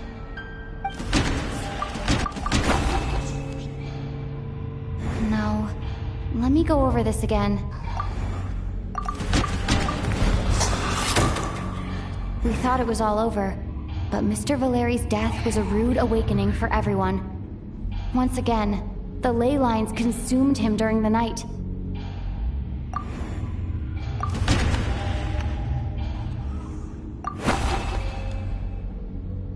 No.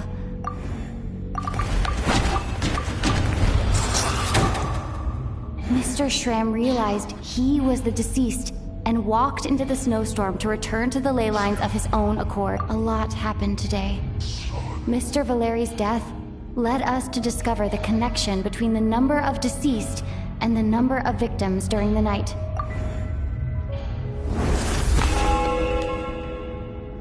The fact that there was more than one deceased seemed to bring us back to square one. Odette revealed some information she had been keeping to herself.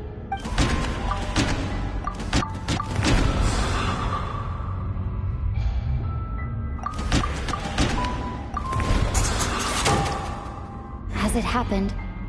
Ptashka filled the void left by Micha's return from the ley lines by walking into the snowstorm this morning. The girl I thought was Child's sister, Tonya, turned out to be another of the theater's deceased.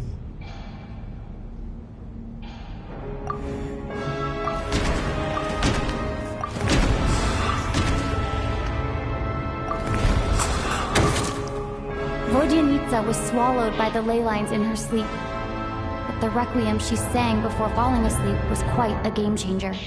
Come to think of it, Ptashka was about to walk into the snowstorm at that time, and Renova, unaware that Micha would return, was concerned that her soul would overflow from the ley lines. That's why she used Alosha's voice to try and persuade her to stay behind. Looking back, I suppose that was an early slip-up on her part.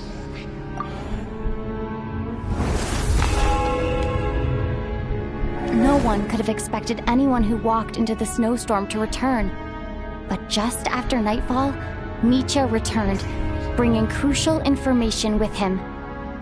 Various truths began to surface, including that all of us were already dead, and that the ruler of death was here among us. Then, after revealing her true form, Renova callously claimed 2 souls.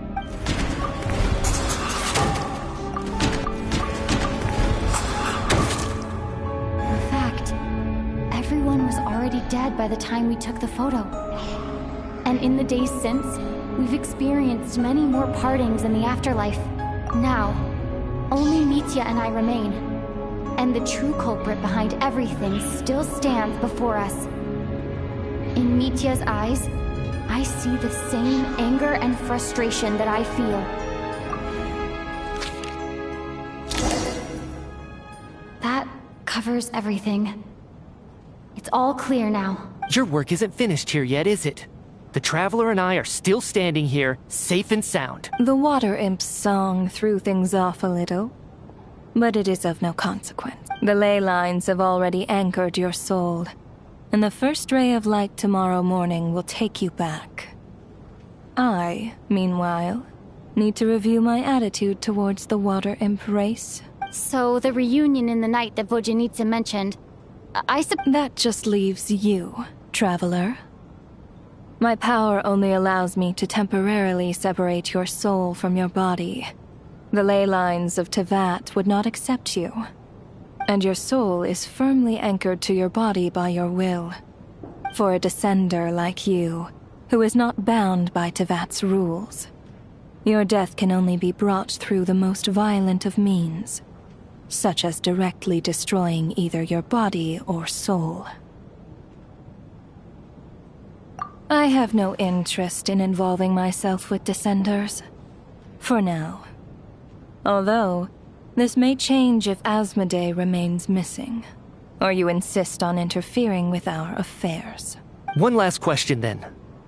All our struggles and sacrifices here, they were meaningless from the very beginning, weren't they? Death abides no reason. Besides, what you call sacrifice is merely a concept created by humanity. To me, it is nothing more than a self-indulgent charade in the face of death. Mere mortals fantasizing that their actions could reclaim something from my grasp. A truly laughable idea.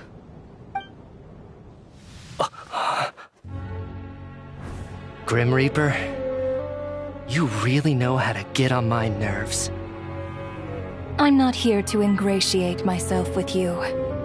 I kill merely because your deaths are necessary. Oh, you've made that quite clear. But humans don't take well to being scorned. Not even by the gods.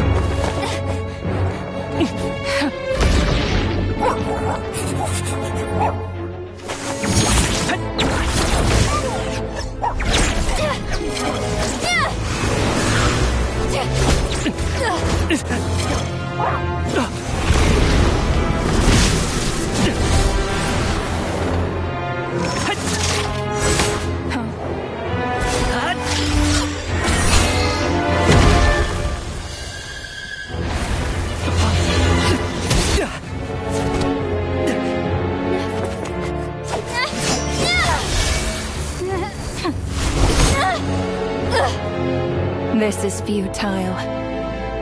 You must know that you are powerless against me in my own domain. I suggest that you save your strength. For what?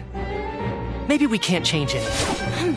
But if nothing else, we can at least teach you to have some respect for the dead.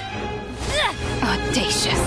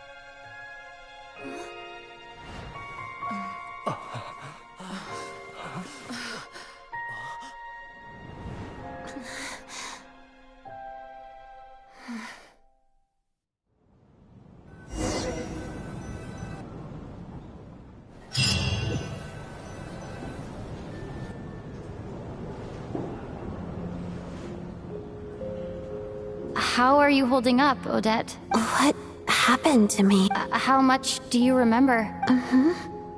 What do you mean? Is the performance over? I can't seem to recall what happened. Has Odette already forgotten?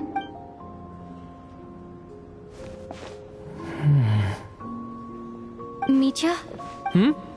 Oh, I'm sorry. I guess I spaced out there for a second.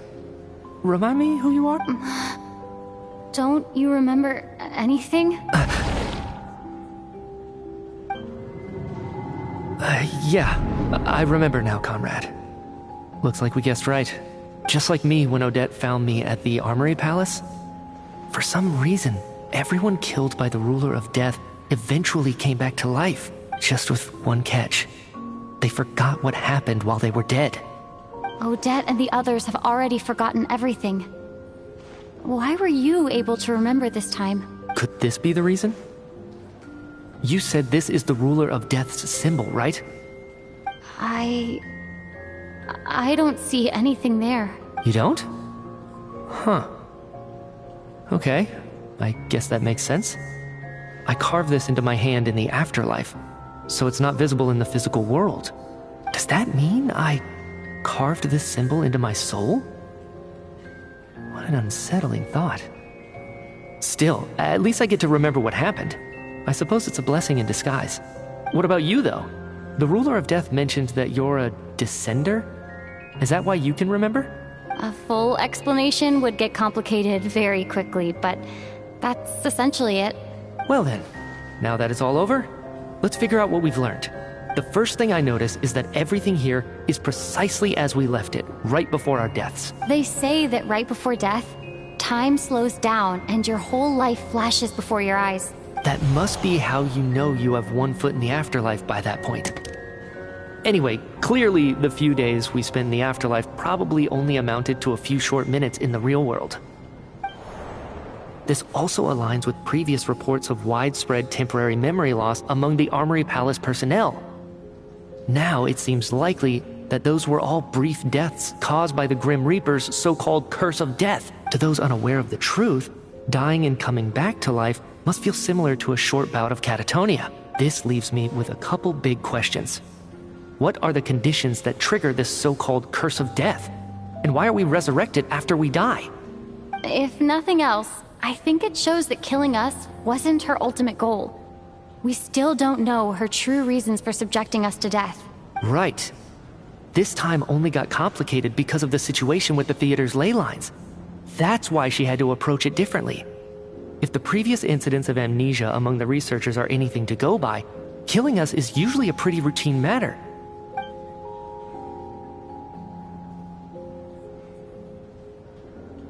Come to think of it, wasn't I about to note something down before I died?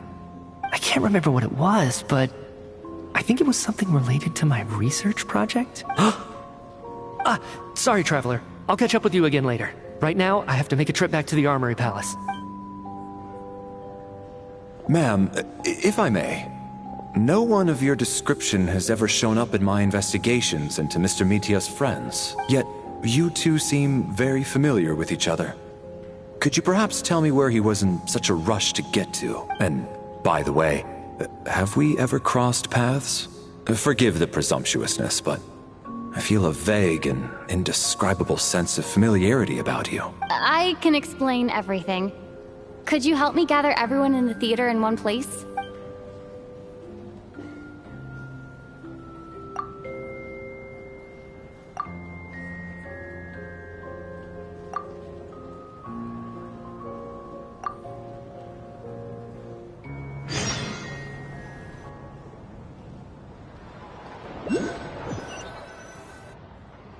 So, Chuganov really is going to shut down the factory.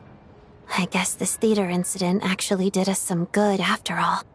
So, you said I promised to take you to the Armory Palace while we were in the afterlife, yes? I believe you. I think I even have a vague memory of it. Agreed. Let's check in on her first. The whole reason for our trip to the Armory Palace anyway is to figure out what's going on with her health.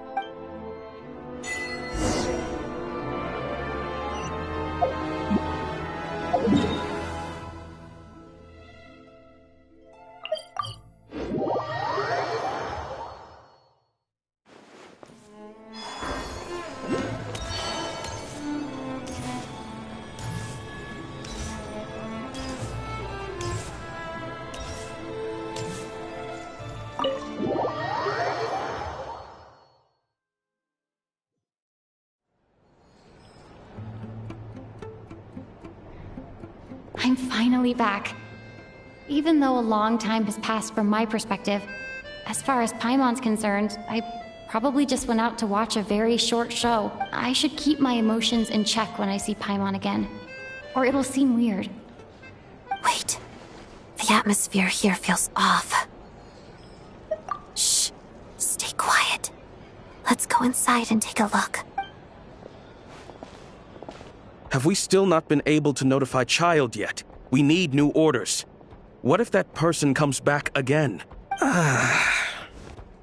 I'm so sorry. Under the circumstances, there was really nothing we could do. Tell me, what happened to Paimon? It was the Jester. He came here in person and escorted Miss Paimon away. He's the director of the Fatui. His authority supersedes all others and cannot be questioned. There was nothing we could do. How long ago did he leave? And what was Paimon's status? It was about an hour ago. Miss Paimon was fast asleep at the time. The Jester simply walked off with her as if it was only natural. I assure you, he absolutely did not use any force. Do you know where they went? The Armory Palace, most likely. Lord Piero, the Jester, has been overseeing the experiments there lately, keeping a close eye on their progress. Everyone in the Fatui has heard about it by now. I'm surprised he came in person. Whatever his reason for taking Paimon, he'll most likely return to the Armory Palace first, which is exactly where we were headed anyway. Then lead the way, Odette. Okay, let's go.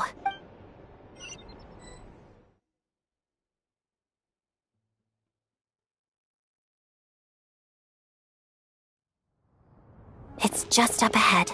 Quick, let's get inside. No, I'll go alone. You know I'm planning to force my way in. You're with the Fatui, so you should stay outside. I was hardly planning on taking you through the official channels anyway. I'm here to force my way in, just like you. I may be a Fatus, but I'm also Lelik, enemy of Project Stuja. Paimon's safety is paramount right now. With me around, you'll have an extra pair of hands.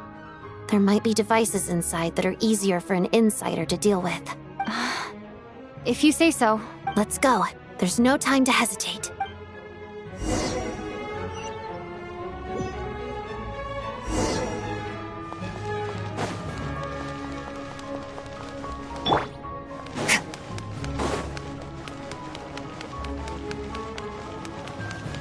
Hey, who are you?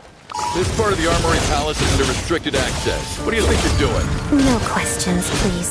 We're short on time. Shams!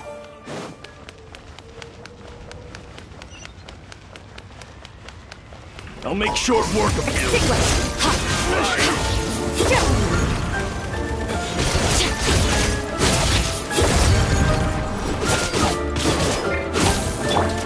Cleanup sequence initiated.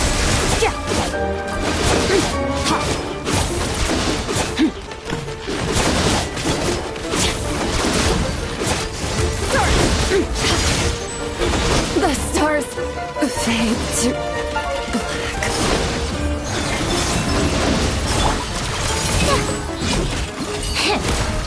black.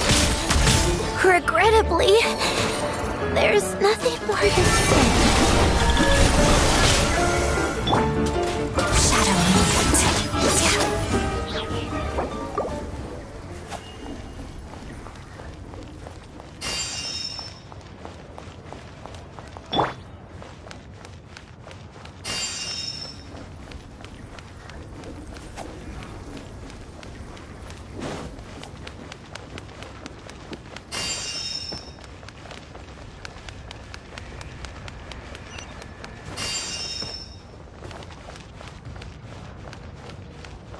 Fear the coming storm. Together, a brief respite. Where are No escape. Crystalline Adagio.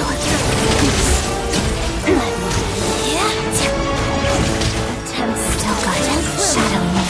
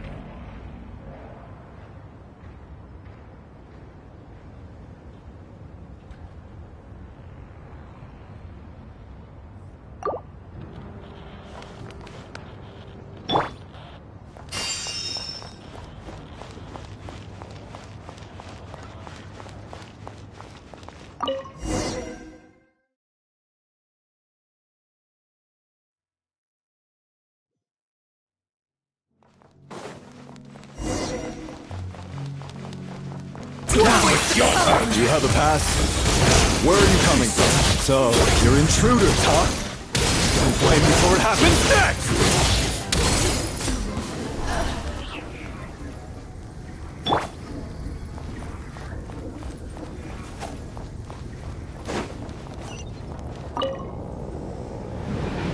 The Armory Palace is hidden this deep in?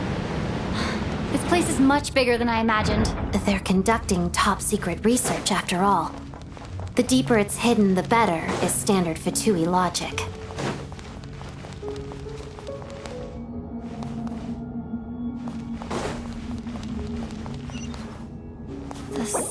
still doesn't really look like the Fatui's handiwork, though. They must have requisitioned some structures from a past civilization. It also serves as a bit of a disguise.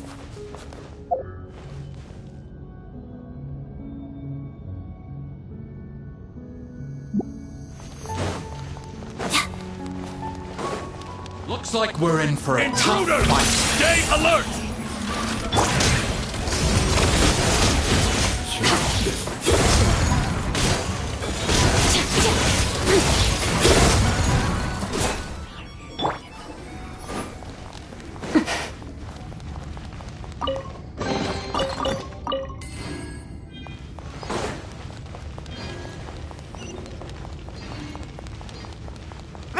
Intruders?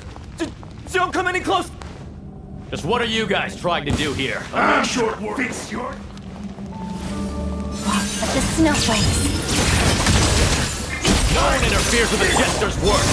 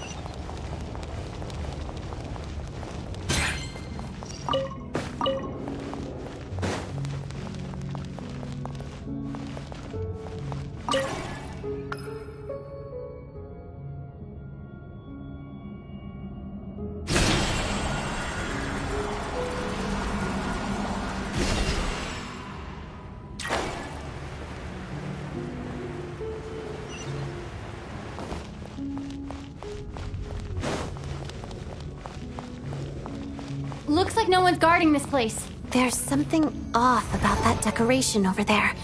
Look out! Let's deal with these before we move on.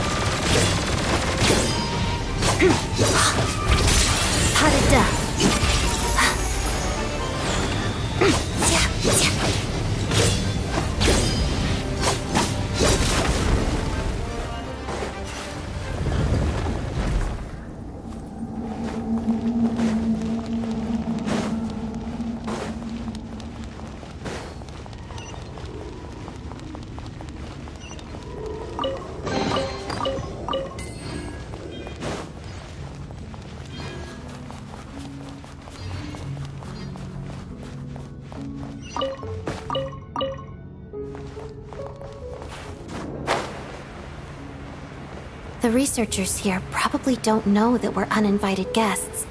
Let's try not to hurt them. What's the big star from the theater doing here? That's Miss Odette. She's a member of the Fatui. Don't... Was the whole reason for Project Stuja to support the research here at the Armory Palace? Just what are the Fatui and the Tsaritsa planning?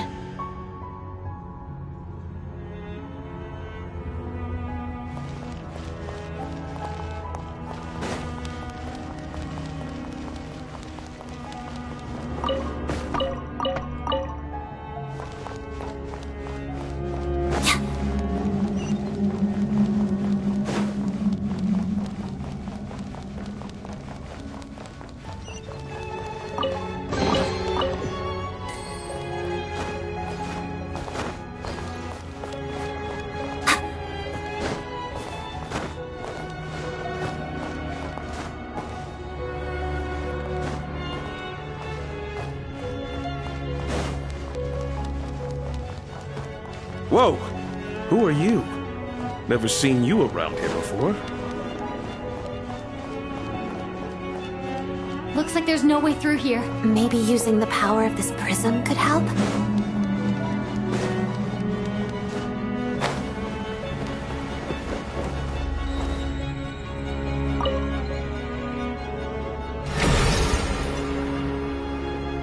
I think I see some images. It's the prism's power at play, causing images of the past to reappear, albeit only as illusions.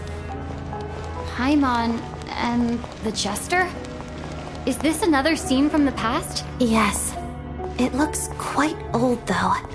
I don't think it happened in the recent past. What's going on here? What happened? The source seems to be the Armory Palace.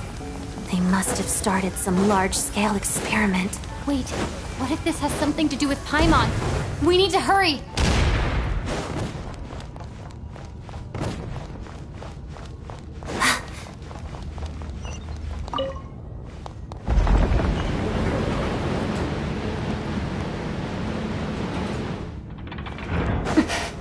We're almost there. The Armory Palace is just up ahead. Paimon, please be okay.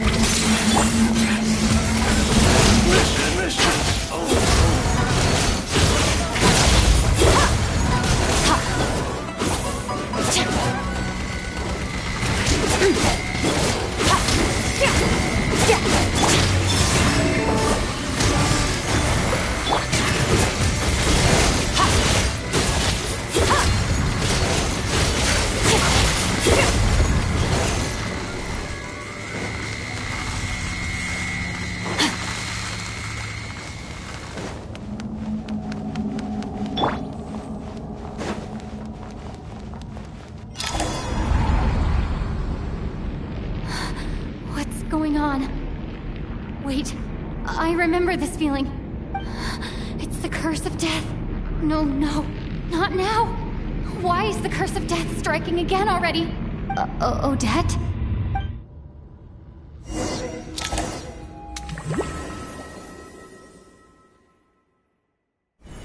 Is this the afterlife again? I need to find a way back to reality. Is that Odette's core Ignis? Could that be what just woke me up?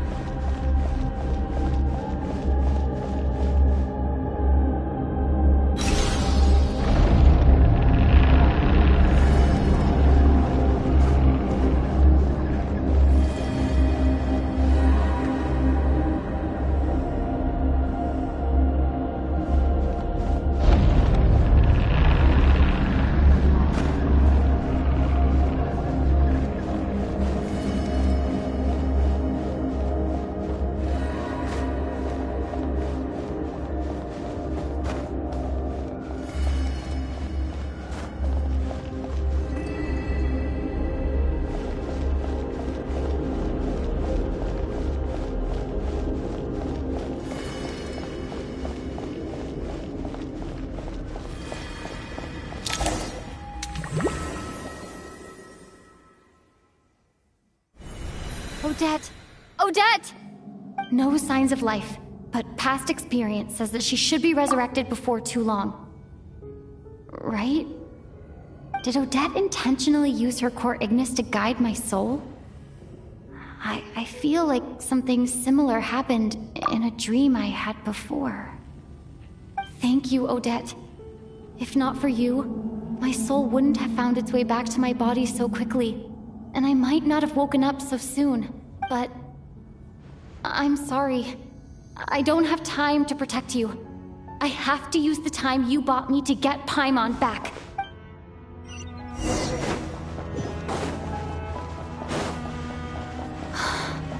Sure enough, everyone here has been affected. Paimon! Paimon! No, wait. Paimon probably didn't escape Renova's curse either. She won't be able to respond to me right now. I'll have to find her myself.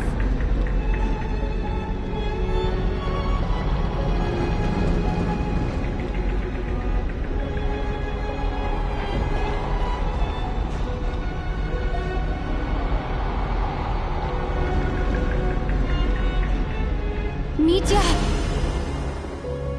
Is this the laboratory he works in? What happened here to trigger the curse of death again so soon? I'll have to ask him when he wakes up. Finding Paimon has to take priority now.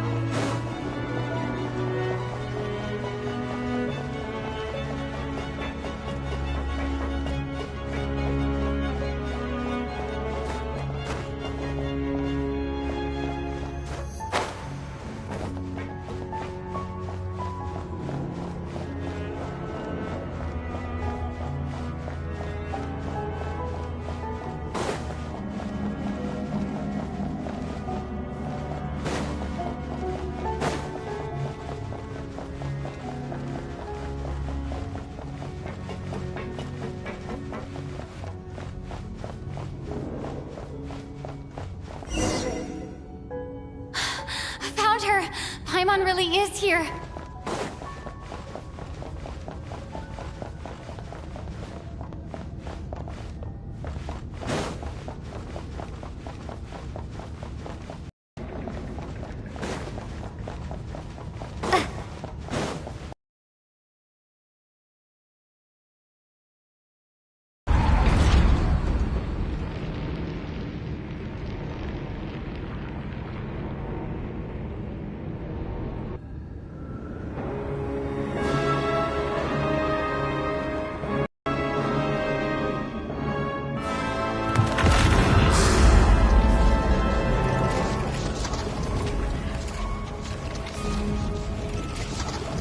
You don't learn, do you?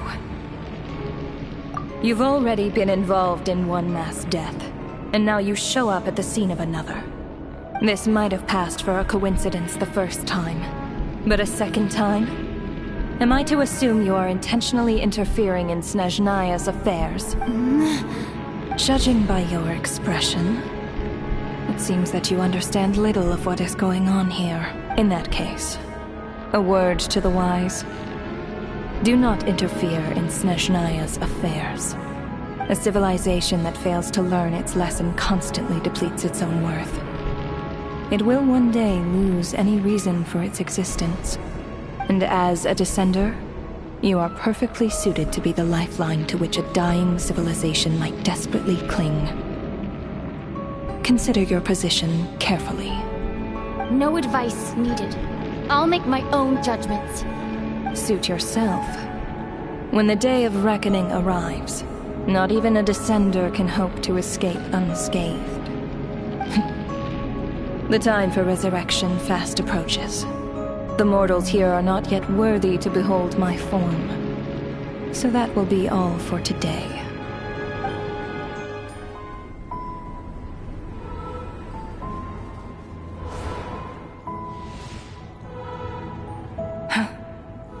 That thing is coming with me.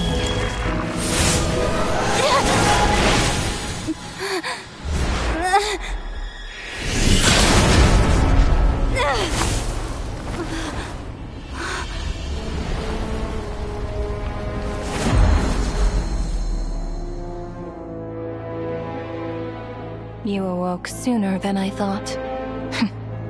The curse of immortality is stubborn, unable to enter the ley lines, yet not content to remain a spirit. Ruler of death. What do you want?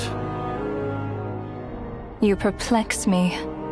Both you and you. That thing may be a creation of Celestia, but it possesses none of Celestia's power, let alone authority. Your obsession with it baffles me. No matter, the resurrection will soon begin. It's worthless anyway. I'll reclaim it next time.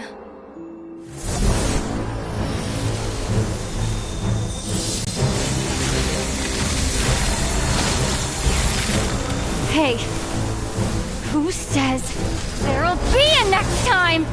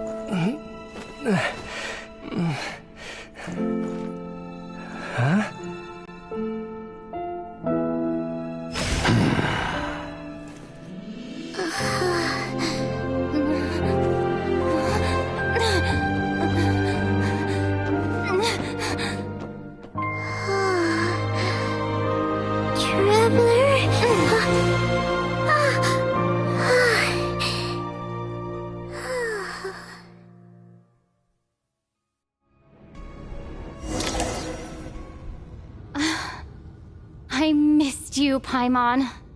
What are you talking about? We haven't even been apart for that long, have we? It was... different this time. You seem to be in pretty good shape. Yeah, Paimon's back in tip-top condition. It's the weirdest thing. Paimon fell asleep earlier, and when she woke up, she found herself here. The Jester and that guy talking to him used some kind of energy on Paimon. And she could kind of feel it canceling out that other thing that was making her feel unwell. So, Mitya helped too? Apologies for leaving in such a hurry at the theater earlier. I was in a rush to verify some theories. Rest assured that your companion is perfectly safe. We reversed the effects that the experimental energy had on her. The Jester specifically instructed me to do so. I suppose this is our first official meeting, Traveler. I could not let Paimon suffer in her condition for a moment longer, and so I simply took her without explanation. I hope you do... But why would a big shot like you care about what happens to Paimon? As I said when you first arrived in Snezhnaya, we once spent some time together. In the distant past. Oh yeah! You did mention that! And Paimon did think you seemed strangely familiar the first time we met. I'm afraid the reminiscing will have to wait.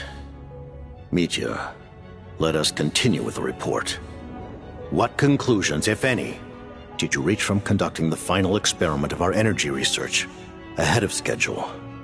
The good news is, my hypothesis regarding the Ruler of Death has been verified. As for the bad news, I recommend we suspend the experiments and Project Mistelton until further notice. Currently, we have no means with which to make a breakthrough. I say this purely as a scientist, guided by reason alone. I will trust your judgment. We shall put the project on hold until the Ruler of Death has been eliminated. Wait, what are you guys talking about? You want to get rid of Renova? Like, how? By killing her? By whatever means necessary, so long as it removes the threat she poses to us. Until then, everything we do will be in vain. After what just happened, I've ascertained Renova's goal. Or rather, the trigger condition for the Curse of Death. Okay, let's hear it. What she's doing is blocking Snezhnaya's technological progress, preventing us from possessing any means with which to threaten the heavenly principles.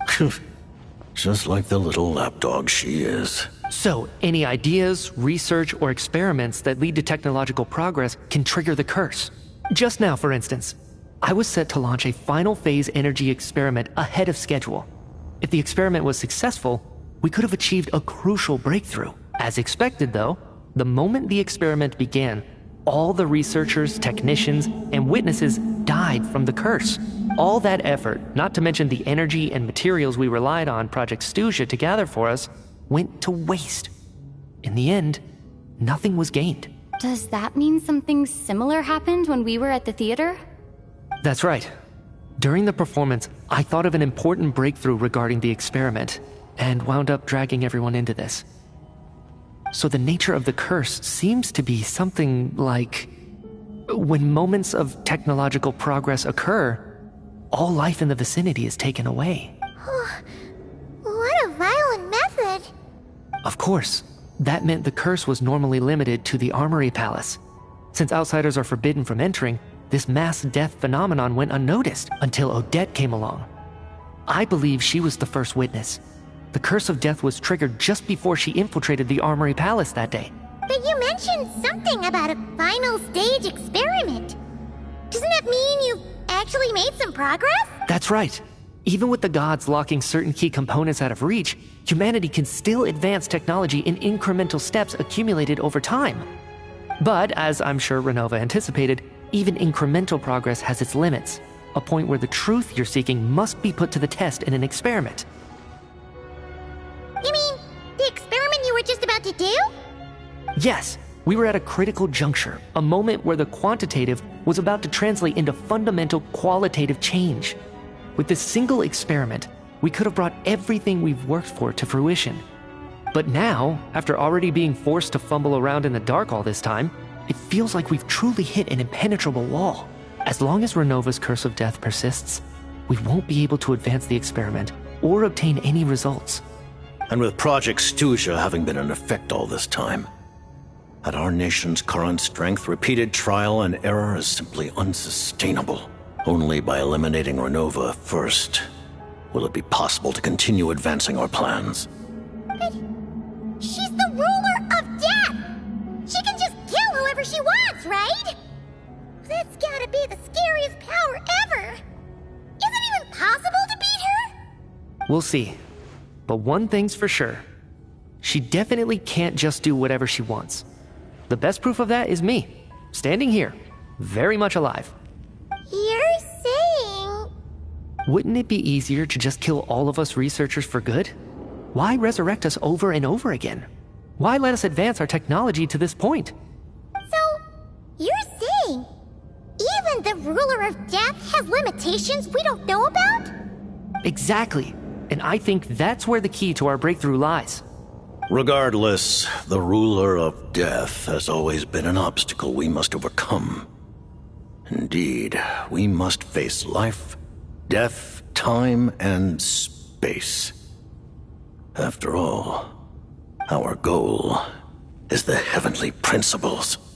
The Fatui want to challenge the heavenly principles? For a long time, I've had a vague suspicion the Fatui and the Tsaritsa were targeting the heavenly principles. But hearing the Jester admit it is still a shock. No wonder the Tsaritsa's goal has always been kept a secret from the people. What kind of road will that lead Snezhnaya down? In that case... Lord Jester, I would like to request some leave. I'd like some time to organize my thoughts and go over the data. Granted. Get some rest, put the experiment out of your mind, and take care that the Curse of Death doesn't affect any civilians.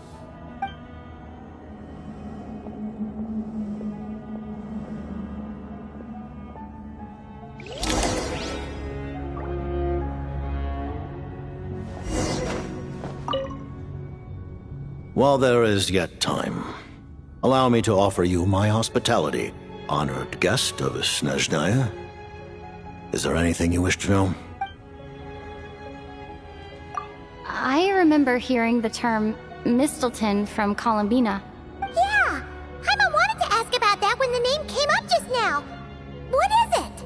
Paimon's heard of Project Stuja, but not this one. As you know, Project Stuja is a series of measures enacted to consolidate our nation's resources, the greater purpose of which is to serve Project Mistleton. Many of the things you have encountered thus far are essentially for the advancement of that project. This includes the Kuvaki Experimental Design Bureau in Notri. Researching Kuvaki was merely a facade. Its core objective was to use local resources and research findings to build Mistleton itself. And that's a weapon built for the final battle against the Heavenly Principles, isn't it? Huh?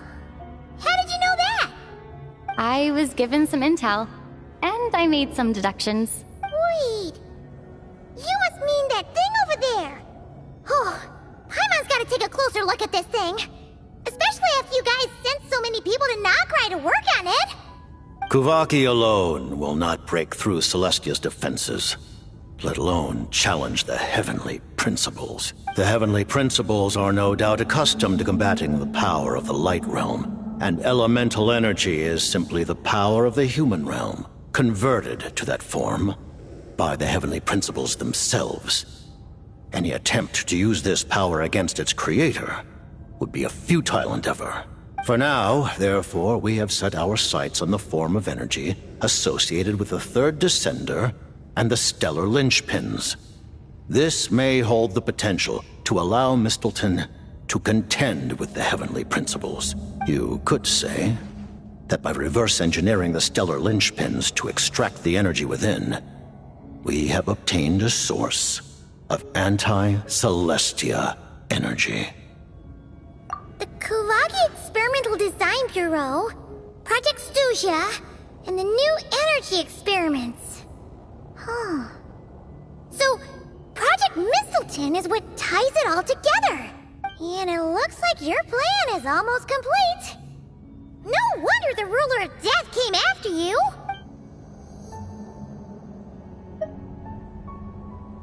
Her Majesty the Tsaritsa has embarked upon an expedition to vanquish a monster. Were it not for this, I imagine she would have been delighted to grant you an audience. Seems like the powers that be in Snezhnaya don't intend to hold my past conflicts with the Fatui against me. The Harbingers have been granted significant autonomy in retrieving the Gnosis. But by the same token, they do not completely represent Snezhnaya's official stance. You read my mind. Speaking of the Gnosis, Paimon's been dying to ask this question since forever. Why exactly does the Tsaritsa want to collect them? Is it something to do with the fight against the Heavenly Principles? The Gnosis will undoubtedly serve as a key bargaining chip when she confronts the Heavenly Principles. Beyond that, you had best ask the Tsaritsa herself. I am not sure if this information is mine to disclose. What do you mean, not sure? Don't you make the rules? You're the highest-ranking Harbinger! Ugh, never mind. Taking on the Heavenly Principles is something most people wouldn't even entertain in their wildest fantasies. Why is the Tsaritsa so fixated on this? In Teyvat today, civilization is nothing but an illusion. Something whose very existence can be negated at any moment. Our civilization may very well be destroyed in the struggle, but as things stand, the Heavenly Principles could choose to negate our existence on a passing whim. And we must not sit back and accept that fate. Only by changing the state of affairs, only by overthrowing the Heavenly Principles, can our civilization truly be said to have taken root.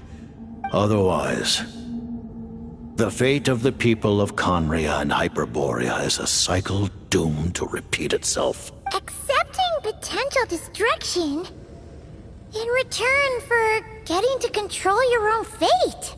Furthermore, Perhaps this is still somewhat difficult for you to understand. Are you aware that all the rules of this world are made up of curses? Huh? All of them? Paimon knows about the curse of death you mentioned, and the curse of immortality that you and Dainsleif have. Then, the birth of the Hilly Churls, the rules of Natlan's Ode of Resurrection, those are curses too?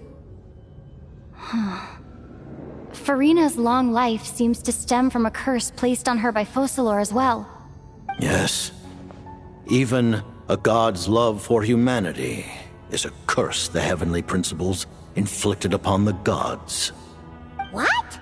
The Tsaritsa has always had ample reason to hate the heavenly principles. If she can seize their authority, she will reconstruct the entire world, and when that time comes, humanity will be completely liberated from curses and lies. Look forward to it.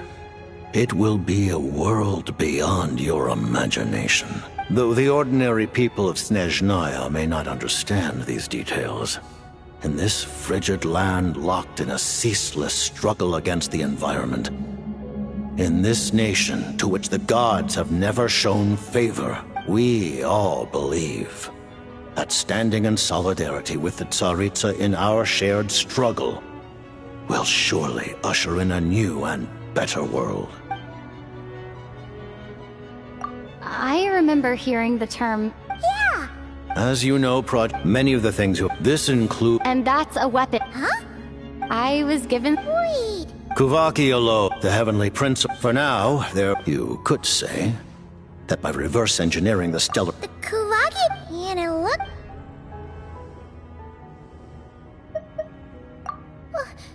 Paimon really doesn't remember! He's basically a stranger! You've gotta believe Paimon! Allow me to explain. The reason Paimon reacted to the anti-Celestia energy developed by the Armory Palace is because she comes from Celestia herself. More specifically, she is one of its creations. Paimon? A creation of Celestia? Oh, right. I was blinded by anger earlier, but thinking back on it, Renova also said that Paimon is a creation of Celestia, but she lacks Celestia's power or authority. As you know, the lunar fragments in Nodcry were pulled down from the sky using Fatui technology. But the first application of this technology was in Conria, over 500 years ago. I used this technology upon the heavens, and the response I received was none other than Paimon, descending from Celestia. I presented her to the Vinster King, but he took no interest in this gift, nor did it satisfy him. Paimon then took up temporary residence in my palace until, of course, the arrival of the Cataclysm. Wait, Paimon's a little confused. You're talking about things that happened in Conria 500 years ago. You're saying Paimon was there for that? But Paimon doesn't remember any of that. Falling from the sky? Being given away as a gift? None of it! Having lived through the Cataclysm, perhaps you too were burdened with some manner of curse. Although, losing your memories would indeed be the smallest price I've ever seen paid. But it's not just her memory from Conria. Paimon doesn't even know how she spent the last 500 years. She only has memories from the past few years. No matter how hard she tries to remember, what was Paimon like back in Conria? Did she know a whole lot because she came from Celestia? Was she super smart? Unfortunately, when you arrived in Conria, your consciousness was like that of a newborn infant. None could say what kind of being you once were in Celestia. During the time you lived in Conria, your personality was no different from how it is now.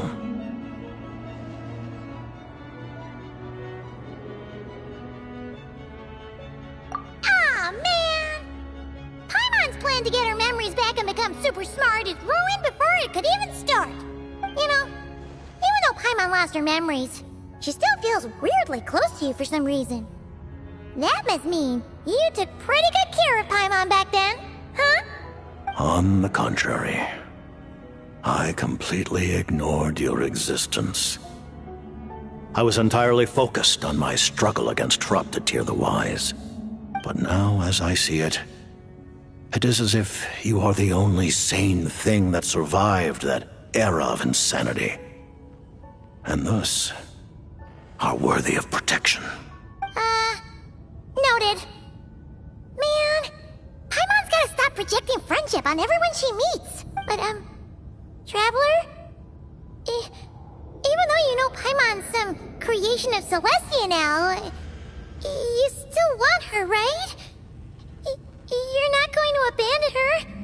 Oh, phew! That's a relief. Paimon's just learning about this, too. She's barely even processed it.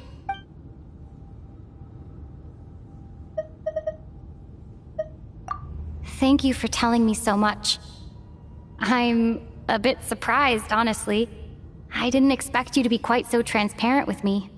Given the circumstances, the Fatui need not hide anything from our allies. Allies? To advance Project Mistleton, we must first resolve our issue with the Ruler of Death.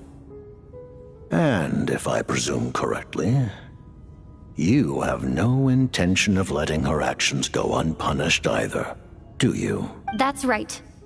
Ever since she said she intends to reclaim Paimon when we next meet, I figured reconciliation was out of the question. Against an opponent of this caliber, deliberating over our allegiances would waste time we do not have.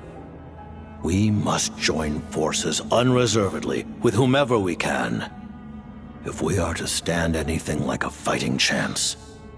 You're going to challenge the Ruler of Death? Just for Paimon? But Paimon's only...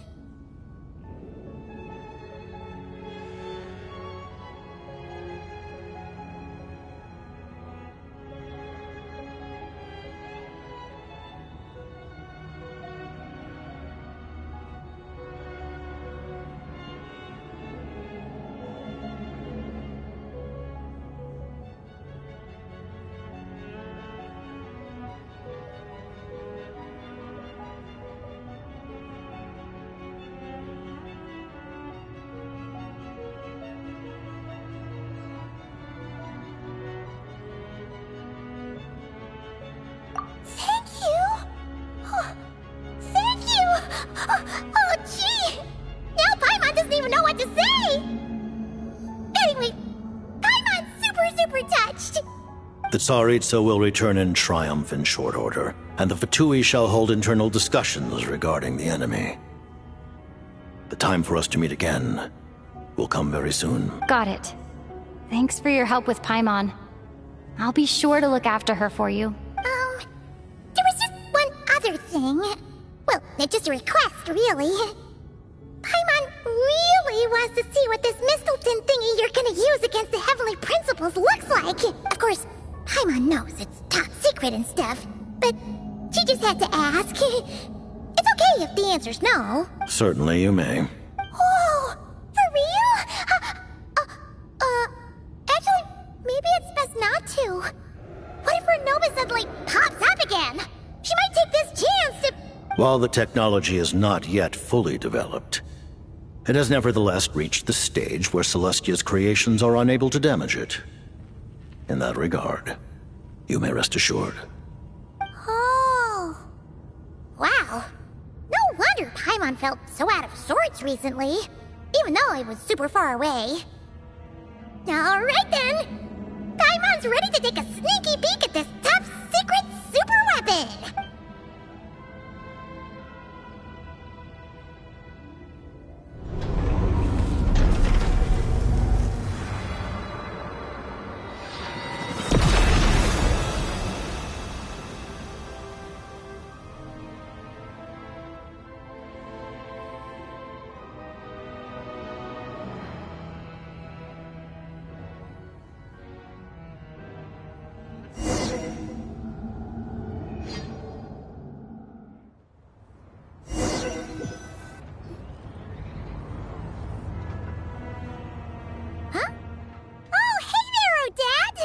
Paimon? You're okay. Thank goodness. You look well. Have you recovered? Long story short, yep, Paimon's all better. What are you doing here? Were you waiting for us? That's right. When I woke up, I wanted to go in after you, but the guards had woken up as well. It would have been tough to take them on alone, and there was no easy way to sneak past them. So I returned the way I came and waited for you here. It was thanks to you that my soul found its way back to my body so quickly. Thank you. Huh. That actually worked? Nice. I just figured I'd try my luck when that ominous feeling struck me.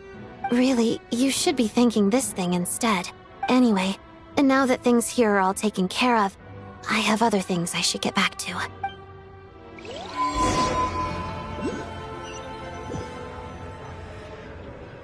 Ah, Director Chuganov, you're back. We just received notice that Project Stuja has been suspended, so we've convened an emergency meeting. This is the preliminary plan. In addition to expanding production capacity, we've also discussed feasible layoff plans to optimize revenue and expenditure structure. Our calculations indicate that the factory's profits will increase by at least 30%. Just give the word, Director. That won't be necessary. Leave the energy for those who need it. Whether they use it just to get by or to run a business, that's up to them. Start preparing to halt production and lay off the staff. Make sure the workers are able to land on their feet and that they are duly compensated. Thank you all for your hard work during this time. Am I hearing you right? Why? After all the tough times we made it through, now is exactly when we should start to turn a profit. I just suddenly don't want to do this anymore. Huh. Does there have to be a reason? Iskra. It's time to rest. Dear esteemed members of the Rokot, given the effects of Lelik's radical actions upon our organization's reputation and social stability, a decision has been made to permanently withdraw this codename from use. Considering that Lelik did what they did for the benefit of the people, the Rokot has nevertheless negotiated with the authorities, ultimately securing a waiver for all penalties due to them. Lelik will be suspended for a period of time. Depending on their future performance, they may be allowed to adopt a new codename and continue acting as part of the Rokot. The purpose of this notice is to remind everyone once again that motives and methods are equally important when one operates in the shadows. Even with Project Stuja's suspension and our interim operational victory, we must guard against complacency and rashness and work to consolidate the progress we have made so far. We act only for the greater glory and solidarity of our nation. May the aurora shine ever on, and the tundra always stand firm. We act only for the greater glory and solidarity of our nation. May the aurora shine ever on, and the tundra always stand firm. Looks like it's finally over. You mean for us? Just thinking out loud. I've never seen the Snezhna Grad Vecha so lively before. I never once thought I'd come here. But I understand everything now, Rosaline.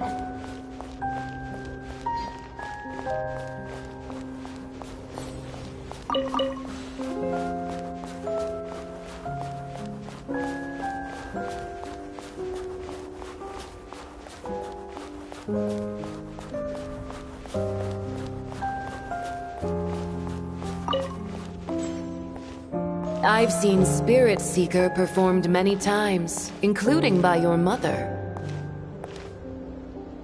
Why do you bring that up all of a sudden? Even though the choreography is always identical, every dancer finds a way to make it her own.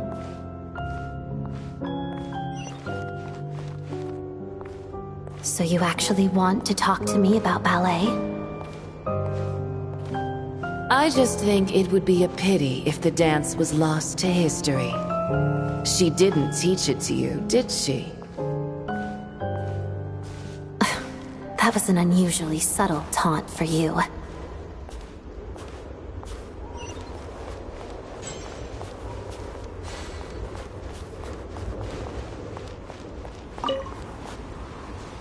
We embraced one another on the snow-swept plains, melting the ruthlessness of time. But when our bodies, in pieces, are cast to the winds, what of our love will remain behind?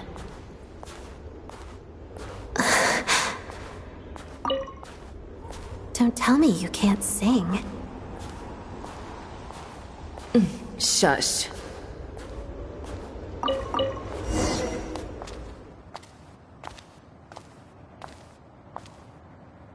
I understand her hatred. The Fatui robbed her of the life she should have had. I never opposed her dancing.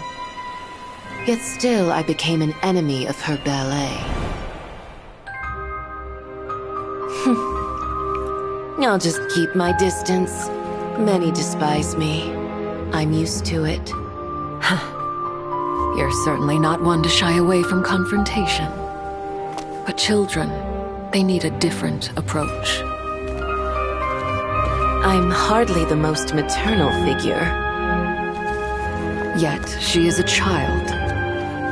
In my experience, while a father commands authority, he must still yield to love. You should tell her what you think about her dancing.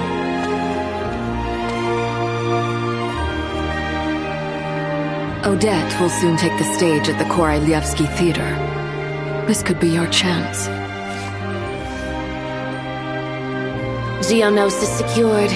It went smoothly. I'll be there. Have them send me an invitation.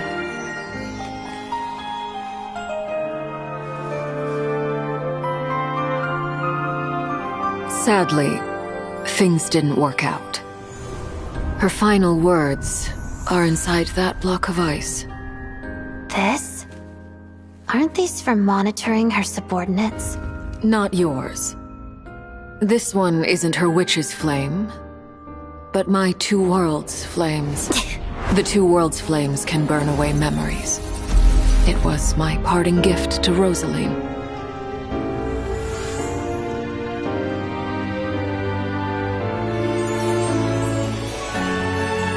If all goes to plan, she and I will both live to see that Tsaritsa succeed.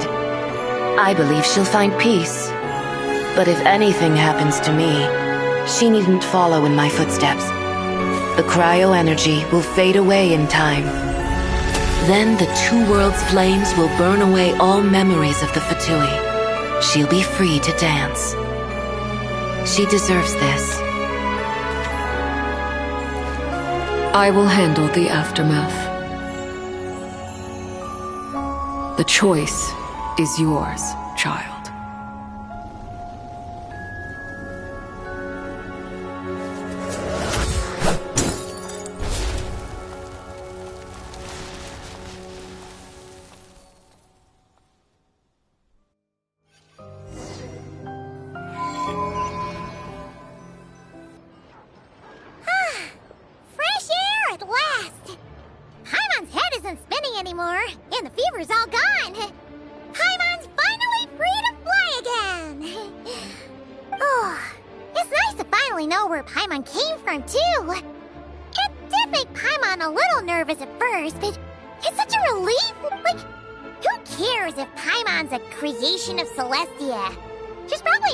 That important.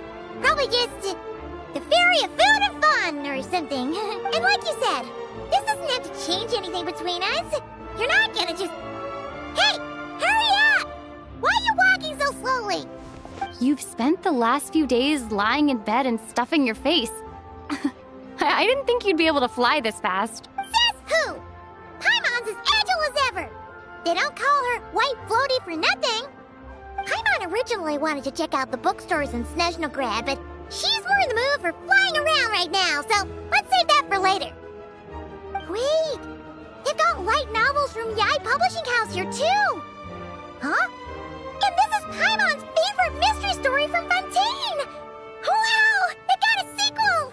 The local Snezhnaya books look pretty interesting too, but also kind of heavy. Not the easiest things to lug around. I thought you were in the mood for flying around. Paimon can read while she flies. Which do you like better?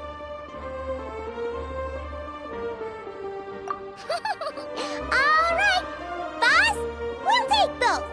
Paimon will have the other one. Oh, I thought we were only getting one. All right, fine, I'll pay. There you are.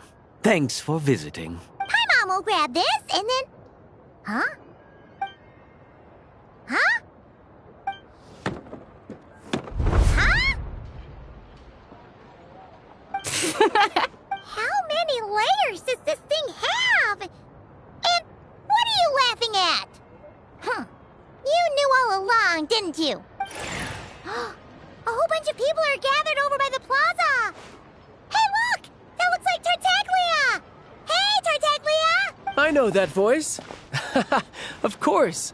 If it isn't Paimon and my old comrade. You're looking well, Paimon. All better? Yeah!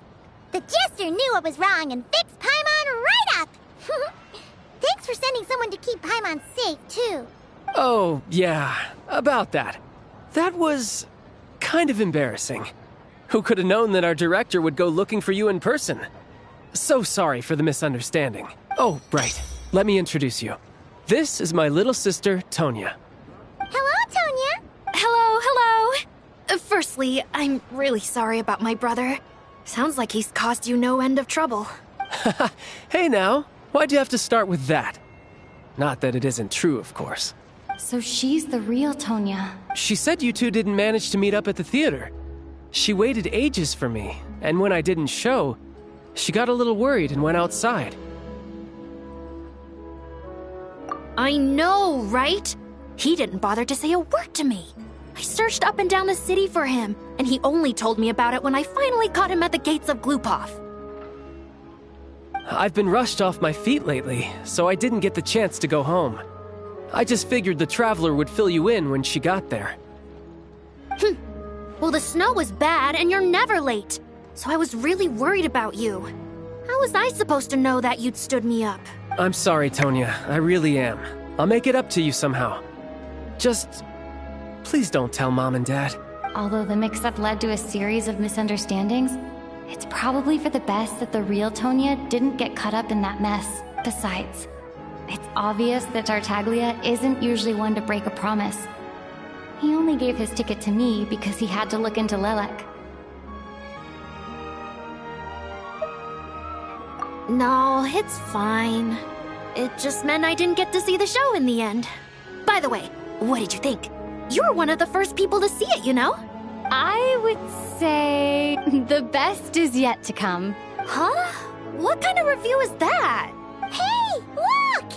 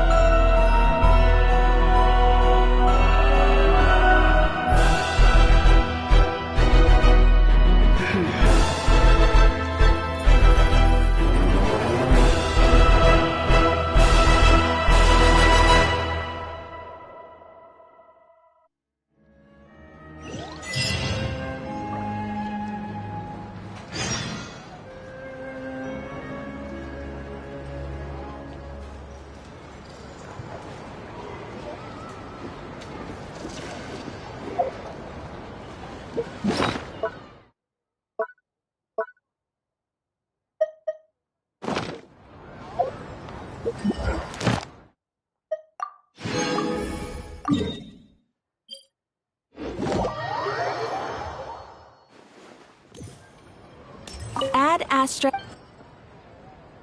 Thank you for complete.